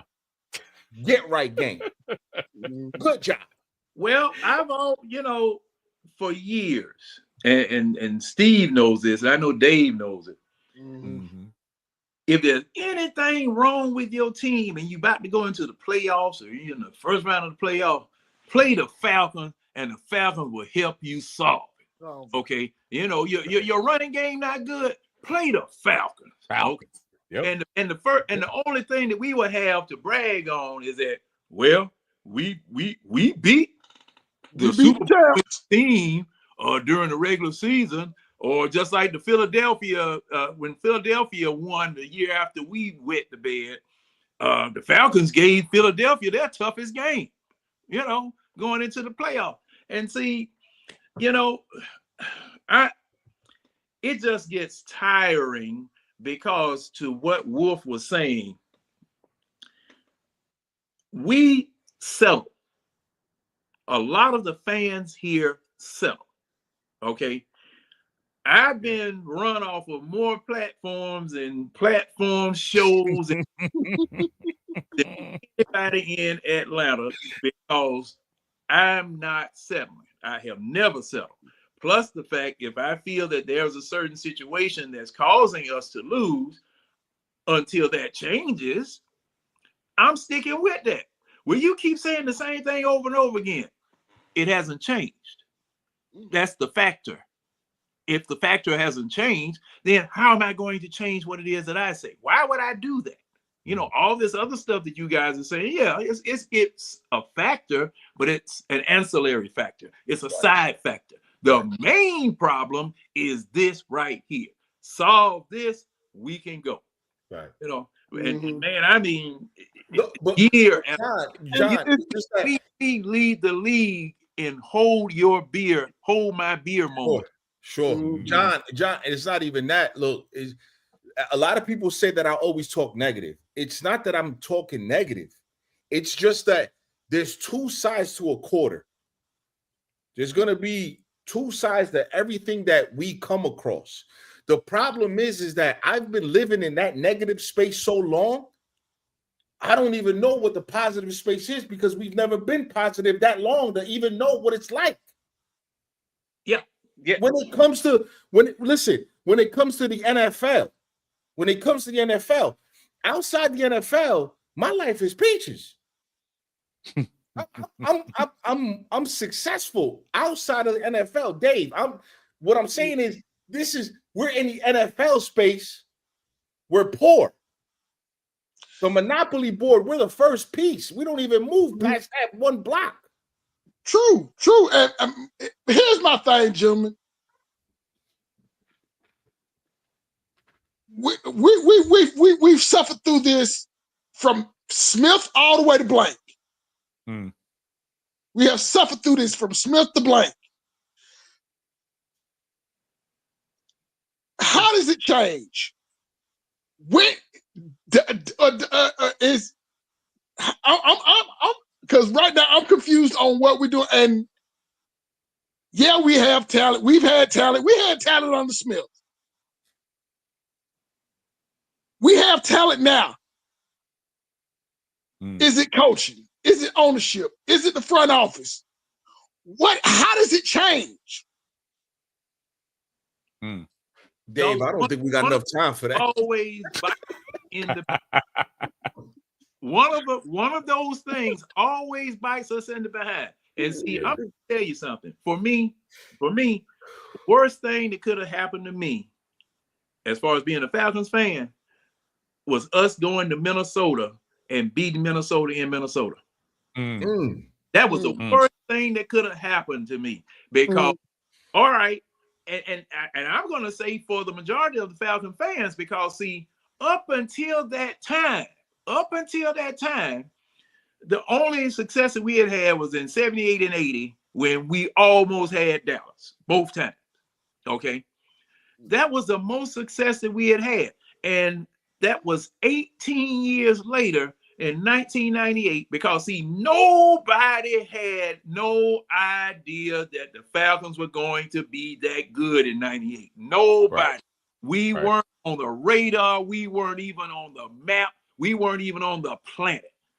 But boom, we were winning so much. I couldn't even believe it in 98. And see, for me, that made us relevant. Okay, we went to an NFC championship game, and our first NFC championship game, and won it on somebody else's field. See, that's the thing. I know you, Tidy, and Steve always say that was their best moment. You know, that year because of the fact that it was because it was that year. But when we went to Minnesota and beat the #1 team in the league up in Minnesota with a bunch of refugees, prisoners, and miscreants, I mean, it's a piece of the team. We went up there to Minnesota, the Atlanta Journal-Constitution, the next day, I never will forget, hell froze over. That's what they had on won that season, correct? Hell froze over. If y'all remember the story, they had already spray painted Minnesota on the Miami field. True story. Wow. They had Denver had won the game already earlier in the day. Wow. The Falcons game was the late game. Right. They had remember we were down 10 and going into we might have been down more than that. Is it 10 or 14? Whatever we were down when we were 14. Going into the fourth quarter. And they had already in Miami started spray painting the field with Minnesota on the other side. That's how much nobody cared about the Atlanta Falcons. I didn't know. I didn't know that. I didn't know that neither. True story. Absolutely. And the whole thing is that, Dave, I'm going to tell you something, man. And I'm going to tell everybody in the chat and everybody in the Falcon fan community or whoever, whatever. You win that Lombardi, things change. Of course they will. Of course Of they course do. they will. Change. Oh, of course. And that's why you, Wolf, that's Mhm. why you, David, that's why you, John, that's why Muir looking at Steve. This is why we were so tortured by the Yeah. 2017 debacle 517. because That's I'm the only way I telling can y'all, talk about it. I'm telling you, I'm not saying we wouldn't still be disappointed about losses and disappointed about outcomes and whatever, but that one cachet of a Lombardi, Wolf, Mhm. would have been enough Right. to at least supplement some type of. Think about New. Yeah. Let me tell y'all something. The New Orleans Saints organization is probably the best front runners in the one of the best front running franchises in the NFL. But you know what they got? They got that one Lombardi, that we don't have. That one little bit of, we got kids that weren't probably even born yet, or Yeah. kids that not even don't even know what Drew Brees was about, couldn't tell you anything about the team in 08. They couldn't tell you anything about them, but they got that cachet that we can't speak about. Yeah. We wax poetic about the Green Bay game, as we should. It was a great moment. We wax poetic about 2012. Sure. And almost beating San Francisco in the dome. Right. But we can't take it any further than that. So it goes back to the folks, we can't get mad at Wolf for saying Losersville. It's not a self-depreciating thing. No. It's kind of true. Yeah. Because we haven't won. Uncle Steve, and I love the Falcons. Look, Uncle Steve, when you can, like I said, in life, I'm I'm doing well. Like, it's not like I'm like, yo, like, I'm like, only a person that comes on here and says, oh, you're always talking negative. Well, only a person that looks at it that way is living a negative life. Right. They're living a negative life. I'm not, listen, it's okay. It's a metaphor. And the reason why it's a metaphor, because if you look at it, Buffalo is the biggest loser. Yeah. 4 straight Super Bowls. Oh, by the way, Marv Levy, Bruce Smith, Talley, Andre Reed, Thomas, Jim Kelly, Andre Reed, Thurman Thomas. Thurman Thomas. Straight Super Bowls. 4. And Wolf, I'll put that team against. Sure. I'll put that team during that 4-year period against a lot of teams a couple of years. Like, listen, no disrespect to Dallas, Washington, and was it Frisco that beat the crap out of them? I think Giants got them once. Giants got them twice. The Giants got them first. Giants got them first. Got them twice. And then Washington got them. Washington got them. Yeah. Got it. So again, a great all those guys you just named are Hall of Famers. Sure. Hall of Famers. And to your point, Wolf, they don't have anything to say about the Falcons. Right. And they don't. It's crazy. And then look, Uncle Steve, I live up here, right? I live in the Tri-State area. Look, they went 20 years of Brady. Right. Like, that's true. Like, that's not true. even like maybe 5 to 6 years after that, they went 20 years Brady. Now they're going 7 years Patrick. Right. The Kansas City Chiefs have had their number for the past 5 years. And Kansas City went on the road when they wasn't that good and beat them. Oh, it was a hook kick.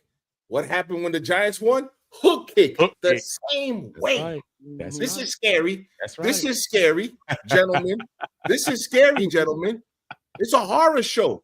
So again, when that fan base goes through that, and you have the fans shoveling out the snow, showing up to the stadiums and going crazy.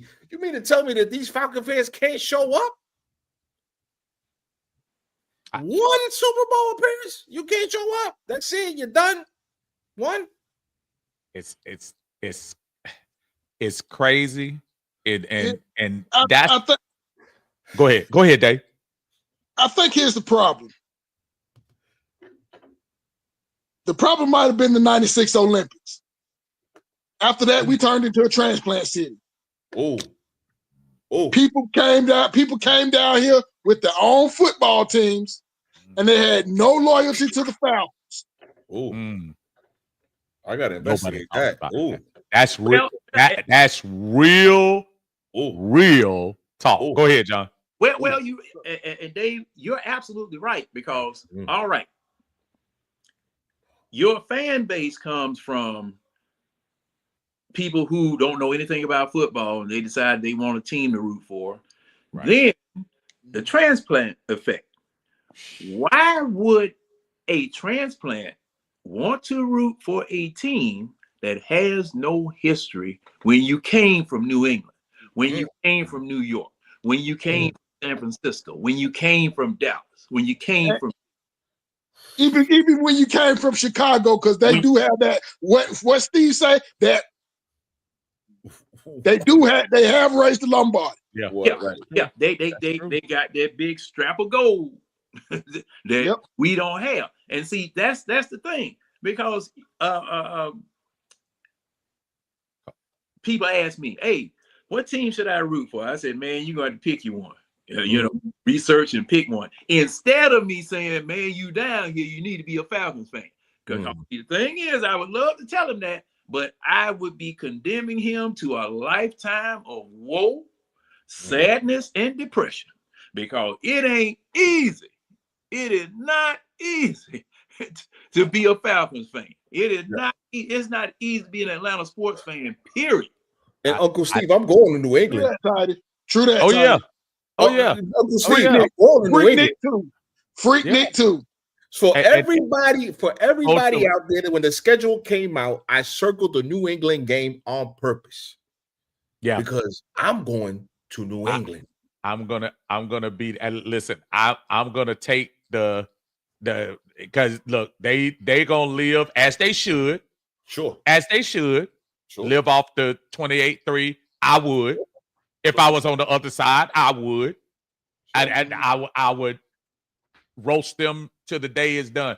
This is a good point he made about add Freaknik to the list, because a lot of folks that picture migrated a lot of folks in this area as well. So he's absolutely right about that.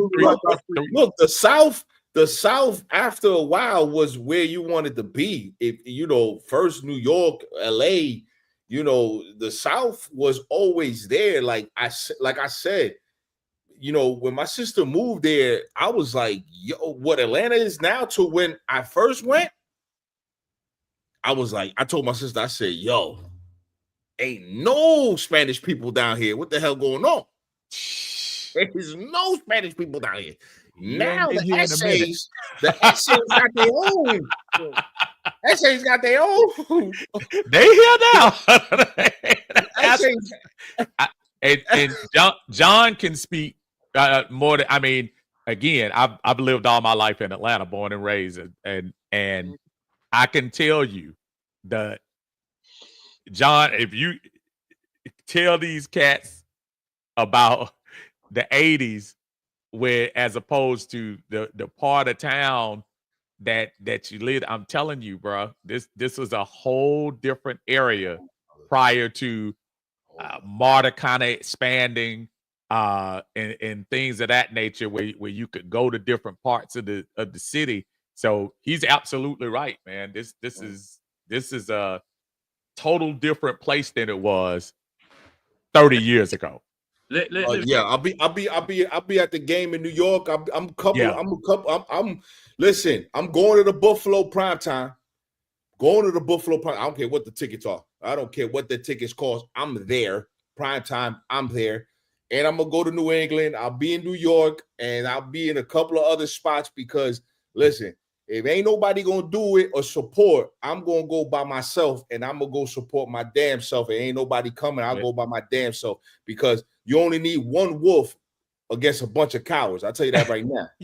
One wolf against a bunch of cowards, and they all gonna know what time it is because John, let me just real fast, John, Uncle Steve, Dave, the Super Bowl happened in this house. The Super Bowl that you guys talk about, it happened in this house. My family from Boston. I got family in Boston. We going up next week. I got family in Dorchester, Worcester. I got family in the big city up there, Southie. They up there. There was nobody saying they wasn't even celebrating in this house because they couldn't celebrate in this house. Wow. They couldn't celebrate in this house. Wow. Okay. I'm couldn't celebrate in this house. So, and I got a video. My son is 9 years old now. My son was one going on 2 years old, Uncle Steve. And I could show you a video how my house was quiet as a church mouse after that Super Bowl. Oh, I believe it. I believe it. You can't celebrate in front of me. You could go outside. Yeah. Yeah. I'm stand up 100. You might not like me. Anybody in the chat might not like what the wolf is saying, and that's all good. But I'm a man at the end of the day. You're going to respect. You don't have to respect me, but you ain't going to disrespect me neither. Exactly. True that. How quiet were they leaving? Oh, they was Uncle Steve. They were quiet. When I say that was the most quiet, because they know that my wife was like, "Look, yeah," because that it was a roller coaster. That game was a roller coaster. The emotion. And the reason you can't listen, I knew that the team was going to go somewhere else because you can't reel a game like that back in. You're not going to be able to. I'm gonna ask y'all this question because I do have to wrap up in the next 5 minutes. I'm gonna ask you real quick, emotionally, and just tell me, because you're making me relive some things, and I know we just having fun. I want y'all to tell me what your emotion was, because I don't know if y'all seen the podcast with Julio Jones. I haven't had a chance to see. I've seen the clips. Mm-hmm. And Julio said, "I haven't looked back at the game." And I'm telling y'all, the last highlight, I do it every time. And I have the NFL Plus so I can see it. Sure. I watched the game right up until Robert Alford's pick 6. I can't tell you another play after that. Everybody talks about, but I just want to ask, because you said something real important when you talk about the other people. Right. Tell me your emotions. I'm gonna start with you, Dave. Tell me your emotions during that pick 6, because I'm gonna tell you what my emotions was. I was literally jumping over. And John, did you come to the house? No. Okay, I thought I could remember when my turn comes. Okay, so tell me where you were and what you were thinking, Dave, when that pick 6 happened. Because I said to myself, we just intercepted the GOAT. And we just went up 21. Bruh, I thought it was over. Where were you, Dave? About to say that pick 6, Steve, I said, soon as the clock strikes zeros in the fourth quarter, I'm going to get on Marta. I'm going to pick my spot out right now for this parade. I'm sleeping right there at that spot. I had me a nice little spot picked out right on the corner 5 points because my aunt was working for the city at the time. I knew the route. I had me a nice little spot picked out right up in Centennial Olympic. Wow. I was headed down there soon as the clock strikes zero. I was going to sleep down there for 2 days. Wow. That's crazy. That's crazy. Wolf, talk to me. You just told me, you just set up the scenario, but I want you to go back about 2 hours. Yeah. Because the 45-minute halftime, I blame Lady. I don't like Lady Gaga to this day. Because you think I'm joking. Y'all think I'm playing, and I do like a couple of her songs. But she ticked me off because that seemed like the longest halftime in the history of mankind. Go ahead, Wolf. I'm sorry. So I picked my football team. I wasn't allowed to do it for a lot of other sports, but I picked my football team because in my house it was boxing, soccer. Anything else was you was indoctrinated into whatever else. Everything I picked my. So when I seen that, I said, "Yo, the pain and suffering that you endure as a fan is over."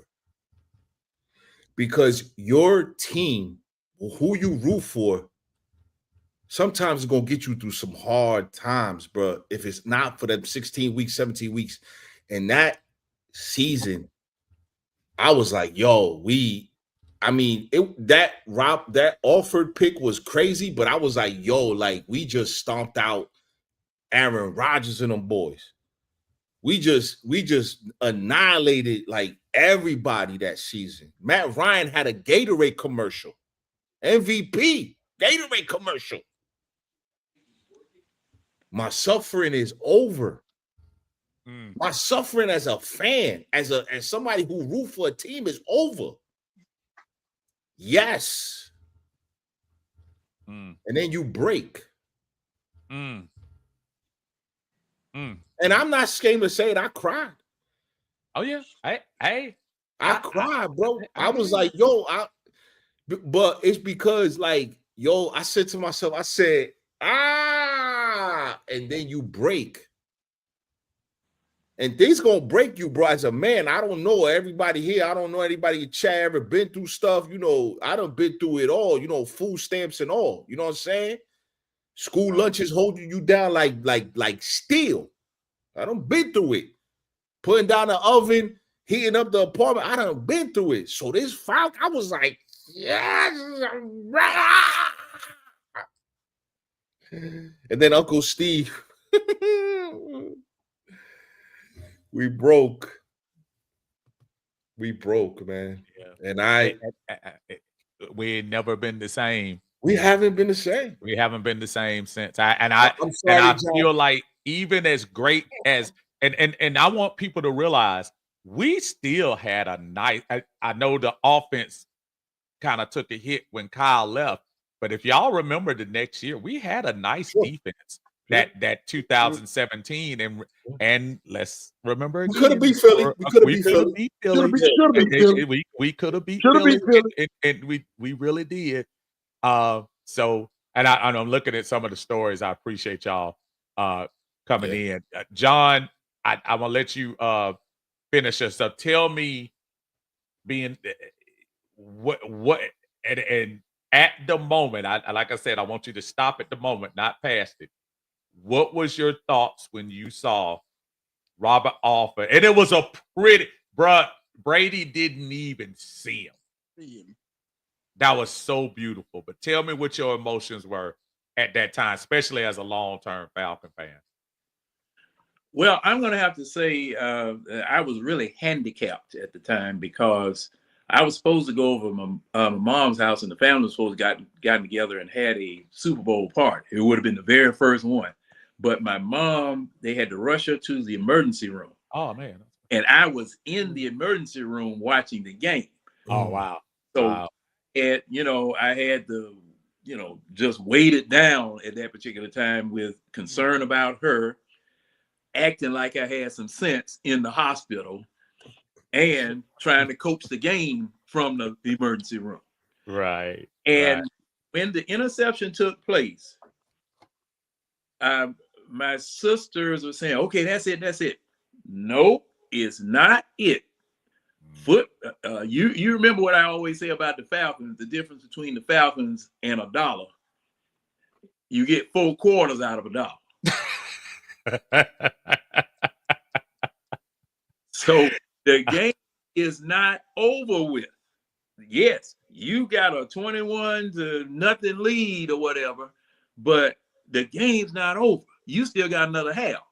And me, Tidy, we were on the Waffle House Friday, and it became revealed to me. Now, I knew that they were celebrating down there in the locker room at halftime, which if I had been in Houston and had heard about it, I'd probably been locked up because I'd have gone downstairs and cussed every last one of them out in that locker room for sitting there celebrating, because as it was revealed to me Friday, Tidy said that they were celebrating upstairs in the suite. I The believe Falcons it. grass work. I And believe it. Scott Pioli had to tell them, do you know who that is on the other side over there? Right, right. You True. can't be celebrating yet. This man will get you. And see, that would have been the same thing I would have said also. You know, And I want to jump in, but I'm gonna let you finish. If y'all remember, there could have been reason for that. If you think about what we did to the last 3 games, and really, if I start way back, we dominated every team after that Kansas City pick 2. If you go from that game to the end, we destroyed every team, including the playoffs, up until the 3rd quarter of the Super Bowl. So I hear you. We can all say what we want to say, but I think there was a thought that this thing is finally going to happen. Go ahead, John. I'm sorry. yeah. And well, the thing is that that's why when I play, you know, when I look at games and I see my teams play people, I want them to blow them out. Yeah. As long as you put your starting offense and starting defense on the field, that means you're trying to come back. All right, it's my time to drop you in the ocean with cement tennis shoes on. All right, you are telling me that you're not quitting, you're not conceding. Okay, if you're not going to concede, I'm not going to concede. Because see, I don't have to shake your hand at the end of the game. I don't have to be your buddy at the end of the game. Look, y'all gonna have to get over it. All right, but while y'all getting over it, don't touch my trophy. This trophy I just got from you, don't touch it. Yeah, because this is mine. I earned it, and you know that's the way we got to go. Yeah, and because of that, you know, up until that point, and Steve, you said just talk up until that point, so I got to stop right there. I got to stop. Well, I appreciate it. And listen, you guys, dude, I've been on since 6 o'clock. Look, you all have been awesome. I do want to thank y'all for y'all candor. More importantly, I want to thank the chat for staying in here. Y'all are awesome for keep commenting and everything. I appreciate you. I just want to go around real quick. And especially Wolf, because Wolf, I also want to make sure I get that title of your channel, because again, I did not get that before. Dave, first we'll let you sign off with us first. Dave, we appreciate you, man. With tell the folks where you're at and tell them I'm in Atlanta Bird game, fellas. You know what I'm saying? I'm in there, you know what I'm saying? I'm in and out, you know what I'm saying? I'm doing somebody once a week. Yes, sir. Shout out to Tidy and the Bird Gang. They show me love when I got just that they be late night. They be late. Look, y'all see what time. Listen, I'm retired, but I'm still going to sleep. Shout out to the Bird Gang. Shout out to Tidy. Shout out to everybody over there at the Wi-Fi house, man. Shout out to you boys, Dave, for real. Absolutely. Wolf, please tell everybody, including listen, man. Wolf the name again. Yeah, Wolf respectfully back again. You know, the Wolf solidified, got took it down for reasons, disguises, the plan to silence me. But they will never silence the truth. They will never ever silence the truth.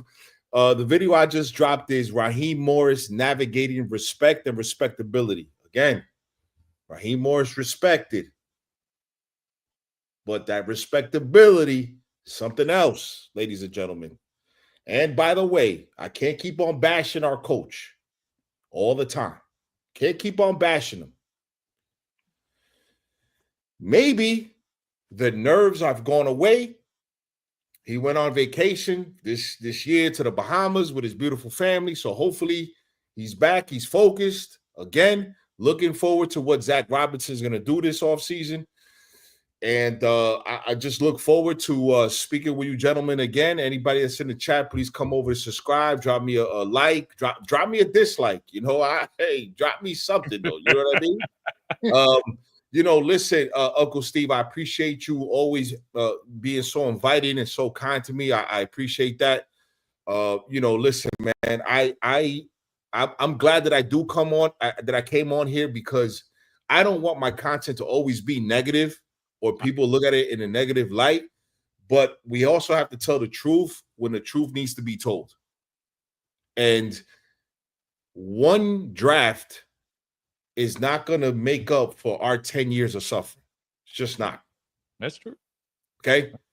If Javon Walker hits and James Pierce hits, then ladies and gentlemen, boys and girls, children of all ages, the Road Dog was better with Mr. Ass, and Mr. Ass was better than with the Road Dog.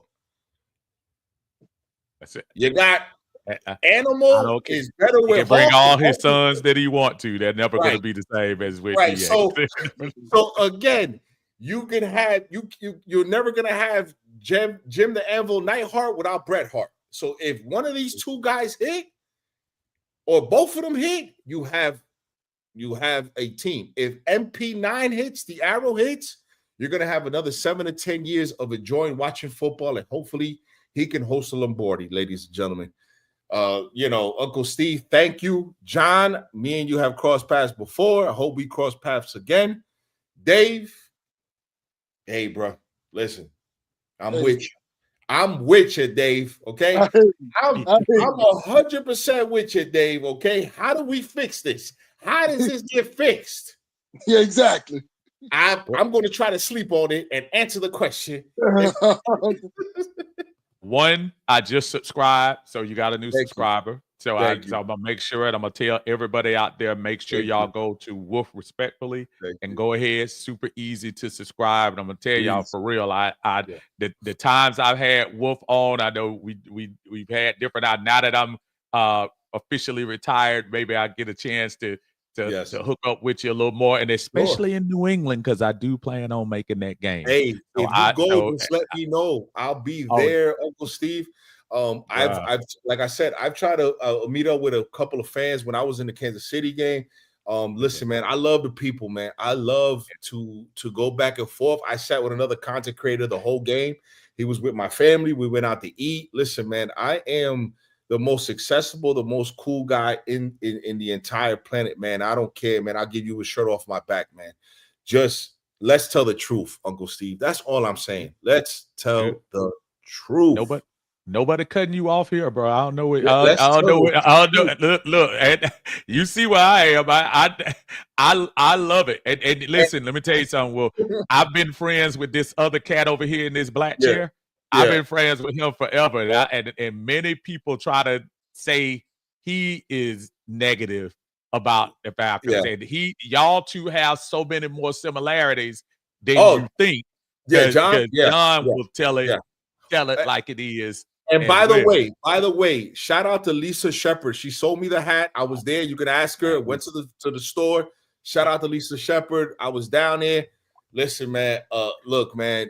Another great person. I read her stuff all the time. Listen, man. Please, man, come over to subscribe. I'm trying to clean up the language, Uncle Steve. I am. Listen. I want to make this clear when people say it. I always tell people, you have to do you.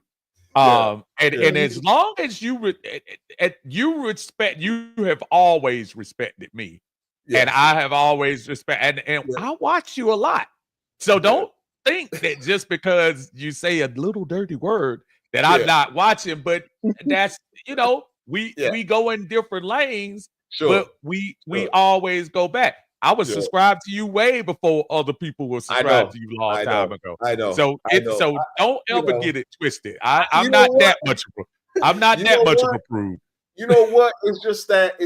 Listen, I'm just gonna call. I'm just gonna call things out that I see as BS. I'm just gonna do that because listen, and I'm glad that Dave brought that up about the 96. I'm gonna look into that, investigate that a lot more, because that's what I do. I love to investigate stuff because that's what I do. That's by nature. That's where I'm at right now, Uncle Steve. I'm in school right now with my second career as trying to investigate forensic accounting and all of that stuff. So that's what I'm doing now. So I love investigating. When Dave said that, I didn't know that. I didn't know that the Atlanta changed from the 96 from that time and where it is now, because I didn't even know Atlanta had mountains. I just found out Atlanta had mountains. I didn't even know that was even a thing in Atlanta, North Carolina, stuff like that. So, that's what I do. But my content, I'm not going to shoot the content that people say, oh, well, the other guy said that. No, I don't want to do that. I want to shoot content so everybody can have an opinion and form their own opinion. I want to be able to go, if it's just me and Dave and Uncle Steve, and it's us three and John, I want to go back and forth for 4 or 5 hours like we're doing now and be able to have that good conversation. Because, we have issues. We have problems. Like Dave said, like John said, we have those issues. How can we combat these issues? And as a Falcon community, we need to stick together. Point me to the Saint fans. I'll fight all the Saint fans in the world every day. We need to stop fighting within each other, man. We need to stop doing that, man. We need to stop putting our community down, because guess what, ladies and gentlemen? I didn't know if you knew this, but you got white Atlanta Falcon fans. You got Latino Atlanta Falcon fans. You got Asian Atlanta Falcon fans. Okay? And they more hard-bodied than the people that live in Atlanta. They more hard-bodied, some of them, than the people that live in Atlanta, bro. Atlanta's not a black city. It's never been a black team. Stop it, Shannon Sharp. Please. Stop it. You're supposed to be a community of people, man. So that's all I got to say, man. I'm sorry, Uncle Steve, man. I get crazy. Oh, man. As I told you before, brother, you are good. You are good. What I want to do, I want to try to get in before John go to sleep. Y'all know he's going to sleep. Listen, no, you remember, Dave? Do you remember that? I'm gonna tell you what happened, Wolf. Me and him was when we went on together, right? So I put him on you know how StreamYard works. So both of us on the screen. So I put him on there. That's probably the same chair. That's probably why I'm trying to hurry up and get to him. Because I put him on the screen, and I had him in the you know how you put him down in the studio. Yeah, he was knocked out. And I brought him up, and I kept messing with him. I was like, "We're gonna see what John says." John? What do you say about this?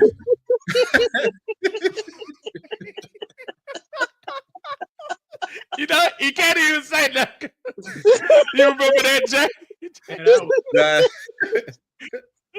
John, you all right down there? Hey, you see me leaning now. Now, see, hey, that's what I'm saying. Look, Jay, Wolf, Wolf, it wasn't you, Wolf. I was saying, I didn't want him to get caught. Go ahead, John, man. Let them know, man. John is at the eye test. Y'all make sure y'all support the eye test and subscribe to him. Him and Winston do a great job of having the panel on there and everything. But John, tell them about that, man, and let them know where you're at, brother. Yes, we try to do it every Wednesday night at 10 o'clock. If you're working the graveyard shift, if you're hauling garbage, if you're fixing food for folk in the Waffle House, or, just can't sleep, we found us a niche market. So that's where we reside, right there. So that, you want some late night Falcons, Hawks, or possibly Braves talk, that's where you can come. And we will wring all the juice out of the turnip. Okay. I'm usually sometimes on my iPad in the bed watching the eye test. So y'all make sure y'all check it out. Listen, I want to also give a big shout out to the Big Low that came in here and started everything with me. That's everybody's favorite, man. Y'all make sure y'all probably already supporting them anyway, but make sure if you haven't, hit a like button. As a matter of fact, before y'all leave, if y'all don't mind, go to Uncle Steve's Lounge, hit the like button, hit the subscribe button. I appreciate y'all. Y'all three fellas have made this day. I appreciate the chat. Thank y'all so much for being in here with me. Folks, everybody have a good night. Fellas, I'm going to call it out for a night. Y'all be good. We're gonna do it again, okay? And Yeah. I'm serious, Wolf, New England brother. I'm Yes, gonna holler at you then because Yeah. I know you tried to reach out to me that night at Kansas City. I couldn't get to you. Yeah. But we gonna try our best to. Yeah, to listen, do that. man. Everybody, anybody, man. If you in the chat, just hey, any game. If I'm there, go. Let's go. Let's get some steaks. Let's eat some shrimp. Let's just drink. Let's do whatever, man. I don't care, man. But Dave, I'm definitely gonna sleep on that. Dave, I gotta sleep on that because I don't know how you fix it. I really don't know how you fix all this, Dave. You gotta be. I've been pondering this for years. Uncle Steve, before you go, Uncle Steve, before you go, here's what I would say to everybody in the chat, and I'm going after this. What would you give up for an Atlanta Falcons Super Bowl? I'm going. Man, go ahead. Go ahead, John. I saw you say something, John. Oh, I was back because you were close. Yeah, y'all fellas have a good night, chat. Y'all have a great night. Everybody be good. Appreciate y'all, fellas. Everybody be good. Have a